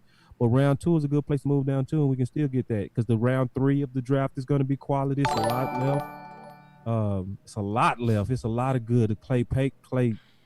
Claypool, Antoine Winfield left. A lot of safeties are obviously left. A lot of safeties are just gonna be sitting there. We good. We can relax. We can chill. So I pulled up the stats on him, and he wasn't exceptional, but he does return punts. Who did you guys have last year returning punts? Cobb and Tavon. Okay, so he's got good ball security. He's averaging between 8 yards and 10, 12, and nothing great, but still gets him on the field. You take care of a need there. He can secure the football. And one thing that is good about knowing about punt return, if the ball hits the ground and let's say you don't fair catch, on the average you lose about 17 yards of return. Hey, I'm gonna make this Instagram video real quick. You guys keep on having at it. Give me like 30 seconds. Yeah. So since he does have good ball security, it should put the ball in his hands and not on the ground, so to speak, losing that 17 yards return. And I know that most guys would be like, why are we talking about this? But boss, if I'm talking about that as a coach, 17 yards in field position is a big deal. Right. So he can do it. He's done it. So that's good. I mean, that takes care of another need. So that's something they probably looked at. Yeah, it's a good pick. I'm gonna sleep well tonight. No crying from me. I really rather had Justin Jefferson because I feel like he would have been the best of both in terms of us having that red zone need as well as But I still like the pick because, like we said earlier, we got a guy with an it factor. So we got a guy that's gonna make plays. Dallas is gonna love this guy, and So Chason went to the Jacksonville. So we know Philly is likely going with Jefferson, man. We're gonna go against Jefferson. I'm looking at Jefferson now, and I want to know if, with his punt return, kick return ability, if it came down to looking at those two guys and picking CD, not 100% because of the punt return, but just because he had a little bit more versatility, Yeah, I think this is one of those where I favor Jefferson because I feel like he a playmaker, and I think he has a little bit more it than Lamb. But what we actually debate now, honestly, we can't debate because it's more so about a preference at this point because we actually debating 1A versus 1A. You know what I mean? Yeah. It's almost like some people like steak, some people like shrimp. Neither one wrong. You know what I mean? So looking at it, boss, Jefferson only had one return the entire year, so he did not. So you get more. Yeah, you getting more. You getting a player that can do more than what we picked.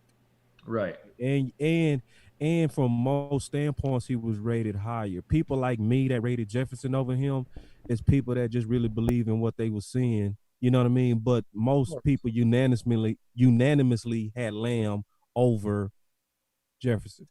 You know what I mean? Just not. You know what I mean? And it's it's one of those things to where I just don't see too many reasons to even cry about this pick. I love this pick more than I like the Chason, and I definitely like this pick more than CJ Henderson. I love it in comparison to those two. And I'm gonna tell you. Hey, real quick, guys. Hey, for anybody that's calling on my supporters, I got you guys. I just need to do this Instagram video, and then I'm gonna turn the chat line back on. I'm gonna turn the phone lines back on because I definitely want to hear you guys' thoughts on it. So Bishop, and then whoever that was that just called me a couple minutes ago, give me 10 minutes and give me a call right back on the supporter line. I definitely want to hear some scouts, hear you guys' opinion on what you guys thought. So Bishop and whoever called me from that 910 number, give your boy a call right back. Just give me 10 minutes though. Go ahead, y'all finish up. No, I was just gonna say that when you see him get the ball in the open field, and you see him, and they create the matchups, it's gonna be apparent really quick of why you picked him. And Eagles on the clock, and I think the pick is in because Doug with his weird looking self. With his weird looking self, and Howie Roseman with his sun suit on. They going with Jefferson, man. Can we boo them one time, please? Because we can all. We all hate the Eagles, right? Everybody on the phone, we can all agree we don't like the Eagles, right? All right. Hate them. Absolutely. All right, so who do you guys think these bums are going to pick? They go with Jefferson, and that's good for us. That's great for us. The major reason that is great for us is because they sending Jefferson in to be a hero. And whenever you send receivers in to be a hero, meaning he's coming in to be the number one without having been groomed up to the number one, the success rate on that is 5%. So he's gonna be like targeted every week. He's gonna face the number one corner every week. If he becomes even half of a threat, they're gonna double him, and he gonna come into the league with this. So the real it is gonna be really tested with Jefferson, just because he's at Philly, and to be honest, he's in a position to fail.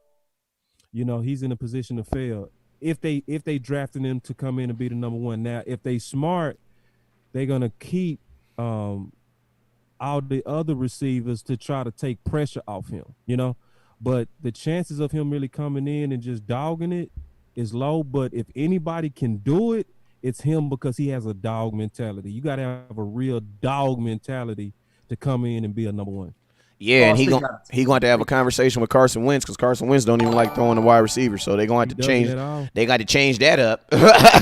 They're going to change that up real quick because he does not like throwing. He prefers to throw the tight ends. That is statistics. And think about this: they drafted a tight end before they drafted a wide. Or they drafted another tight end before they went and got a wide receiver. He already been in the league 4 years already. Carson Wentz, this is 5th year. So he going to have to get in front of them 2 tight ends first too. Another good thing too about Jefferson, and Jefferson is really not a guy. Coach, tell me if you agree with this, okay? Because I'm punting this to you a little bit, but I'm gonna make my statement first. He's really not a separation guy, and he's really not a route guy. He's more of a go get it guy, in my opinion. He's a possession guy, and he makes tough catches. So I'm not worried about him making my corners or shaking them out their shoes from route running.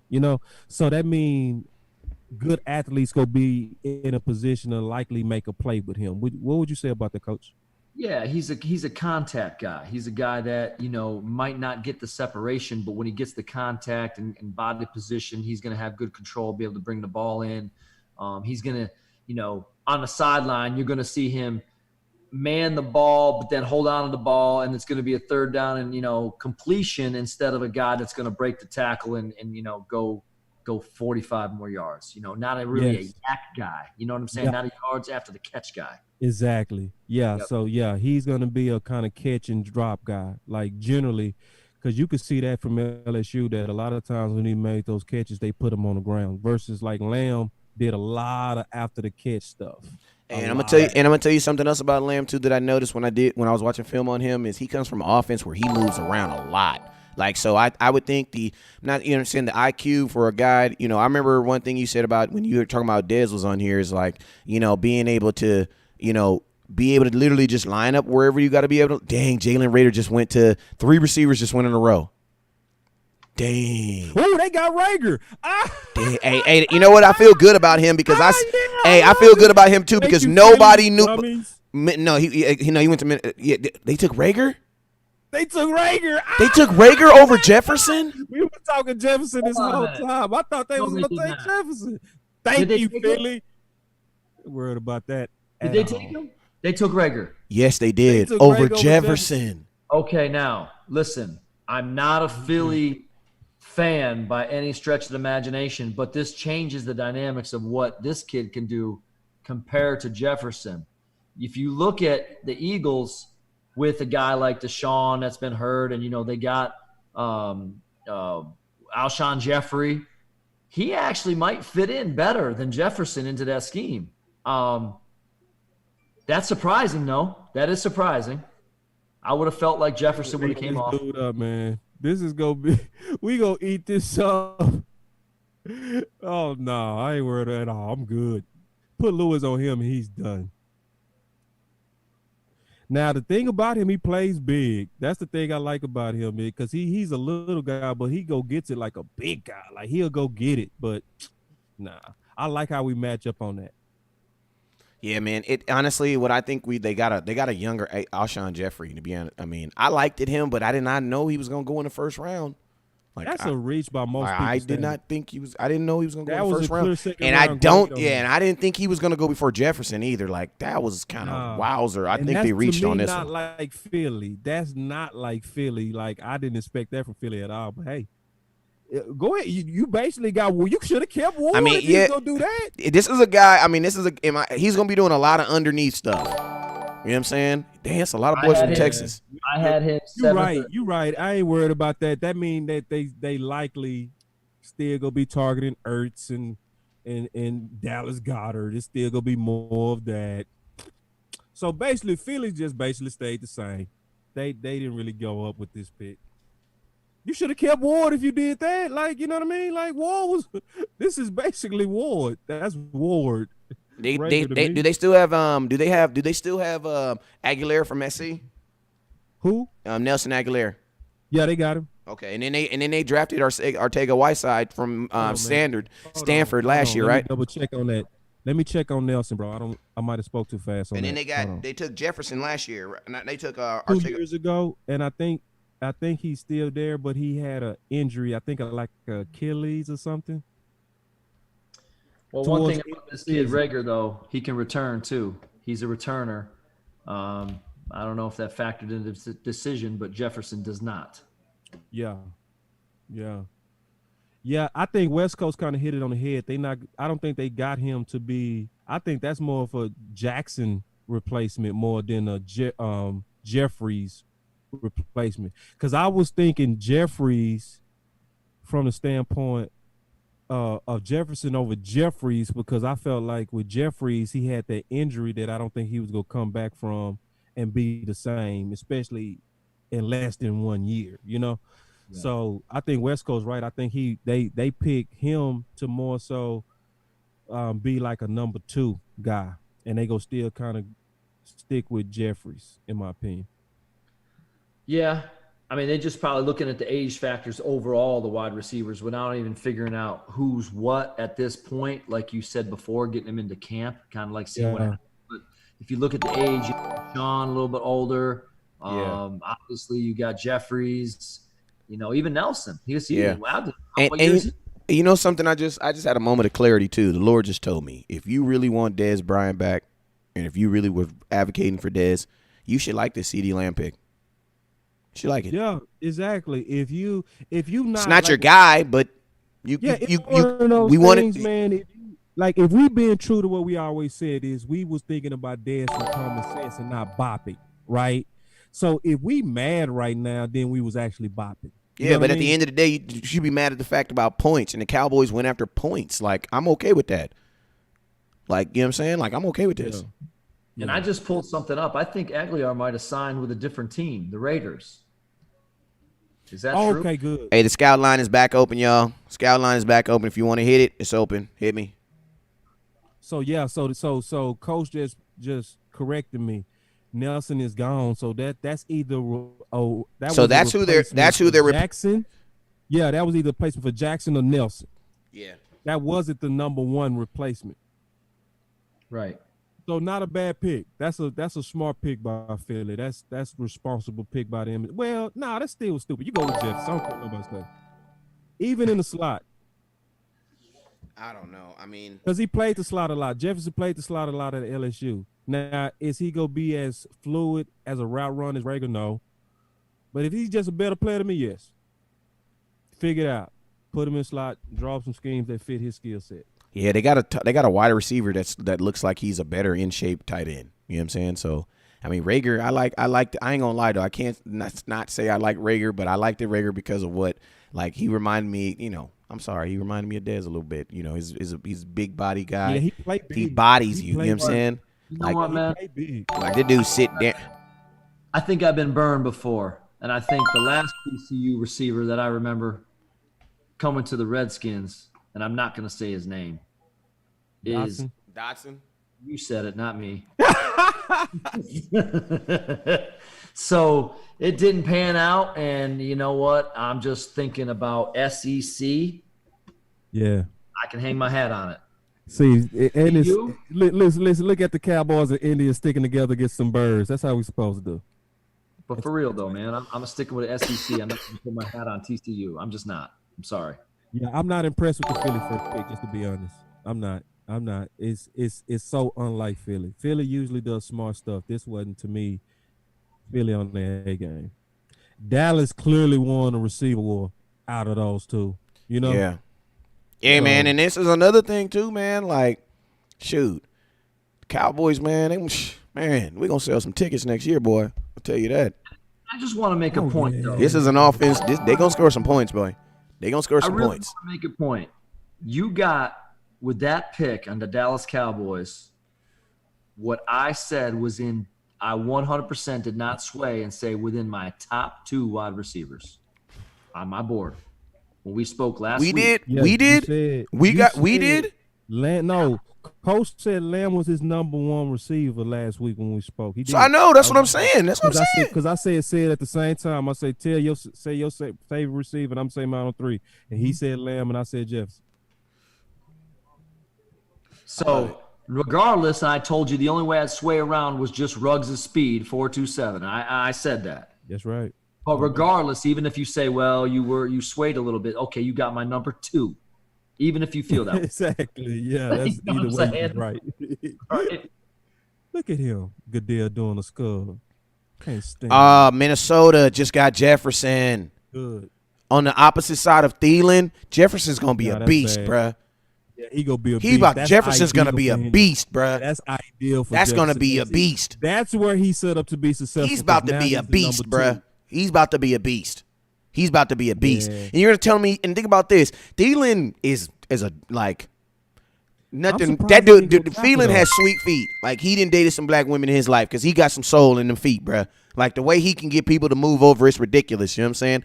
You know what I'm saying? Shout out to my other homeboy, Ryan Martz, another white boy that was nasty too. Hey, you got to shout him out when you remember him. You know what I'm saying? But yo, man, I'm going to tell you like this, man. He got sweet feet, and you drop a guy like Jefferson right beside him, that's going to be nice, man. And Kirk Cousins always been able to throw. He throw a lot of interceptions, but that boy always throw for 5,000. He gonna give him every opportunity to throw that ball. I'm curious. I need to call my boy from SK. He need to hit me up and tell me what he think about it. Think about this pick. I'm curious. Pick, that's a good pick, man. He about to be good. Yeah, and he going to a good situation, man. That's now what's kind of funny. He's going to a situation when you are the number 2. Like, just go be the number 2. And I felt like they needed a tackle, but they also went with I wouldn't even say Jefferson was the best.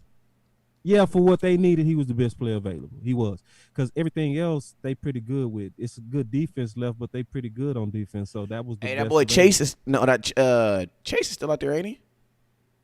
No. Chase? Yeah. Who? No, I apologize. Wrong person. Wow. Yeah, I like him. I like him. So I feel super good so far. The draft, I love the draft so far because to me, all the best tackles went to teams that's going to be building, so they're not going to be really going to where they can just be pluggers that really take teams to the next level. I love that. And then I love how Dallas was responsible and took the best player available. They didn't get cute. They did the prudent thing. Hey, I'm gonna keep it real with you, man. All that stuff I said to y'all, all that stuff I said about I said he could be a commodity, but now that I'm sitting here, I'm gonna keep it real with y'all. I want to see what all 3 of them can do at least 1 year. At Who? least Dak, Yeah. I think CD, that's fair. Gallup. Yeah. See what they can do for 1 year. Yeah. Just 1 year. Then we'll wait. We'll wait. But I think it's good pressure on Gallup. Really good pressure on Gallup. Remember when I told you, right, about New England trading up? Yeah, I Remember remember. what we talked about it? Yeah, I remember. Move up? I think they're moving up right now. Chargers pick is in. Are they moving? No, I think the Chargers are picking. Okay. So they got a quarterback. I know they good at safety. I know they good at linebacker. They should be good at receiver as well. Damn, what the Chargers go do? What's the? Oh my God, Coach, you called it! You freaking called it! You freaking called it! What I tell you? This is the Bill Belichick moment. Hey, time out. You're getting wait, time out. Stop. Everybody, please stop. Coach, this is you. Here's the deal. I'm the best there is, plain and simple. I mean, I wake up in the morning, I piss excellent. Go ahead, Yes, Coach. Come on now. It wasn't today I said it. When did I say it? You called me that day that you was blowing my phone up and you kept, hey, let me tell you, I got Buddha. Buddha, I know you want to talk because I know you crazy and I want you want to get in line, but I got to tell Coach something real quick. Hey, man, I was running around the world, right, because we kind of locked in and I needed these 2 cords to make sure that all this happened, right? And I was driving all over the world and Coach was just blowing my phone up because he had this crazy idea. And he's like, man, I just need to tell you my idea. I just need to tell you I need to tell you. I said, okay. I said, God dang it, I pull over on the side of the road. Tell me this crazy idea you had, Coach. I said that New England, everybody else moves back, and I'll tell you right now, they would move up and take a quarterback. If they didn't trade, New England would get a quarterback. I mean, I guess I could be wrong on the pick, but I still said that the Patriots and Bill Belichick would move up. Because they targeted Love because they got above NO. They got above New Orleans, and Love was a ideal pick in my opinion for New Orleans. You know what I mean? Yeah. So for you to jump New Orleans is meaning that you're trying to get a prospect that made better sense for them, which to me would have been the heir apparent after Breeze. Did they put the pick in yet? Because I can't. What is the Hey, pick? actually, the traders, it looks like they trading back. Patriots just announced they traded back. Really? Yes. Oh, the Patriots traded back? They traded back. Oh, they should have did what Dallas. They did what Dallas should have done, man. So then, wait a minute. Then what's the 23rd pick? Chargers. They picking it now. They picking again. Linebacker Keith Murray. Keith Murray rocks. Good pick. Dang, hey, you still call it, though. I still give you that. You still get your $50, though. Hey, I got Bishop on the line one time. Hold up. Bishop. What's up with you, Bishop? To accept, press 1. To send a voicemail. I be forgetting this. Google. Hello? Yo. What's up with you, Bishop?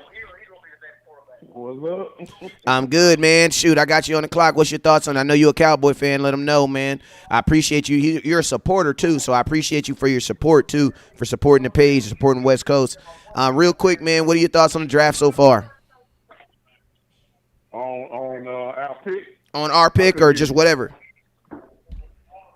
Say it one more time, West Coast. I can't hear you, man. Let me know your thoughts on pick 17 first. Love it. Love it. When you have a quarterback like Dak Prescott, who people still have questions about it, the way that you improve him is that you give him all type of weapons all the way around. He's not a Russell Wilson where he can carry a team on his back. He's just not that guy yet. But when you have a whole bunch of weapons, and when you can see the potential of what we're going to line up on the field, with Cooper outside, maybe Lamb. Don't forget Cooper can play the slot too. Where you put Lamb outside, you got Gallup, you got Jarvis, you got Pollard, you got Z coming out the backfield. You can't double team nobody. I mean, you just can't. And so I believe with the weapons, we're gonna be good. Now the other thing that with the pick, I know you're a Dez fan and a lot of Dez fans on here. But the road just got a little harder for Dez to come back to us. Just the truth. It's just the truth. So y'all, I know it hurt, but hey, It's time. It's just time. And keep in mind, we want Dez, but McCarthy is the question. Did McCarthy want Dez? I mean, he picked the guy that ain't played ball for 4 years, brought him back in, and we don't know if he can play football or not, and all the stuff. And Dez is right there putting videos out, and he won't even get. I mean, it's just the truth. But I love the pick. We got younger, we got cheaper, and we're gonna have Lamb there. It covers possibly maybe Gallup, maybe acting a little crazy with us next year. I mean, you can't argue with the pick. It's a great pick. It's just a great pick. Shoot, I appreciate you for calling in, Bishop. You know what I mean? I appreciate you. I mean, just to give my because I know there's still, this is my thing, my whole thing on Dez Bryant. Dez Bryant represent points. So anything that, I mean, CeeDee Lamb could be my Dez Bryant. I just don't know it yet. You know what I'm saying? But I mean, anything that represents the Dallas Cowboys scoring points is what it's all about, because you know, a wide receiver getting me down the field does nothing for me, because we were the #1 team in the NFL in yards last year. And think about this. Think about this. If you deduct the 860 yards that Cobb gives you, guess where we are? We're number 3. Now you're the number 3 passing team in the NFL. So it's like, you know, at the end of the day, we don't need yards. We need people going through the end zone. So, I mean, I like it. I mean, I like the pick. I like the pick, too. And, I mean, most importantly, man, you can never, when you're going into gunfights, you can never be mad at a man for bringing too many guns. Like, you just can't never be like, you just can't get mad. That's the whole point of the fight. And we're getting into guns. Hey, West Coast. Go ahead, boss. West Coast and boss, real quick. I'm sorry, but check this out. That wide receiver room is getting real crowded. Somebody got to go. It's plenty. It's real It's crowded plenty now. that can go. So somebody going to have to go, and that's all I got to say. But, hey, man, y'all keep doing what y'all doing, man. I appreciate you, Bishop. And Bishop was fair on that.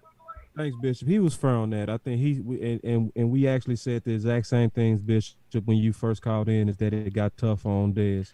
And it's a test of West Coast and I to see if we really genuine when we say we're not supporting Dez because of being fans.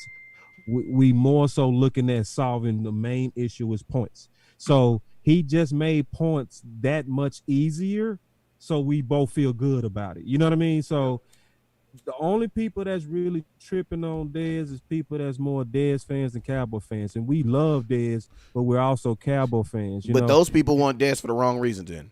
Yeah, you want Dez for the wrong reason. Dez was a solution for points, and he still is a solution for points. It's just that Dallas has more leverage to get him to come down if he wants to be a Cowboy.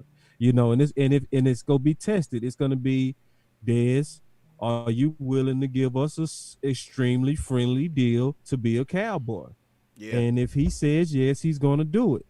And if he says no, then he's gonna end up at a team like Kansas City, and they're gonna pay him. Yeah. And Dez is gonna finish his career somewhere else. But like, those of us who love Dez really want to just see Dez do well. Exactly. Being a Cowboy, you want Dez to do well. You want him to finish the road, and you want him to end up in a happy place. And I want him to be with us, but if it don't happen, I love what he put and contributed to us, and that'd be good enough for me. Hey, I mean, absolutely. I mean, that's probably about as good as about as great as a point you can pretty much put it. You know what I'm saying? Because at the end of the day, I just want success for him. You know what I'm saying? But you know, the Dallas Cowboys, you know, I like this pick more importantly because, you know, I would never, as a business, like if I owned a business, I would never make decisions based around people who don't work for me. Like that makes no sense. You know what I'm saying? So it's like if the Dallas Cowboys are making decisions surrounded around Dez and he's not on your team, that's dumb. Because what if you just wake up one day while you out here chilling and you just find out he's signed and you didn't draft what you draft? No, the Dallas Cowboys still have to live life as if you still, you know what I'm saying? You want to look at Dez as a commodity, not a need. You know what I'm saying? And I think this is where they put Dallas. I mean, and think about this. If Dez gets on this team, you just got an even more hungrier Dez.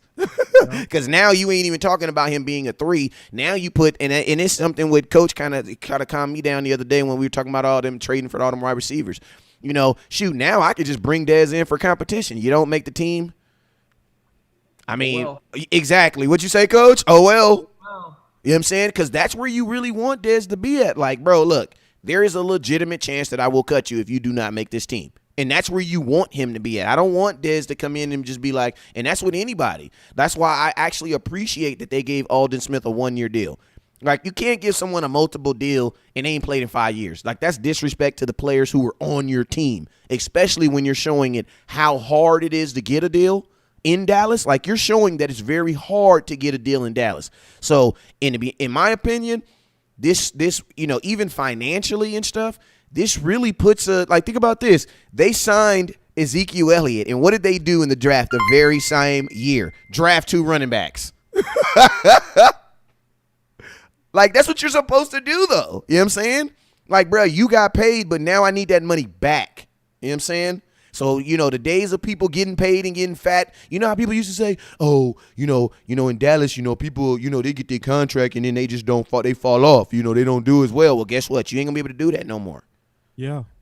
And then, and another thing also, just being all the way honest, McCarthy generally does not go older with receiver. His history says he goes younger. The only good thing about Dez and hope for Dez right now is when they won the Super Bowl, they did have 4 solid receivers.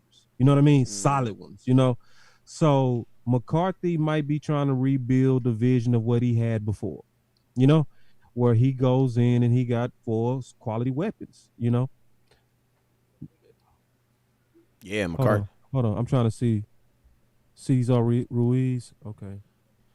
Ooh, that boy Cesar. Dang, Ruiz. he went. Hey, he went high too. That's good. Good pick for New Orleans. Yeah. That boy balling, boy. He didn't expect that. That's what happened. He wasn't looking for it to be right there. He thought he was gonna probably be later. Yeah. And see that direct deposit just freaked him out. You crazy. For real. Like, I was thinking I was going to only get me about $2 million. That's an $8 million bonus. I'll be crying too. We're sitting at 9 O-line and D-line. We got to get 3 more for us to hit that number. I don't know. We'll see. I think Minnesota going tackle right here. They still got Jones. Mm-hmm. I would be shocked if they don't go tackle. They have to. They got to go O-line. They have to. Yeah, so that should be one more, and we still got some top graded defensive ends. I just don't think they could be able to sit there too much longer. Yeah. By the time we get to 32, we should get 2 more. It's funny though. I mean, I said 12, but I'm lying to you if I didn't tell you I thought it would be like 14. I did. Yeah. It's an imperfect science, Yeah. You know what I mean? Yeah. And especially the way that we just doing it, because now we trying to know other teams as well as we know our teams. That's a feat in itself. You know what I mean? So, and I don't think to shift gears and switch topics. How about the smoke and mirrors of all the teams that were talking about trading down? Number 1, number 2, number 3. None of them did. None of them did. None of them did. Liars. Smoke and mirrors, huh? Liars. Yep. And Dallas did a good pump fake. That was a good pump fake by Dallas. They pumped. Yeah, they never led nobody on to think that they were going to draft a wide receiver. Maybe the only hint was them letting go of God, it's odd. Oh man, the guy that the receiver, the slot. Can't remember his name, man. Cobb. They let him go 2 days ago. Lance Lenore? Heck no, man. Lord, that's what I'm saying. Like, Lenore that's the only clue you could try to get out of it, but that's not no real clue. You're right. Basically, yeah, they play great poker with that pick.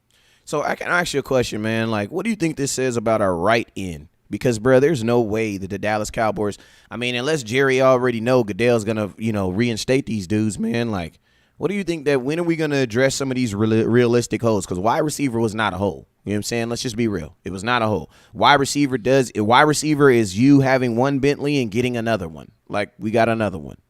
We didn't get a Bentley, but we at least got one of them new Vipers. It also could be the faith that they have in Armstrong, because the timing on Armstrong to come on is perfect. Right? The Vikings just traded their pick to the 49ers. And think about that. If 49ers need picks, that makes sense. Yeah. That makes sense. Who did they take in the first round? Well, the Vikings, they just took Jefferson, right? And then they just traded this pick. So they're going to get an extra pick, and they're probably thinking they can get their lineman taken care of in the second round. 49ers, though, I would think that they would go, like you were saying before, they got to go and protect. Yeah. Right? I know they left tackle good. I'm not sure about they right. I know they left tackle solid because I liked him coming out. Came out of Notre Dame. I can't remember his name. You know what, though? This could be your wild pick. You got John Lynch, defensive guy. I don't know if they do the defensive end right now. I don't know. Yeah. Right? This could be the defensive end pick, right? Why not? I mean, pick is in, right? Coming in right now. Yeah, and then they saying I'm hearing them saying they need wide receiver help, but the wide they do receivers need right it, now, but right All now, right, here we go. Here we go. Goddamn. maybe Chenault, because he like bully receivers. Chenault would make sense with Shanahan. that was the kid I was telling you about from Arizona State. Mm-hmm. Wide receiver, good job. Arizona State. Now, this is the guy that ran like a 4.5 and then ran a 4.2 shuttle, so he can move. He can get out of his breaks. Arizona State then had two big receivers come out the draft. They had the kid go to New England last year. Then they have him come out this year. Boy, that boy Lynch aggressive, ain't he? And see, that's some poker playing for your man. Them boys are saying they needed picks and then they move up. Yep. Who do you think is going to be their first running back to come off? I mean, when do you think a running back is going to come off, bro? You think there's going to be a running back in the first round? You got Seattle, Baltimore next. Can you believe 6 wide receivers? It's a good class. 6. No, I can't. I really can't. I'm actually shocked at that. I would think that would Brandon Ayuk, San Fran. Okay. Yeah, he nice. I like to call him Ayuk, but yeah, Ayuk. Is Ayuk? Yeah. But he's got great ball skills. He's elusive. He can get out of his breaks. But what I like about him, because with my background, I love his return ability. Yeah. He could just catch them punts and go. He seemed like Gallup with routes, with slightly better routes. I can't really comp him to somebody because he's unique to me. He's a kind of unique receiver. Dang. So the 49ers first round sold up right now. They got Javon Kinlaw, defensive tackles, South Carolina, Brandon Ayuk, wide receiver, Arizona State. So they put a first rounder on the offense and on their defense. Yeah, it's looking San like Francisco right now, is a very aggressive team. They're Yeah, about that's done. aggressive. The rest of the draft, they can sit back and just Yeah, like everything else They is just be whatever done. now. Everything else is just Yeah. whatever. Yeah, that's kind of weird. And to me. I still have a feeling they gonna try to get a running back in there too.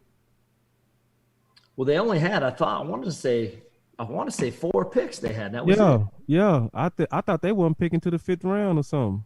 So man, I wonder what they had to. Somebody throw in the comment box. I wonder what they gave up to even get that pick then to get back into the second round, to get back into the first They round. might have gave away next year 2nd and 3rd because I thought I saw a 2nd and 3rd or something.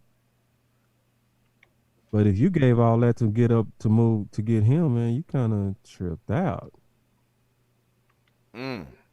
But with Shanahan, I trust Shanahan with receivers though, because Shanahan He gonna get a lot of opportunity to catch footballs, and you got Kettle over there, get man. some opportunities. Yeah, Jimmy and he G go- is weapon the heck up, man. I like where Dallas sitting on weapons now, though. I do too. As of today, I do. Yeah, I think Dallas is top 5 right now. I mean, top 3. I mean, throw a little Ezekiel Elliott in the mix. Shoot, might go up to number 1. You know what I mean? Mm-hmm. Like Dallas might have the best receiving core in the league. And think about this, boss. Think about this. You have an opportunity to have a number one wide receiver core in the league. And think about this. Mike McCarthy actually said one of his first interviews that this year was going to be about Zeke. You know what I'm saying? It was going to be about getting that ball to Ezekiel Elliott. So imagine a team that wants to be run dominant, but also has the ability to go to touch. You know what I'm saying? To go anywhere with you on the wide receiver field. Man, the Dallas Cowboys going to have a very, very explosive offense, and these 3 wide receivers that can get up and down the field, man, it's definitely going to be a new look. So I'm excited. I'm definitely excited. Hey, somebody had a good idea. Let's go. So I'm going to throw this at you real quick. Somebody said pull up CD highlights on the green board. All right, let me see if I can get you up there. Yeah, just so people can, I guess, put some eyes on them. Because, nah, man, great point, man. It's like we right now so set up on pick your poison. You can't scheme Dallas right now. You can't. What you go do? What do you go do? You go try to stop Zeke? Okay, we go air it on. What you go try to stop our air attack? Then we go run it on you. I mean, and then Jarwin, he can stretch you, right? Mm-hmm. Don't let us get another tight end in this deep tight end draft either, like maybe round 4 or something. If we do that, bro, we trying to do some like Super Bowl type stuff. Yeah, man. Like we and you know what? You know why it makes sense for us that went with receiver? Because we said this before. Because Kansas City, right? They basically won that Super Bowl based on their offense, So it's a copycat league. So people go say, damn, look how they super weaponed up Mahomes. Let's do that, Yeah. And Dallas looked like they came around to what we've been. I can't complain about Dallas, man. Like all that complaining I did last year about passing up on DK Metcalf and how they should have committed to weaponing up Dak. I can't say that. I can't. Now I got to say they committed. Mm-hmm. Don't let this do something else. Does your man there, Claypool, does he fall out to the first? Does he go in the second round? He go in the second, I bet. But I think it depends on the vision of the team. For a team like Dallas, I still would love Claypool. Like even in the second, I would. I'm just being honest. I would. Like if he's there, I would want Claypool to be that flex tight end. And now we'll just have too much offense. We'll be Kansas City in terms of just offensive weapons. Okay, so we're right now, right, at 26, right? Yeah. Miami again? Yeah, Miami, they're 136 on the clock. What about Seattle? So I know they had Brown go down with an injury. I don't know how bad his injury was at left tackle. It looked like Russell Wilson wasn't running for his life like he usually was, and they had a running back injury towards the end of the year. Yeah. They've been doing running back by committee to so bad and so ugly that they brought back beast mode after being gone from a team for a while. Mm-hmm. My gut instinct would say that that could be the first running back. Yeah, that could be where a running back. They took a running back they took if I'm not mistaken, Penny from out of San Diego State. Took him 2 years ago. Does Belichick trade up into this? Who's Miami going to trade one of these picks, right? Who are they trading to? Packers. Okay, I think it's coming up. Miami trade picks to Packers. Dolphins trade pick to the Packers. And they had 3 first rounds. That makes sense for them to get something. Yeah, now they on some volume, and the Packers really want something. So what would the Packers want? Their defense was pretty good. Receiver? Okay, Claypool. He could be. Yeah, I didn't know Jordan Love was from Bakersfield. It's right up the street. So Green Bay moved up? Wow. Who's their tight end right now? Who? Green Bay. Jimmy Graham, he's no longer there, if I'm not mistaken. Right. He went to Seattle, then he went to. They got a brand new they got a second-year head coach, so Matt LaFleur. Let's see what he's interested. I mean, they still got Adams. I'm gonna tell you, man, it's either. I think it's gonna be like a defensive. I see what you're saying, Coach. I see exactly what you're saying. Uh-huh. Yeah. I mean, Yeah, you thinking they might be aggressively trying to get that Claypool, that get that tight end flex. I mean, if not, I'm gonna go with what West Coast said. Then I could see the defensive side of the ball being addressed. But looking at the board right here, if it's defensive side of the ball, then it would be D end. But they got Preston Smith. They What's have their him. running back situation like? They got Jones. They got a couple good. Oh, just right. Jones, he killing. Yeah. Yep. I'm tripping. You're right. Okay. So I'm not sure about their all offensive line. Did you say something happened with injuries, or are they looking all right over there? I think their offensive line is fine. And I know they have one corner that's good, Alexander. How's the other corner? Because we still got Christian Fulton. All right, here come Green Bay's pick right now. Who they picking? So if they doing best play available, they might get this Gross Matos. All right, your mic was just going in and out, boss. I think it's coming your wow right now. The Gross Matos? No, I think they're picking a quarterback. Here comes your wow. They took Jordan Love. Oh wow. They took Love. So bye, Aaron. There they goes your wow. There goes your wow. Yeah, that's it. Oh my God. And think about this. Oh, they sick. Wow.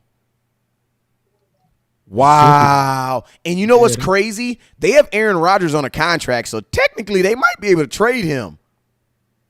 Yeah, Aaron with all that old. Wow. And the coach only been there a year, so he like, man, I'm not trying to deal with that. Exactly. I'm not trying to deal with that. You know how guys do, right? How coaches like to do, right?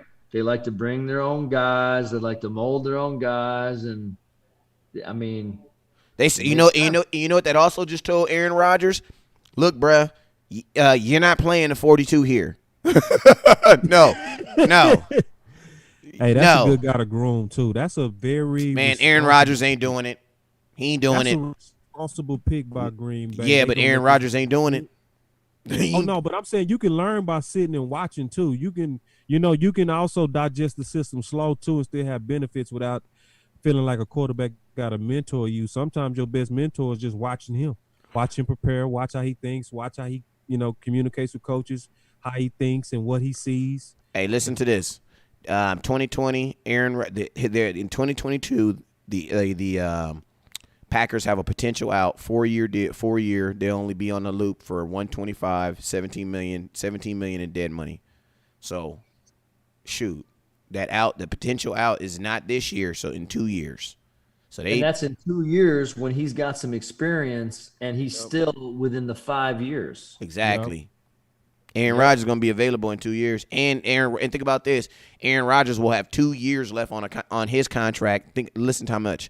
For 1 year, he'll be making $25 million for 2022, and then for 2023, he'll be making $25 million. So in 2 years, the freaking Packers are going to probably have the best trade commodity in football if he wants to play still. But I mean. And he's not even that old, if you think about it, bro. In 2022, he'll be 38. I'm 37.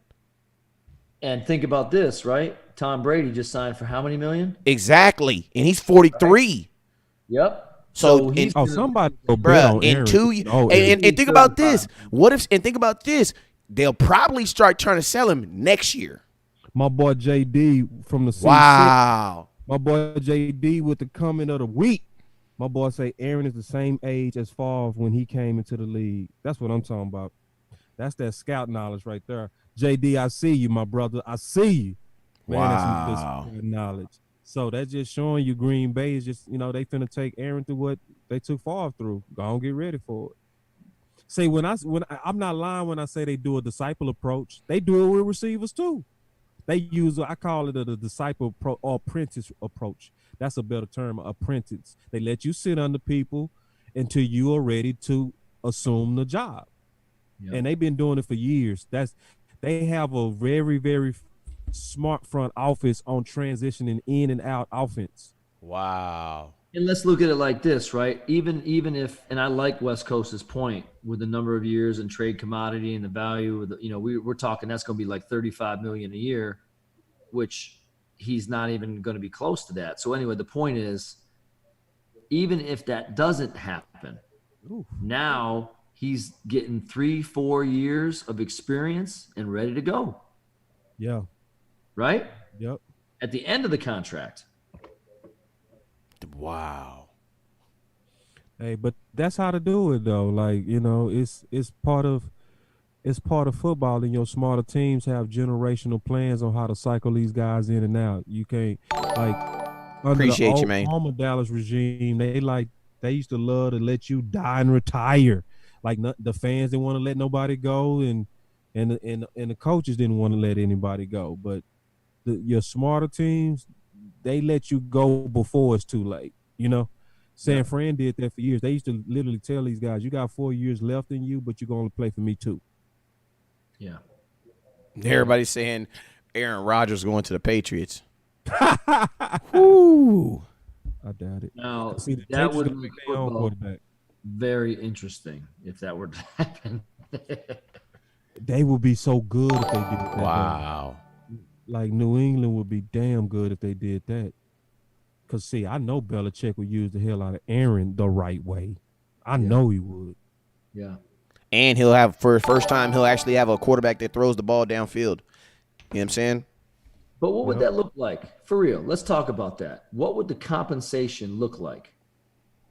It would definitely, well, the only thing about the Patriots is their first-round picks. When you're a team that's always good, your first-round picks are always at the back of the draft. So when people say first-round pick, it doesn't sound as good as if it was like the Raiders. Oh, damn, okay, you said first-round pick. Okay, I'm interested. You know what I'm saying?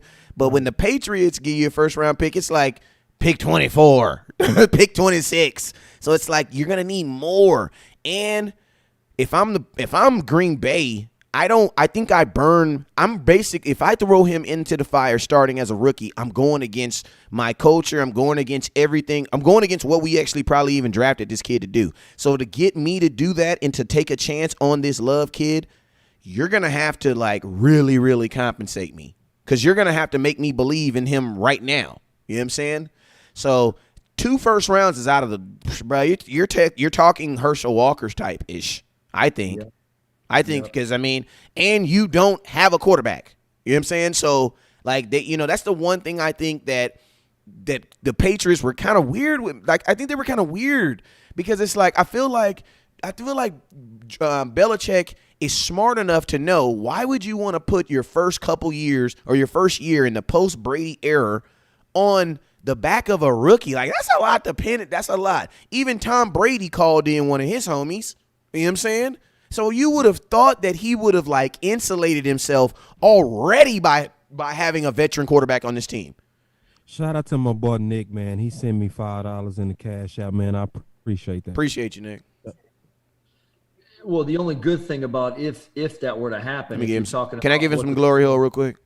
I want me some glory hole. There you go, Nick. Yeah, appreciate that, man. That cash app we still got it sitting right there, and that's just for anybody that just want to, put towards the show. It's sitting at the bottom of the screen. But yeah, man. Real good thought on that. What would the number of millions of dollars that they would have to pay right now? If he said it was 27 million, and they dumped Brady because they didn't want to pay him 30 million, and they dumped Brady because they didn't want to pay him 30 million. I'm just trying to think of just think outside the box. Is it possible? Is it possible though? Is it theoretical? Because the whole key to this is the kid that's going to replace him, will he work? Because I always deal in deltas. Like I'm okay to use an inferior product as long as the delta isn't like so noticeable that it's not, you know what I'm saying, that it makes a difference. Like I'll get a cheaper product as long as it doesn't mean that my water hose ain't going to work no more. You know what I'm saying? So it's like I think you got to look at the delta, like what is going to be the delta between Aaron Rodgers and the kid you have right now?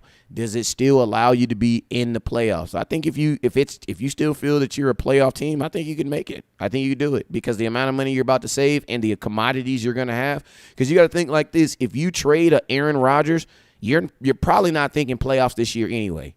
You know what I'm saying? So what if you say, hey, we're going to trade Aaron Rodgers and let's torch this year. Let's let this kid just learn. And because everything that we're going to get for Aaron Rodgers should make him ready for year 2, year 3. So it really comes down to, I think it comes down to the Packers is like, do you still want to win? Because, man, I just feel that Aaron Rodgers is not going to take this well.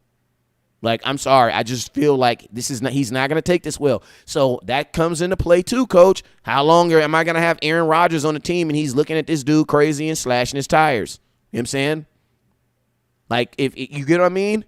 Jordan Brooks, Texas Tech, just got drafted by the I do not get Seattle. Brooks? Yeah. Wow. I don't know. They should have took over Queen?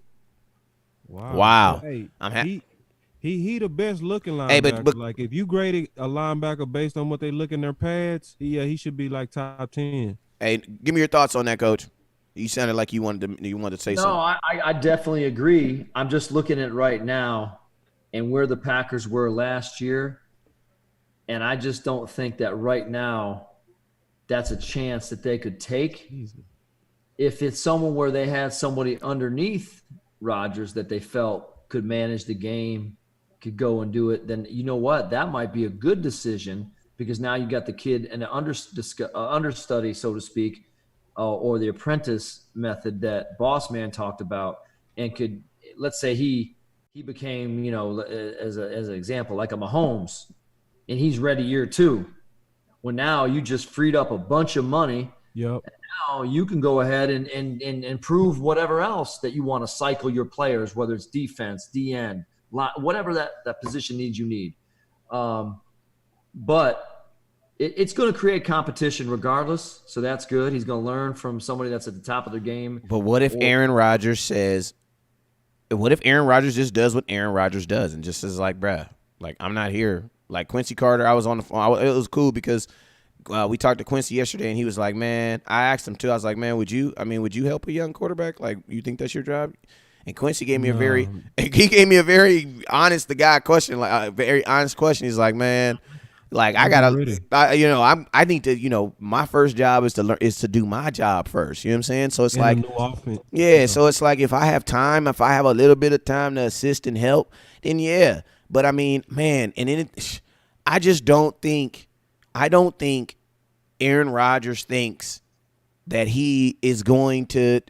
I mean, I don't know, man. I just don't think that Aaron Rodgers knew. I don't know, man. Jordan Brooks had a grade of a 4th rounder. What if Aaron Rodgers says, "F it, I'm not doing it"? What if that? I want to know what's your thoughts, Coach?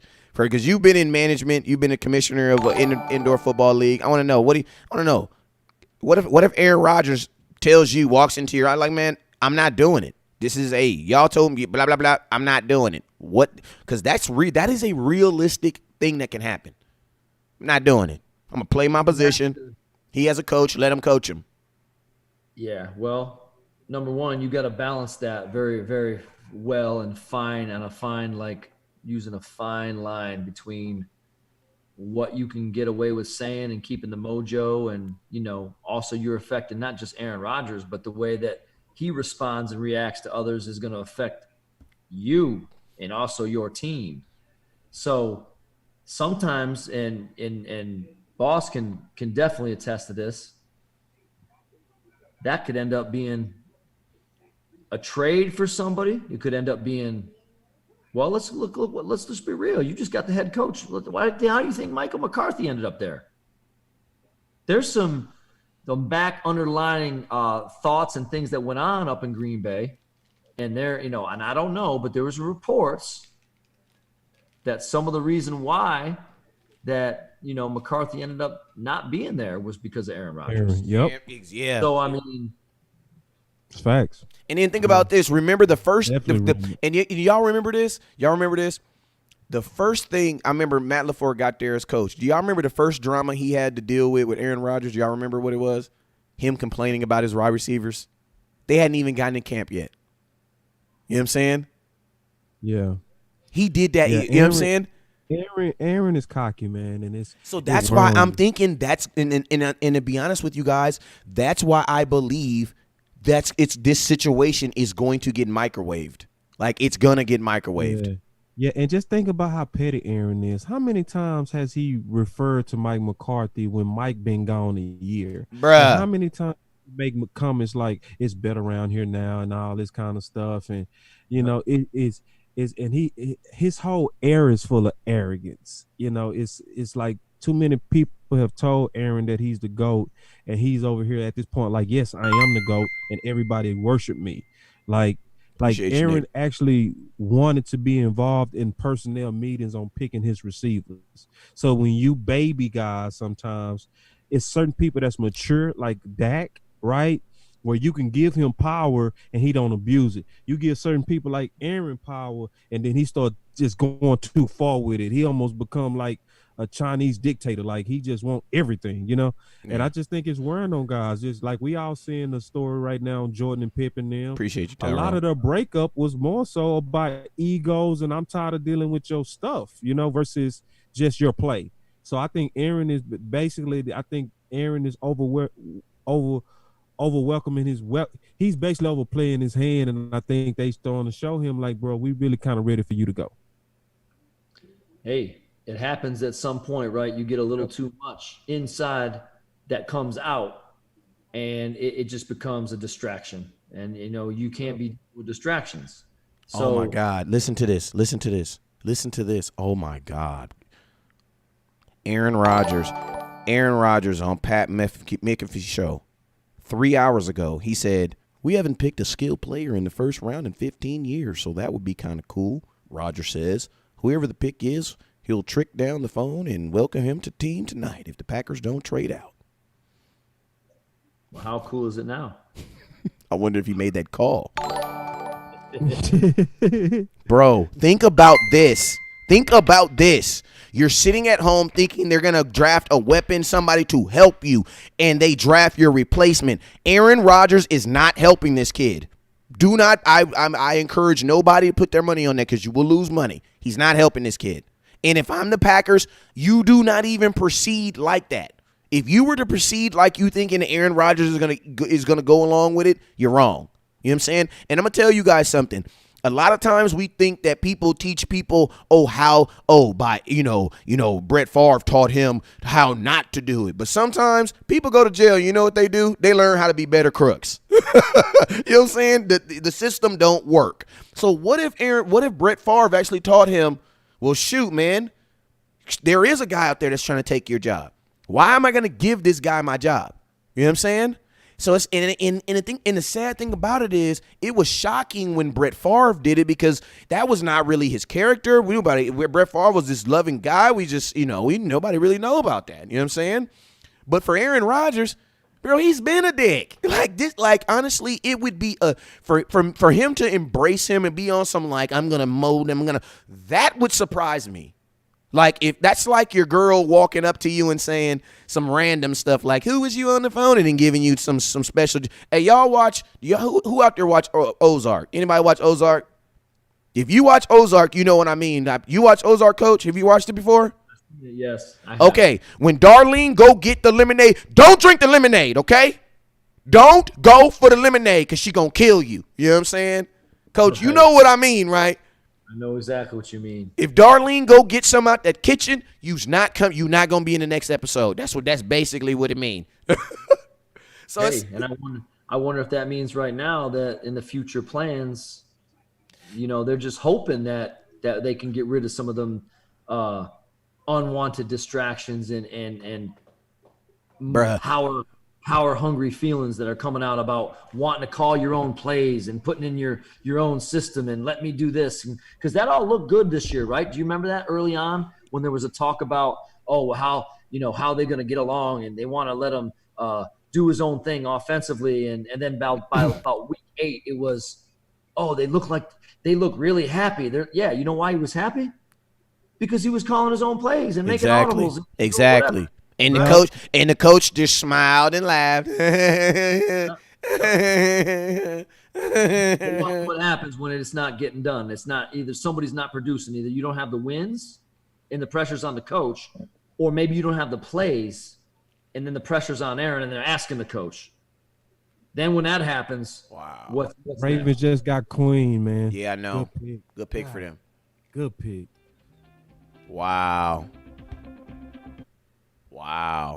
I ain't gonna lie, man. That's kind of I'm really wilding right now, man. I'm like, there's some. I like it because Aaron dealt us some death blows. So when we seeing the cracks of that era, right? I love the cracks in that era because we dominated Green Bay in the 90s. They start dominating us the last 10 years. So now it's time for us to get that dominance back, because Dallas and Green Bay historically keep going back and forth on who's going to really be the dominant force. I know as soon as Mike McCarthy saw that pick, he probably said, "Ha!" This is what Mike McCarthy when Mike McCarthy saw the Green Bay Packers take that quarterback. This is what Mike McCarthy said. How about them Cowboys? Yeah! Ooh, them Ravens did good with that. Yeah, man. Who sent the first text to Aaron Rodgers? Man. Hey, and I'm gonna tell you something like this. That's that in millionaire talk and billionaire talk, that determines a lot, man. You know what I'm saying? That determines a lot, man. You know what I'm saying?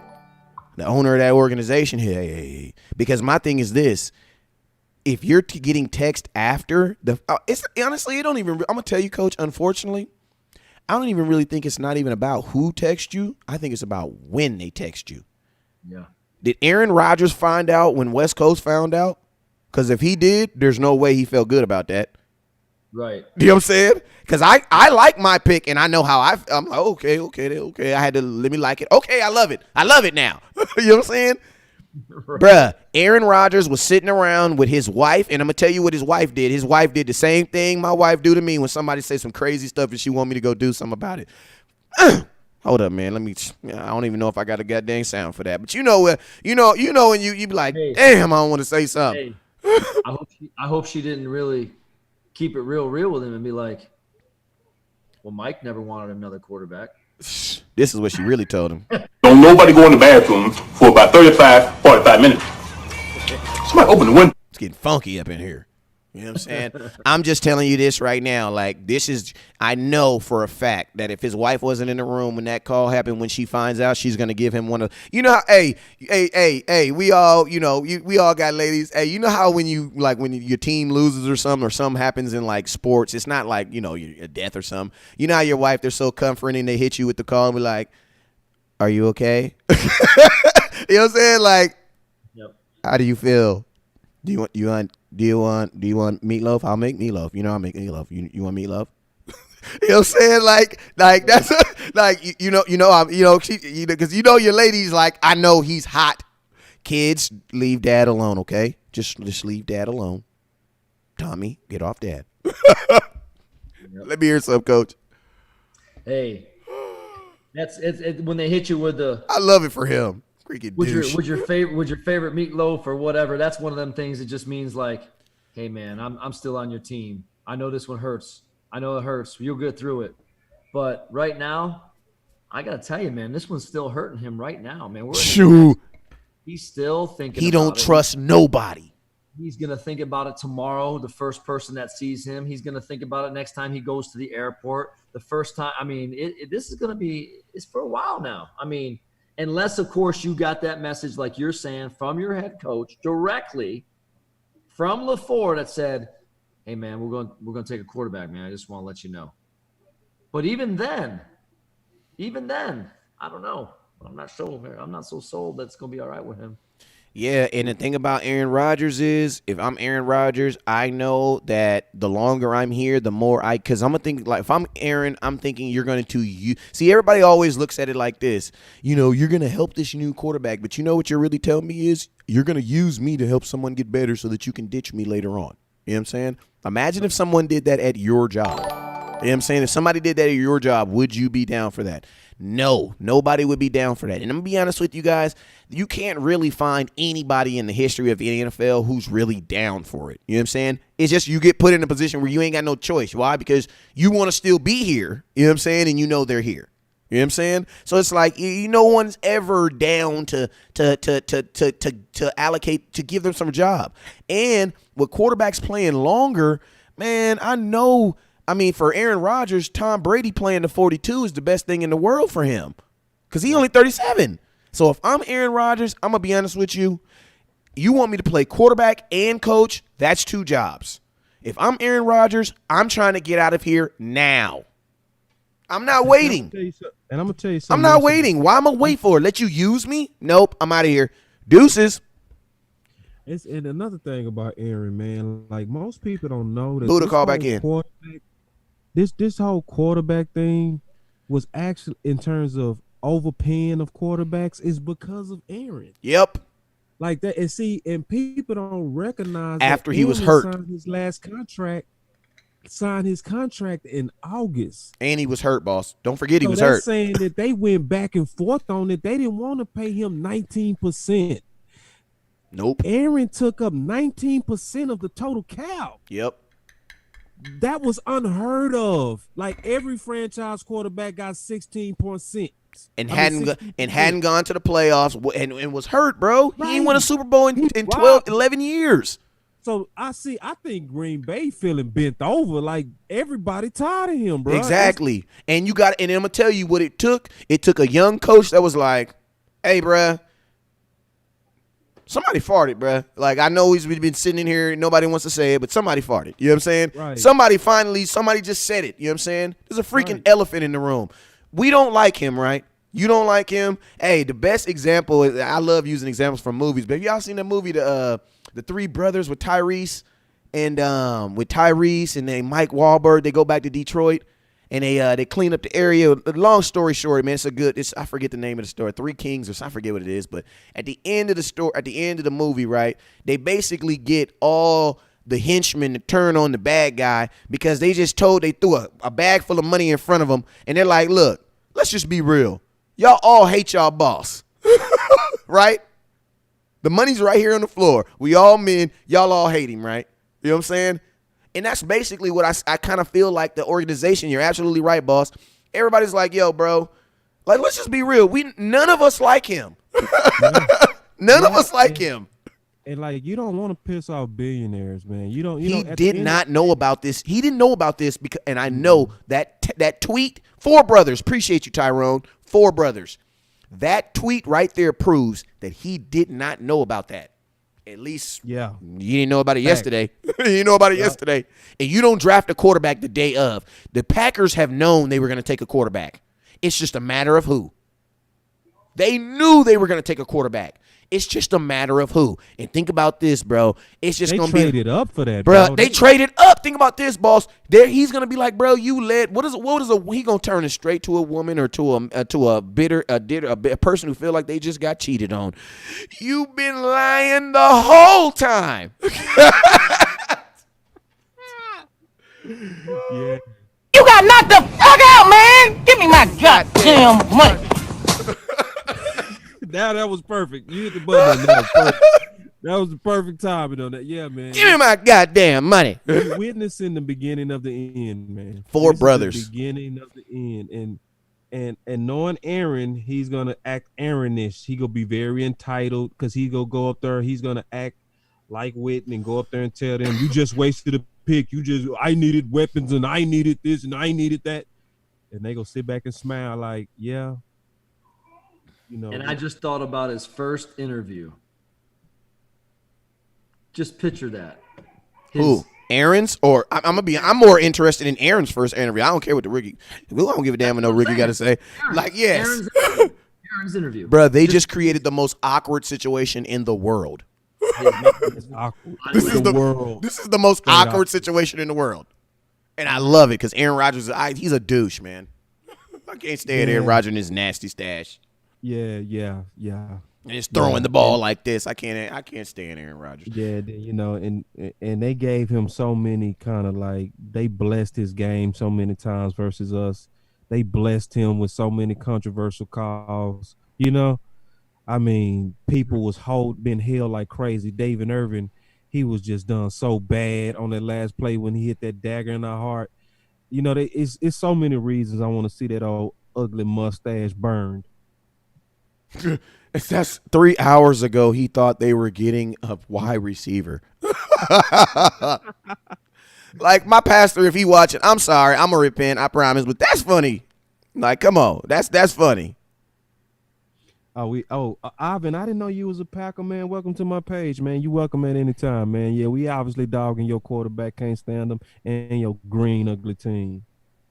Hey, Miami got a tackle and they got Tua, and here's their third pick. Who they getting? What Hey, do you did do? y'all see that Isaiah Wilson just went from Georgia? Yeah. I didn't see that coming. No. And He had now a we're bottom second round grade. That's kind of surprising, but from the film that they were just showing little highlights, I don't think I scouted him good enough. does Miami go ahead and get a? I don't know. They still got some good tackles left, and I think we real close at getting to your number because we still got Jones left from U of H on a tackle, and Miami still need to do something about protecting the quarterback, especially the quarterback that they just picked, right? Hey, boss.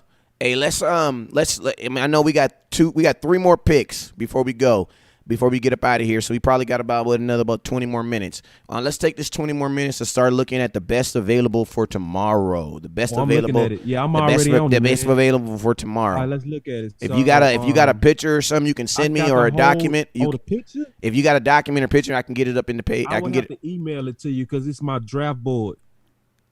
You'll take it. You can't just. I got it in Excel though. You can't just like screenshot me a couple pictures and I can just slap it, do bam bam. If I screenshot you a couple of pictures, it's gonna be ugly. But I can. All right. Well, I can make it pretty as possible. Yeah, just get. Yeah, I mean, we still got about 20 more minutes. So I mean, I just want to talk about the best available. Also, we have what pick, Coach? What pick y'all got tomorrow? If I'm not mistaken, y'all gonna have like 30. Y'all gonna have like 34. Yeah, I got to look it up again. I think you're right. But I want to mention that Miami. You think they're going to go ahead with the DN, or they going to take best available with the safety? They still got They need to get another offensive weapon. Oh, I forgot that they got tackle already. Get a weapon. So with Miami, get a weapon. Go running back. Get a weapon. That's what I was thinking too. Maybe the first running back on the board. If they do, it's Swift. They take him. I can see Swift. They take him. And Swift will make sense because with a quarterback, you want to kind of take pressure off. Hey, we got to call in. We got to call in on a quarterback. We got to call in on the supporter line real quick. Call from Lucky Johnson. There we go. What up with you, Lucky? Let me hear something, man. I appreciate you for your support, brother. Go ahead. You're live with the nation, man. How have you enjoyed the draft so far? Hey, I appreciate the draft. Good right now. I love CD Lamb. I'm glad we got CD Lamb right now. That's a good pick right there. He get double teamed every time he gets the ball. He better than Jared Judy and everybody. That's a good pick right there. I want to say shout out to you because you're doing your thing. Boss Cowboy, you're doing Appreciate this thing. And Coach, even though you're a Redskin fan, man, I'm in D.C. right now. You're a Redskin fan. Boy, it's not looking good for y'all. He basically said, working all day. You gonna slap him, man? You wrong, but I love you for it. He said, hey, Coach, you the homie, but you ain't looking too good for y'all. He just doing his job. Coach. He about the only Redskin fan we cool with. Cowboy brotherhood job. I ain't mad at you at all, my man. He said, man, talk about some bad luck. Talk about some bad luck. The Redskins are picking. Hey, I don't want to hold up round the show. 3. I just want to tell y'all, keep up the good work, man. Y'all doing it all. Keep Hey, it real up. before you get up out of I'm before you get up out of here, man, I appreciate your support too. Hey, quick question: what position you want the Cowboys to take tomorrow? We gotta go. We gotta get some edge. Oh, I like the safeties. We gotta get there. Ain't no safety been off the board yet. I love the safeties. We gotta get a safety. Ooh, good point. Good point. Hey, I told you the people. Hey, the people. That's a good pick right there. Hey, the people who support me are smart, bro. I told you that's the second time, boss. Yeah, and I love that he's keeping up, man. See, that's my type of scout. So, like, he got his board available, obviously. So, like, those real Cowboy fans, they listening to us, but they also keeping up with what's going on so they can see what just left off, man. I love our fans, man. We got the best, smartest Cowboy fans in the world, bro. I appreciate you, man. Hey, and you know we're going to keep it going for us. Everybody that's hating on you, let them hate. We're going to always continue to do what we got to do. Hey, when y'all come out, when we play the Redskins, y'all come out, come holler at me. I'm going to show you how we party in the city. All right, hey, man, you be doing that. Hold You be on, going man. to them Where BOGO. you at, though? You be going to them go-go, the go-go or the BOGO, the hoom-bop, and they be like, what you the live music? You be doing that or what you Oh, be? yeah. You be doing, what is that called? Oh, yeah. I'll take you to the go-go. We definitely go to go-go. We definitely go to go-go. That ain't nothing. Go get you some fried dogs with some chili on it. Get you a chili dog, and we gonna be in. A fried dart. I need this. I need the definition term of that. Is What he is talking that? about law? Say, man, listen, man. Y'all can't talk that Cali code and I. No, I need to. I don't know. I need to I'm know. trying to figure out this Cali code y'all talking, man. Y'all can't do the Ebonics and not put some Southern dialect in this, brother. So I'm hearing all kind of corny dogs and all kind of stuff. I'm not knowing what nobody talking about. All I'm hearing is that I'm getting left out and I don't like it. Shoot, I'm trying to find out what it is too, because I'm hungry in the mud. Trust me. We gonna do it big. Go to Ben's Chili Bowl. Get this fried hot dog with the special made chili on it. Ooh. Oh man. He said a fried hot dog. That got to be different. Hey man, I appreciate you, man. West Coast, you're about 2 minutes away from getting these updates. Huh? Hey man, that was one of my supporters right there, man. I appreciate. Hey, I tell you, Boss Cowboy, man, I got some smart people that support, man. I need some folks. I need. Hey, hey, and my boy Rodney. I saw your comment. My boy Rodney said he was trying to send my boy Boss Cowboy some stars. We got to work on getting him monetized. So make sure you throw his stars on the Boss Cowboy cash app right there below it in the tip jar. Make sure you hit it. Doobie dabba, dooba dabba, dooba bam. There we go. Noah, it was your. God dang it, man! You got to put that whole last name on the jersey. Igga Bigga. What does it say? Man, I told y'all that boy Noah was the man. Telling y'all, Noah? I told you that was a first round corner, man. Y'all need to listen to me. I'm telling you. Yup, that's the first. I've been telling boys was sleeping on him. Noah was a first round corner. I knew it didn't surprise me at all. Just watch his tape versus LSU and watch CJ, and then watch Diggs and tell me which one played better against those good breakup. Really good receivers. Diggs is Stephon Diggs' little brother, right? Yeah. Okay. I like that pick, man. I was hoping I like he was foul. I like people who I like drafting kids who have family members and stuff that are in the NFL because it puts like an inherited like expectation on them. You know what I'm saying? And I think they raise well. Like when you raised by NFL players, you raised on people that know film, that studied film from a career, they wasn't distracted with college. And you got people that are going to be invested in your success too. That's big, man. You know what I'm saying? You got people that are going to be invested in you wanting to be well. Like them Thurman. Like one of the realest pictures was when Emmitt Smith was sitting there studying film with his son before the state championship. Oh yeah, I remember. You see what I'm saying? Like that picture. you getting an NFL top running back literally teaching you how to diagnose a defense, bro. That's cheating. You know, so you right. When you get a second, third generation NFL player that make it, you getting a cerebral player, and likely, especially if that their parents was well off, you getting somebody that's probably been put in camps and trained and basically. I mean, his brother in the league right now killing it. So it's like there's that expectation. You know what I'm saying? Yeah. Pittman's on the board so far, still there. USC. Pittman. His father was the running back, Michael Pittman. Yeah, that makes sense. Yeah, Pittman make a lot of sense. Appreciate you, Tyrone. He says second round, he wants safety Antoine Whitfield and cornerback Cam Dantzler. What are y'all thoughts on that? He says he wants one of the two, Antoine Whitfield or no. I take that back. He wants Antoine Whitfield in the second, and then he wants Cam Dantzler in the third. So safety corners. My boy Kendra said that love pick made my day. making Rodgers unhappy. It was absolutely. You're absolutely right. So yeah, Minnesota's man, pick is in. Like you, man. I'm messy like you. I agree. They got it or DB. What are they gonna do? Because what the DB didn't do so well. Jeff Gladney. There you go. Jeff Gladney went to the Vikings. Cornerback. Oh, no. Rhodes, it was off this year, right? Yeah. There go your boy. There go your boy, boss. That one. Yeah, I ain't happy. You know. So what's crazy is I had both of them first round corners though. I had Gladney and him as first round corners. Noah, who went before. Bro, we just talked about them I think it was yesterday. We talked about him on a side conversation. Because I remember, I was like, okay. Film didn't lie on them. Film told the truth on those guys, man, that they complete, man. Like you can gamble or you can go with what's complete. And them balls is complete corners. You know, I still don't feel like any one of them are like just number one corners, but that's the best of what they got, and I think he the biggest dog besides the Ohio State cornerback. He just went up there and just took the ball from him. Yeah, man. Yeah, man. That's a dog, bro. And he come up and hit. That's what I love about him too. Pretty big corner too. I'd have been super happy with him. If we moved down, I'd have been like, we good. We good. I would have had no concerns of corner at all. And he fits well with that hitting style with the Minnesota defense too. I mean, that's why they liked, Xavier. Xavier was playing well. He kind of fell off this year, but he's a hitting corner guy, come up and make a tackle. Real tough year for him this year, Yeah. All right, you got the Chiefs on the board. This is the last one, right? That is it. Dang, let's see what the goddamn Super Bowl champions do.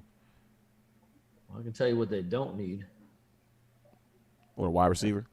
West Coast, man, my Facebook froze because I can't send you what's available. We'll just talk about it. All right. Just send it to me tomorrow. Just send it to me tomorrow so I can have it up tomorrow. Okay. But it's a lot of good stuff available, man. We actually, in my opinion, getting ready to get to really kind of low key the best part. Like if you really want weapons, all types of weapons, this second round finna be nice. You still got Taylor. We still got all those running backs that we like, that I had first round grades on, right? Claypool, like coached him, I like, it's a lot of good talent sitting there, especially on offense. Now for defense, it's starting to get a little bit skinny.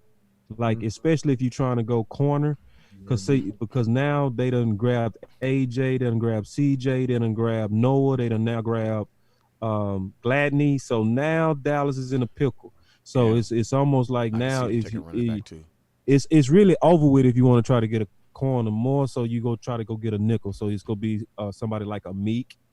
I think they're gonna go. I say go man. safety and just go on, let corner take care of itself this season. Because now somebody raised a good point in the chat that we still have a lot of good safeties, and there are way better safeties left than corners left. The run on corner is already hit. Yeah, I think the Chiefs, man. I think the Chiefs should take the best running back in the draft right here at 32. Swift. That would be smart because they go get a beast. And more importantly, you saw a running back win you a Super Bowl. Like, True. for real. You saw a running back winning you a Super Bowl. Put one of these running backs in their system. Behind Mahomes? Exactly. Then and also, like, how many years we expect Patrick Mahomes to throw 44, 45, 50 touchdowns? Yeah, like, take man, the pressure off like, on take him. some, exactly. Yeah. So, like, you still got Swift and Taylor, man. That would be excellent picks right here at 32, either one. Excellent picks. To get the best running back in the draft, and you got him at pick 32. What you thinking, Coach? You think they need to go defense or running back? You know what? Didn't they pay D for it? They're not wrong to go running back. You can't go wrong right now, right? Because there are no running backs off the board. Yeah. So they can't go wrong. Top ones. Yeah. Yep. Knowing Andy Reid, though, I just can see him. I can see him settling for the running backs he has and going on the defensive side of the ball. I just could see it. I know. I just improve it because they did lose. They just lost Kendall Fuller. They lost him. They just said on the NFL Network, Jonathan Taylor, like everything that we just said. They just said, yeah. So Zach Bond is there for defense. Christian Fulton is still there for defense. We still got a lot of play on defensive end. We got a lot of play there, but they are 3. And think about this, man. You have your pick. That means also, I love my dude. Shout out to my dude. But that means Kyle Duggar will probably be there in the 3rd. Safety. Yeah, and we still got Delpit. Delpit ain't been picked yet. Everybody was Delpit at 17. Look, we could have easily got him in. There hasn't been a safety picked yet, right? There was not a safety. Yeah, no safeties picked. Yeah, no safeties were picked yet. And so let me see what else out here. So we got so somebody brought up Cam Akers. Obviously he's still there, and the running back still there. Terrell Lewis, Marlon Davidson had a first round grade. by a lot of people. Curtis Weaver. Shoot. I mean, the offense is gonna be nice though. They still got Clyde from LSU, Michael Pittman still sitting here. Um, oh yeah, Justin Mutabuck from Texas A&M is nice. Do they have that Rhode Island receiver I liked ranked up there at all? Is he up there? He not ranked up there. It was No? give me his name. I'll tell you exactly where he ranked by CBS. What's his name? Rhode Island. Hold on a second. I'm gonna pull it up. That was Jesus, man. I just was looking at him too. Hold on. I'll pull it up right up. I got it here. Alexander. There's two of them actually, but one of them. Hold on a second. Rhode Island.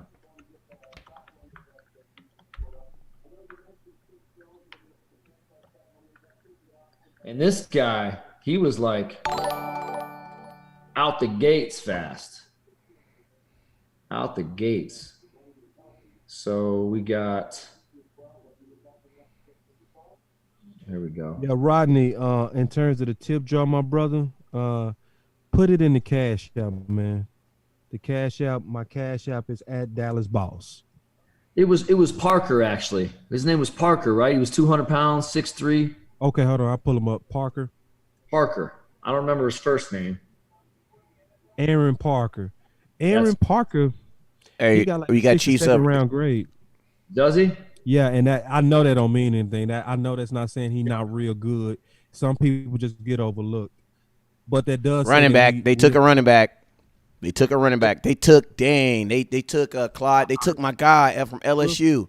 Oh yeah, good pick. Yeah, that's a good pick, bro. I would have took. I think I still would have took Swift or Taylor. I think I would have took Taylor over him. I like Swift. Yeah, but good pick, man. Still but good pick though. That's a good pick. Like all three of them, they solid pros. Call from Cody Neff. Hey, hold up. We got a scout on the line. Let's see what they want to talk about. to send a voicemail. What's up with you, man? You live?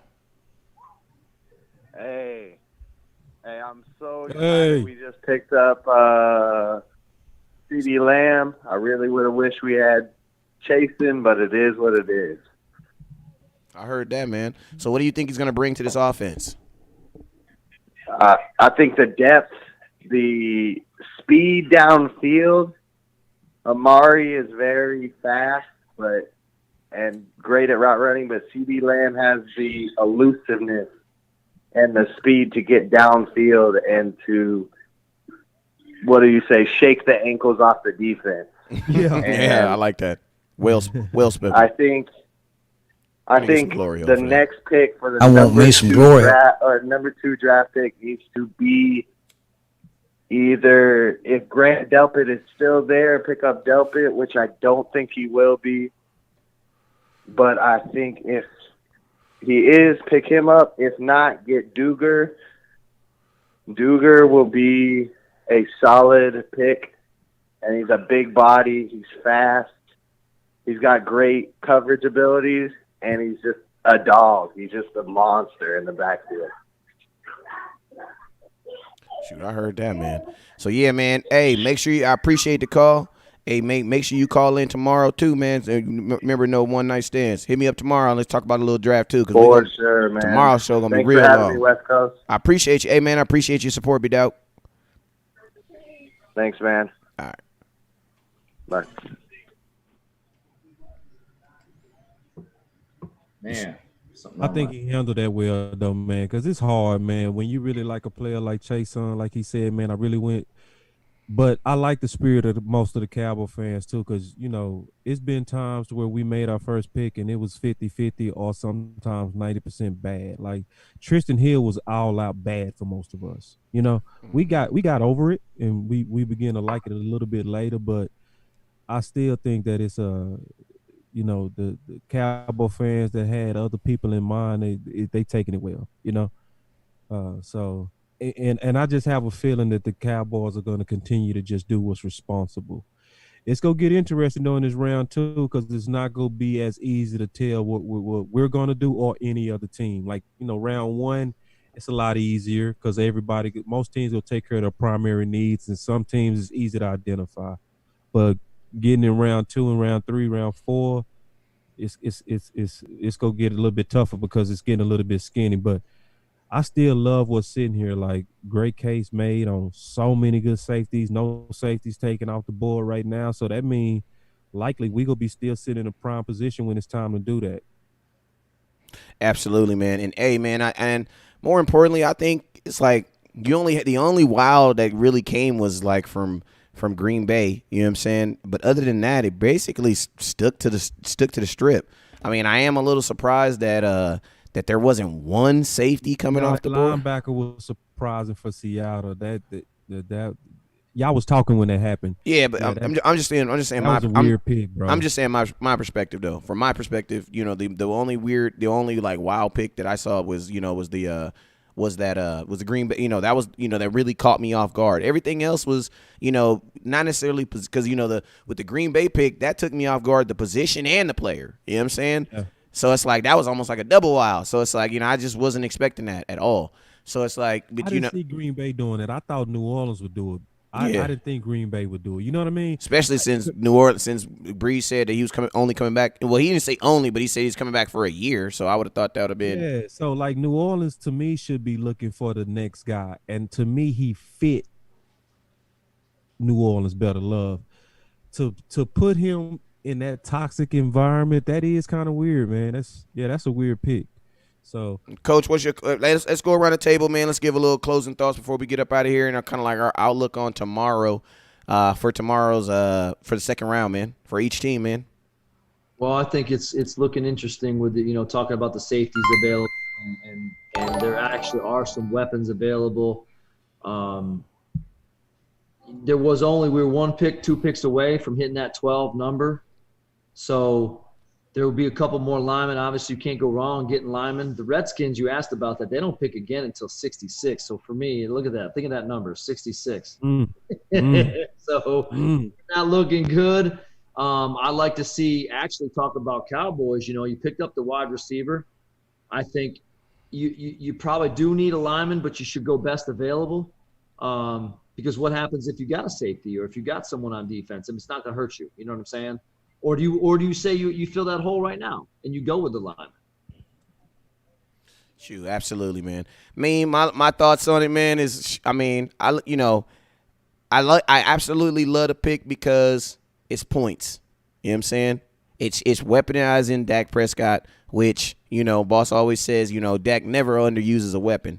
So I definitely feel that he's going to he's going to get some use. Depending on how the Cowboys using him, no matter what, he's going to get some use. So I like it. You know what I'm saying? As far as in my division, you know, Washington, I think is still kind of crazy. You know what I'm saying? The direction they going is kind of crazy. But, I mean, the cool thing about it is, man, it's like you could not like this. Let's say if you don't like your first-round pick, but you like other picks, they could almost, like, balance each other out. So it's like the draft, you really, really got to look at it in its totality. But, I mean, if you're just saying today – how I feel about the Cowboys and, you know, what they did, you know, I'm happy for I'm happy what they did. And it, you know, I love how the fact that, the positions that I still want, like there wasn't no huge run on defensive end. So you can still get, you know, a guy that we thought that we were going to pick at 17 didn't even get picked. And that's the dude from, if I'm not mistaken, did the guy, the defensive end from Penn State, did he get drafted?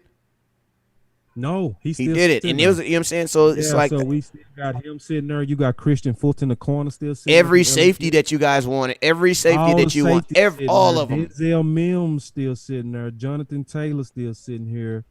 AJ Espinosa still sitting here. I mean, it's crazy. Xavier McKinney. I mean, it's just looking beautiful for round 2, bro. And you know what, boss, yeah. And also West Coast. If you think about it, right? Look at the picks of the NFC East. I give the Cowboys and probably the Giants. Yeah, that's fair. I give them an A. Yep. And then looking at Philly, I don't know. That's a C. C. Yep. I only give the Redskins give him a B just because he can play. But if I don't know, I mean, not a bad player, but I don't give him an A. Yeah, I wouldn't give y'all an A. I give y'all a B. because I feel like you could have did more with that pick. You could have really got a lot. You could have loaded up, in my opinion. And then another thing is, for Dallas standpoint, as I recap, just kind of what I see, is we definitely put Dak in a winnable situation. We definitely improved even on where we left off with Cobb. I'm not afraid of the Giants with that pick, but that was a very good pick by them. They got better. That's going to help their running game. That's going to help their quarterback throw. So they made a responsible pick. And I like that how all the most dangerous people, in my opinion, went to places that's not going to be directly dangerous towards us, you know? So maybe only one team in the NFC clearly did something that could catch up to us later, and that's Minnesota with Jefferson. We might see them, a contending team, and they made a good move. So, I'm looking out for them. But to everybody else that's in the NFC, if I was grading this off one day, I would say Dallas was a clear winner today. Yeah. So salute. Hey, man, but you guys already know what it is. We're going to be live. I'm going to be live tomorrow. Boss Cowboy going to be live tomorrow. Coach, if you want to jump on, you already know what the code is. We'll be live on here tomorrow doing the second and third rounds tomorrow, right? And then it's fourth and fifth and sixth. Or I don't know. Yeah, and that's gonna be better to today, y'all. Yeah, and another thing, it's gonna go a way lot quicker tomorrow, because today they had 6 minutes. I think tomorrow they only have like 2. You know what I'm saying? So it's gonna go way, because they got to get two rounds in.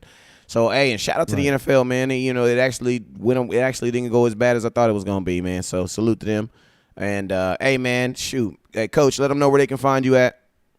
Absolutely, man. Just check me up on my Coach Higgs training page on Instagram at Coach Higgs Training, and of course on YouTube, Jeff Higgins. I'm here to support you guys. So hey, we get on tomorrow. Let's have a great one. And we got to give that shout out. Let's give the Packers an A+. for pissing off. Hey, I think everybody's happy about that pick. Like, F you. Finally, you know what I'm saying? Somebody told him his mustache stinks. Finally, you know what I'm saying? Boss Cowboy, where can they find you at, man? Finally. Yeah, man, Boss Cowboy Sports, and I still got my final draft grades up, so it'll be something to still go look at, and also support the Boss Cowboy 2020 draft guide, because it allows you a chance to timestamp this moment, so that when we going forward and we playing and we seeing some of these guys that we either love or hate it, we're going to be able to look back at it and see, was our judgment right? Was it wrong? And all of us can improve together, but the only way you can improve if you actually involve yourself in the process. So involve yourself in the process, invest into the knowledge on the Boss Cowboy 2020 guide, and let's just go ahead and share this whole investment into this Ring 6 together. Shoot, absolutely. And on that, I want me some glory hole. Hey. Hey, man. Hey, well, you guys already know what it is, man. It's your boy West Coast. Hey, there's no way we can leave without one of these. We must win. We will win. Win is the name of the game. How about them Cowboys? Yeah! Man, you already know what it is, man. Never look down.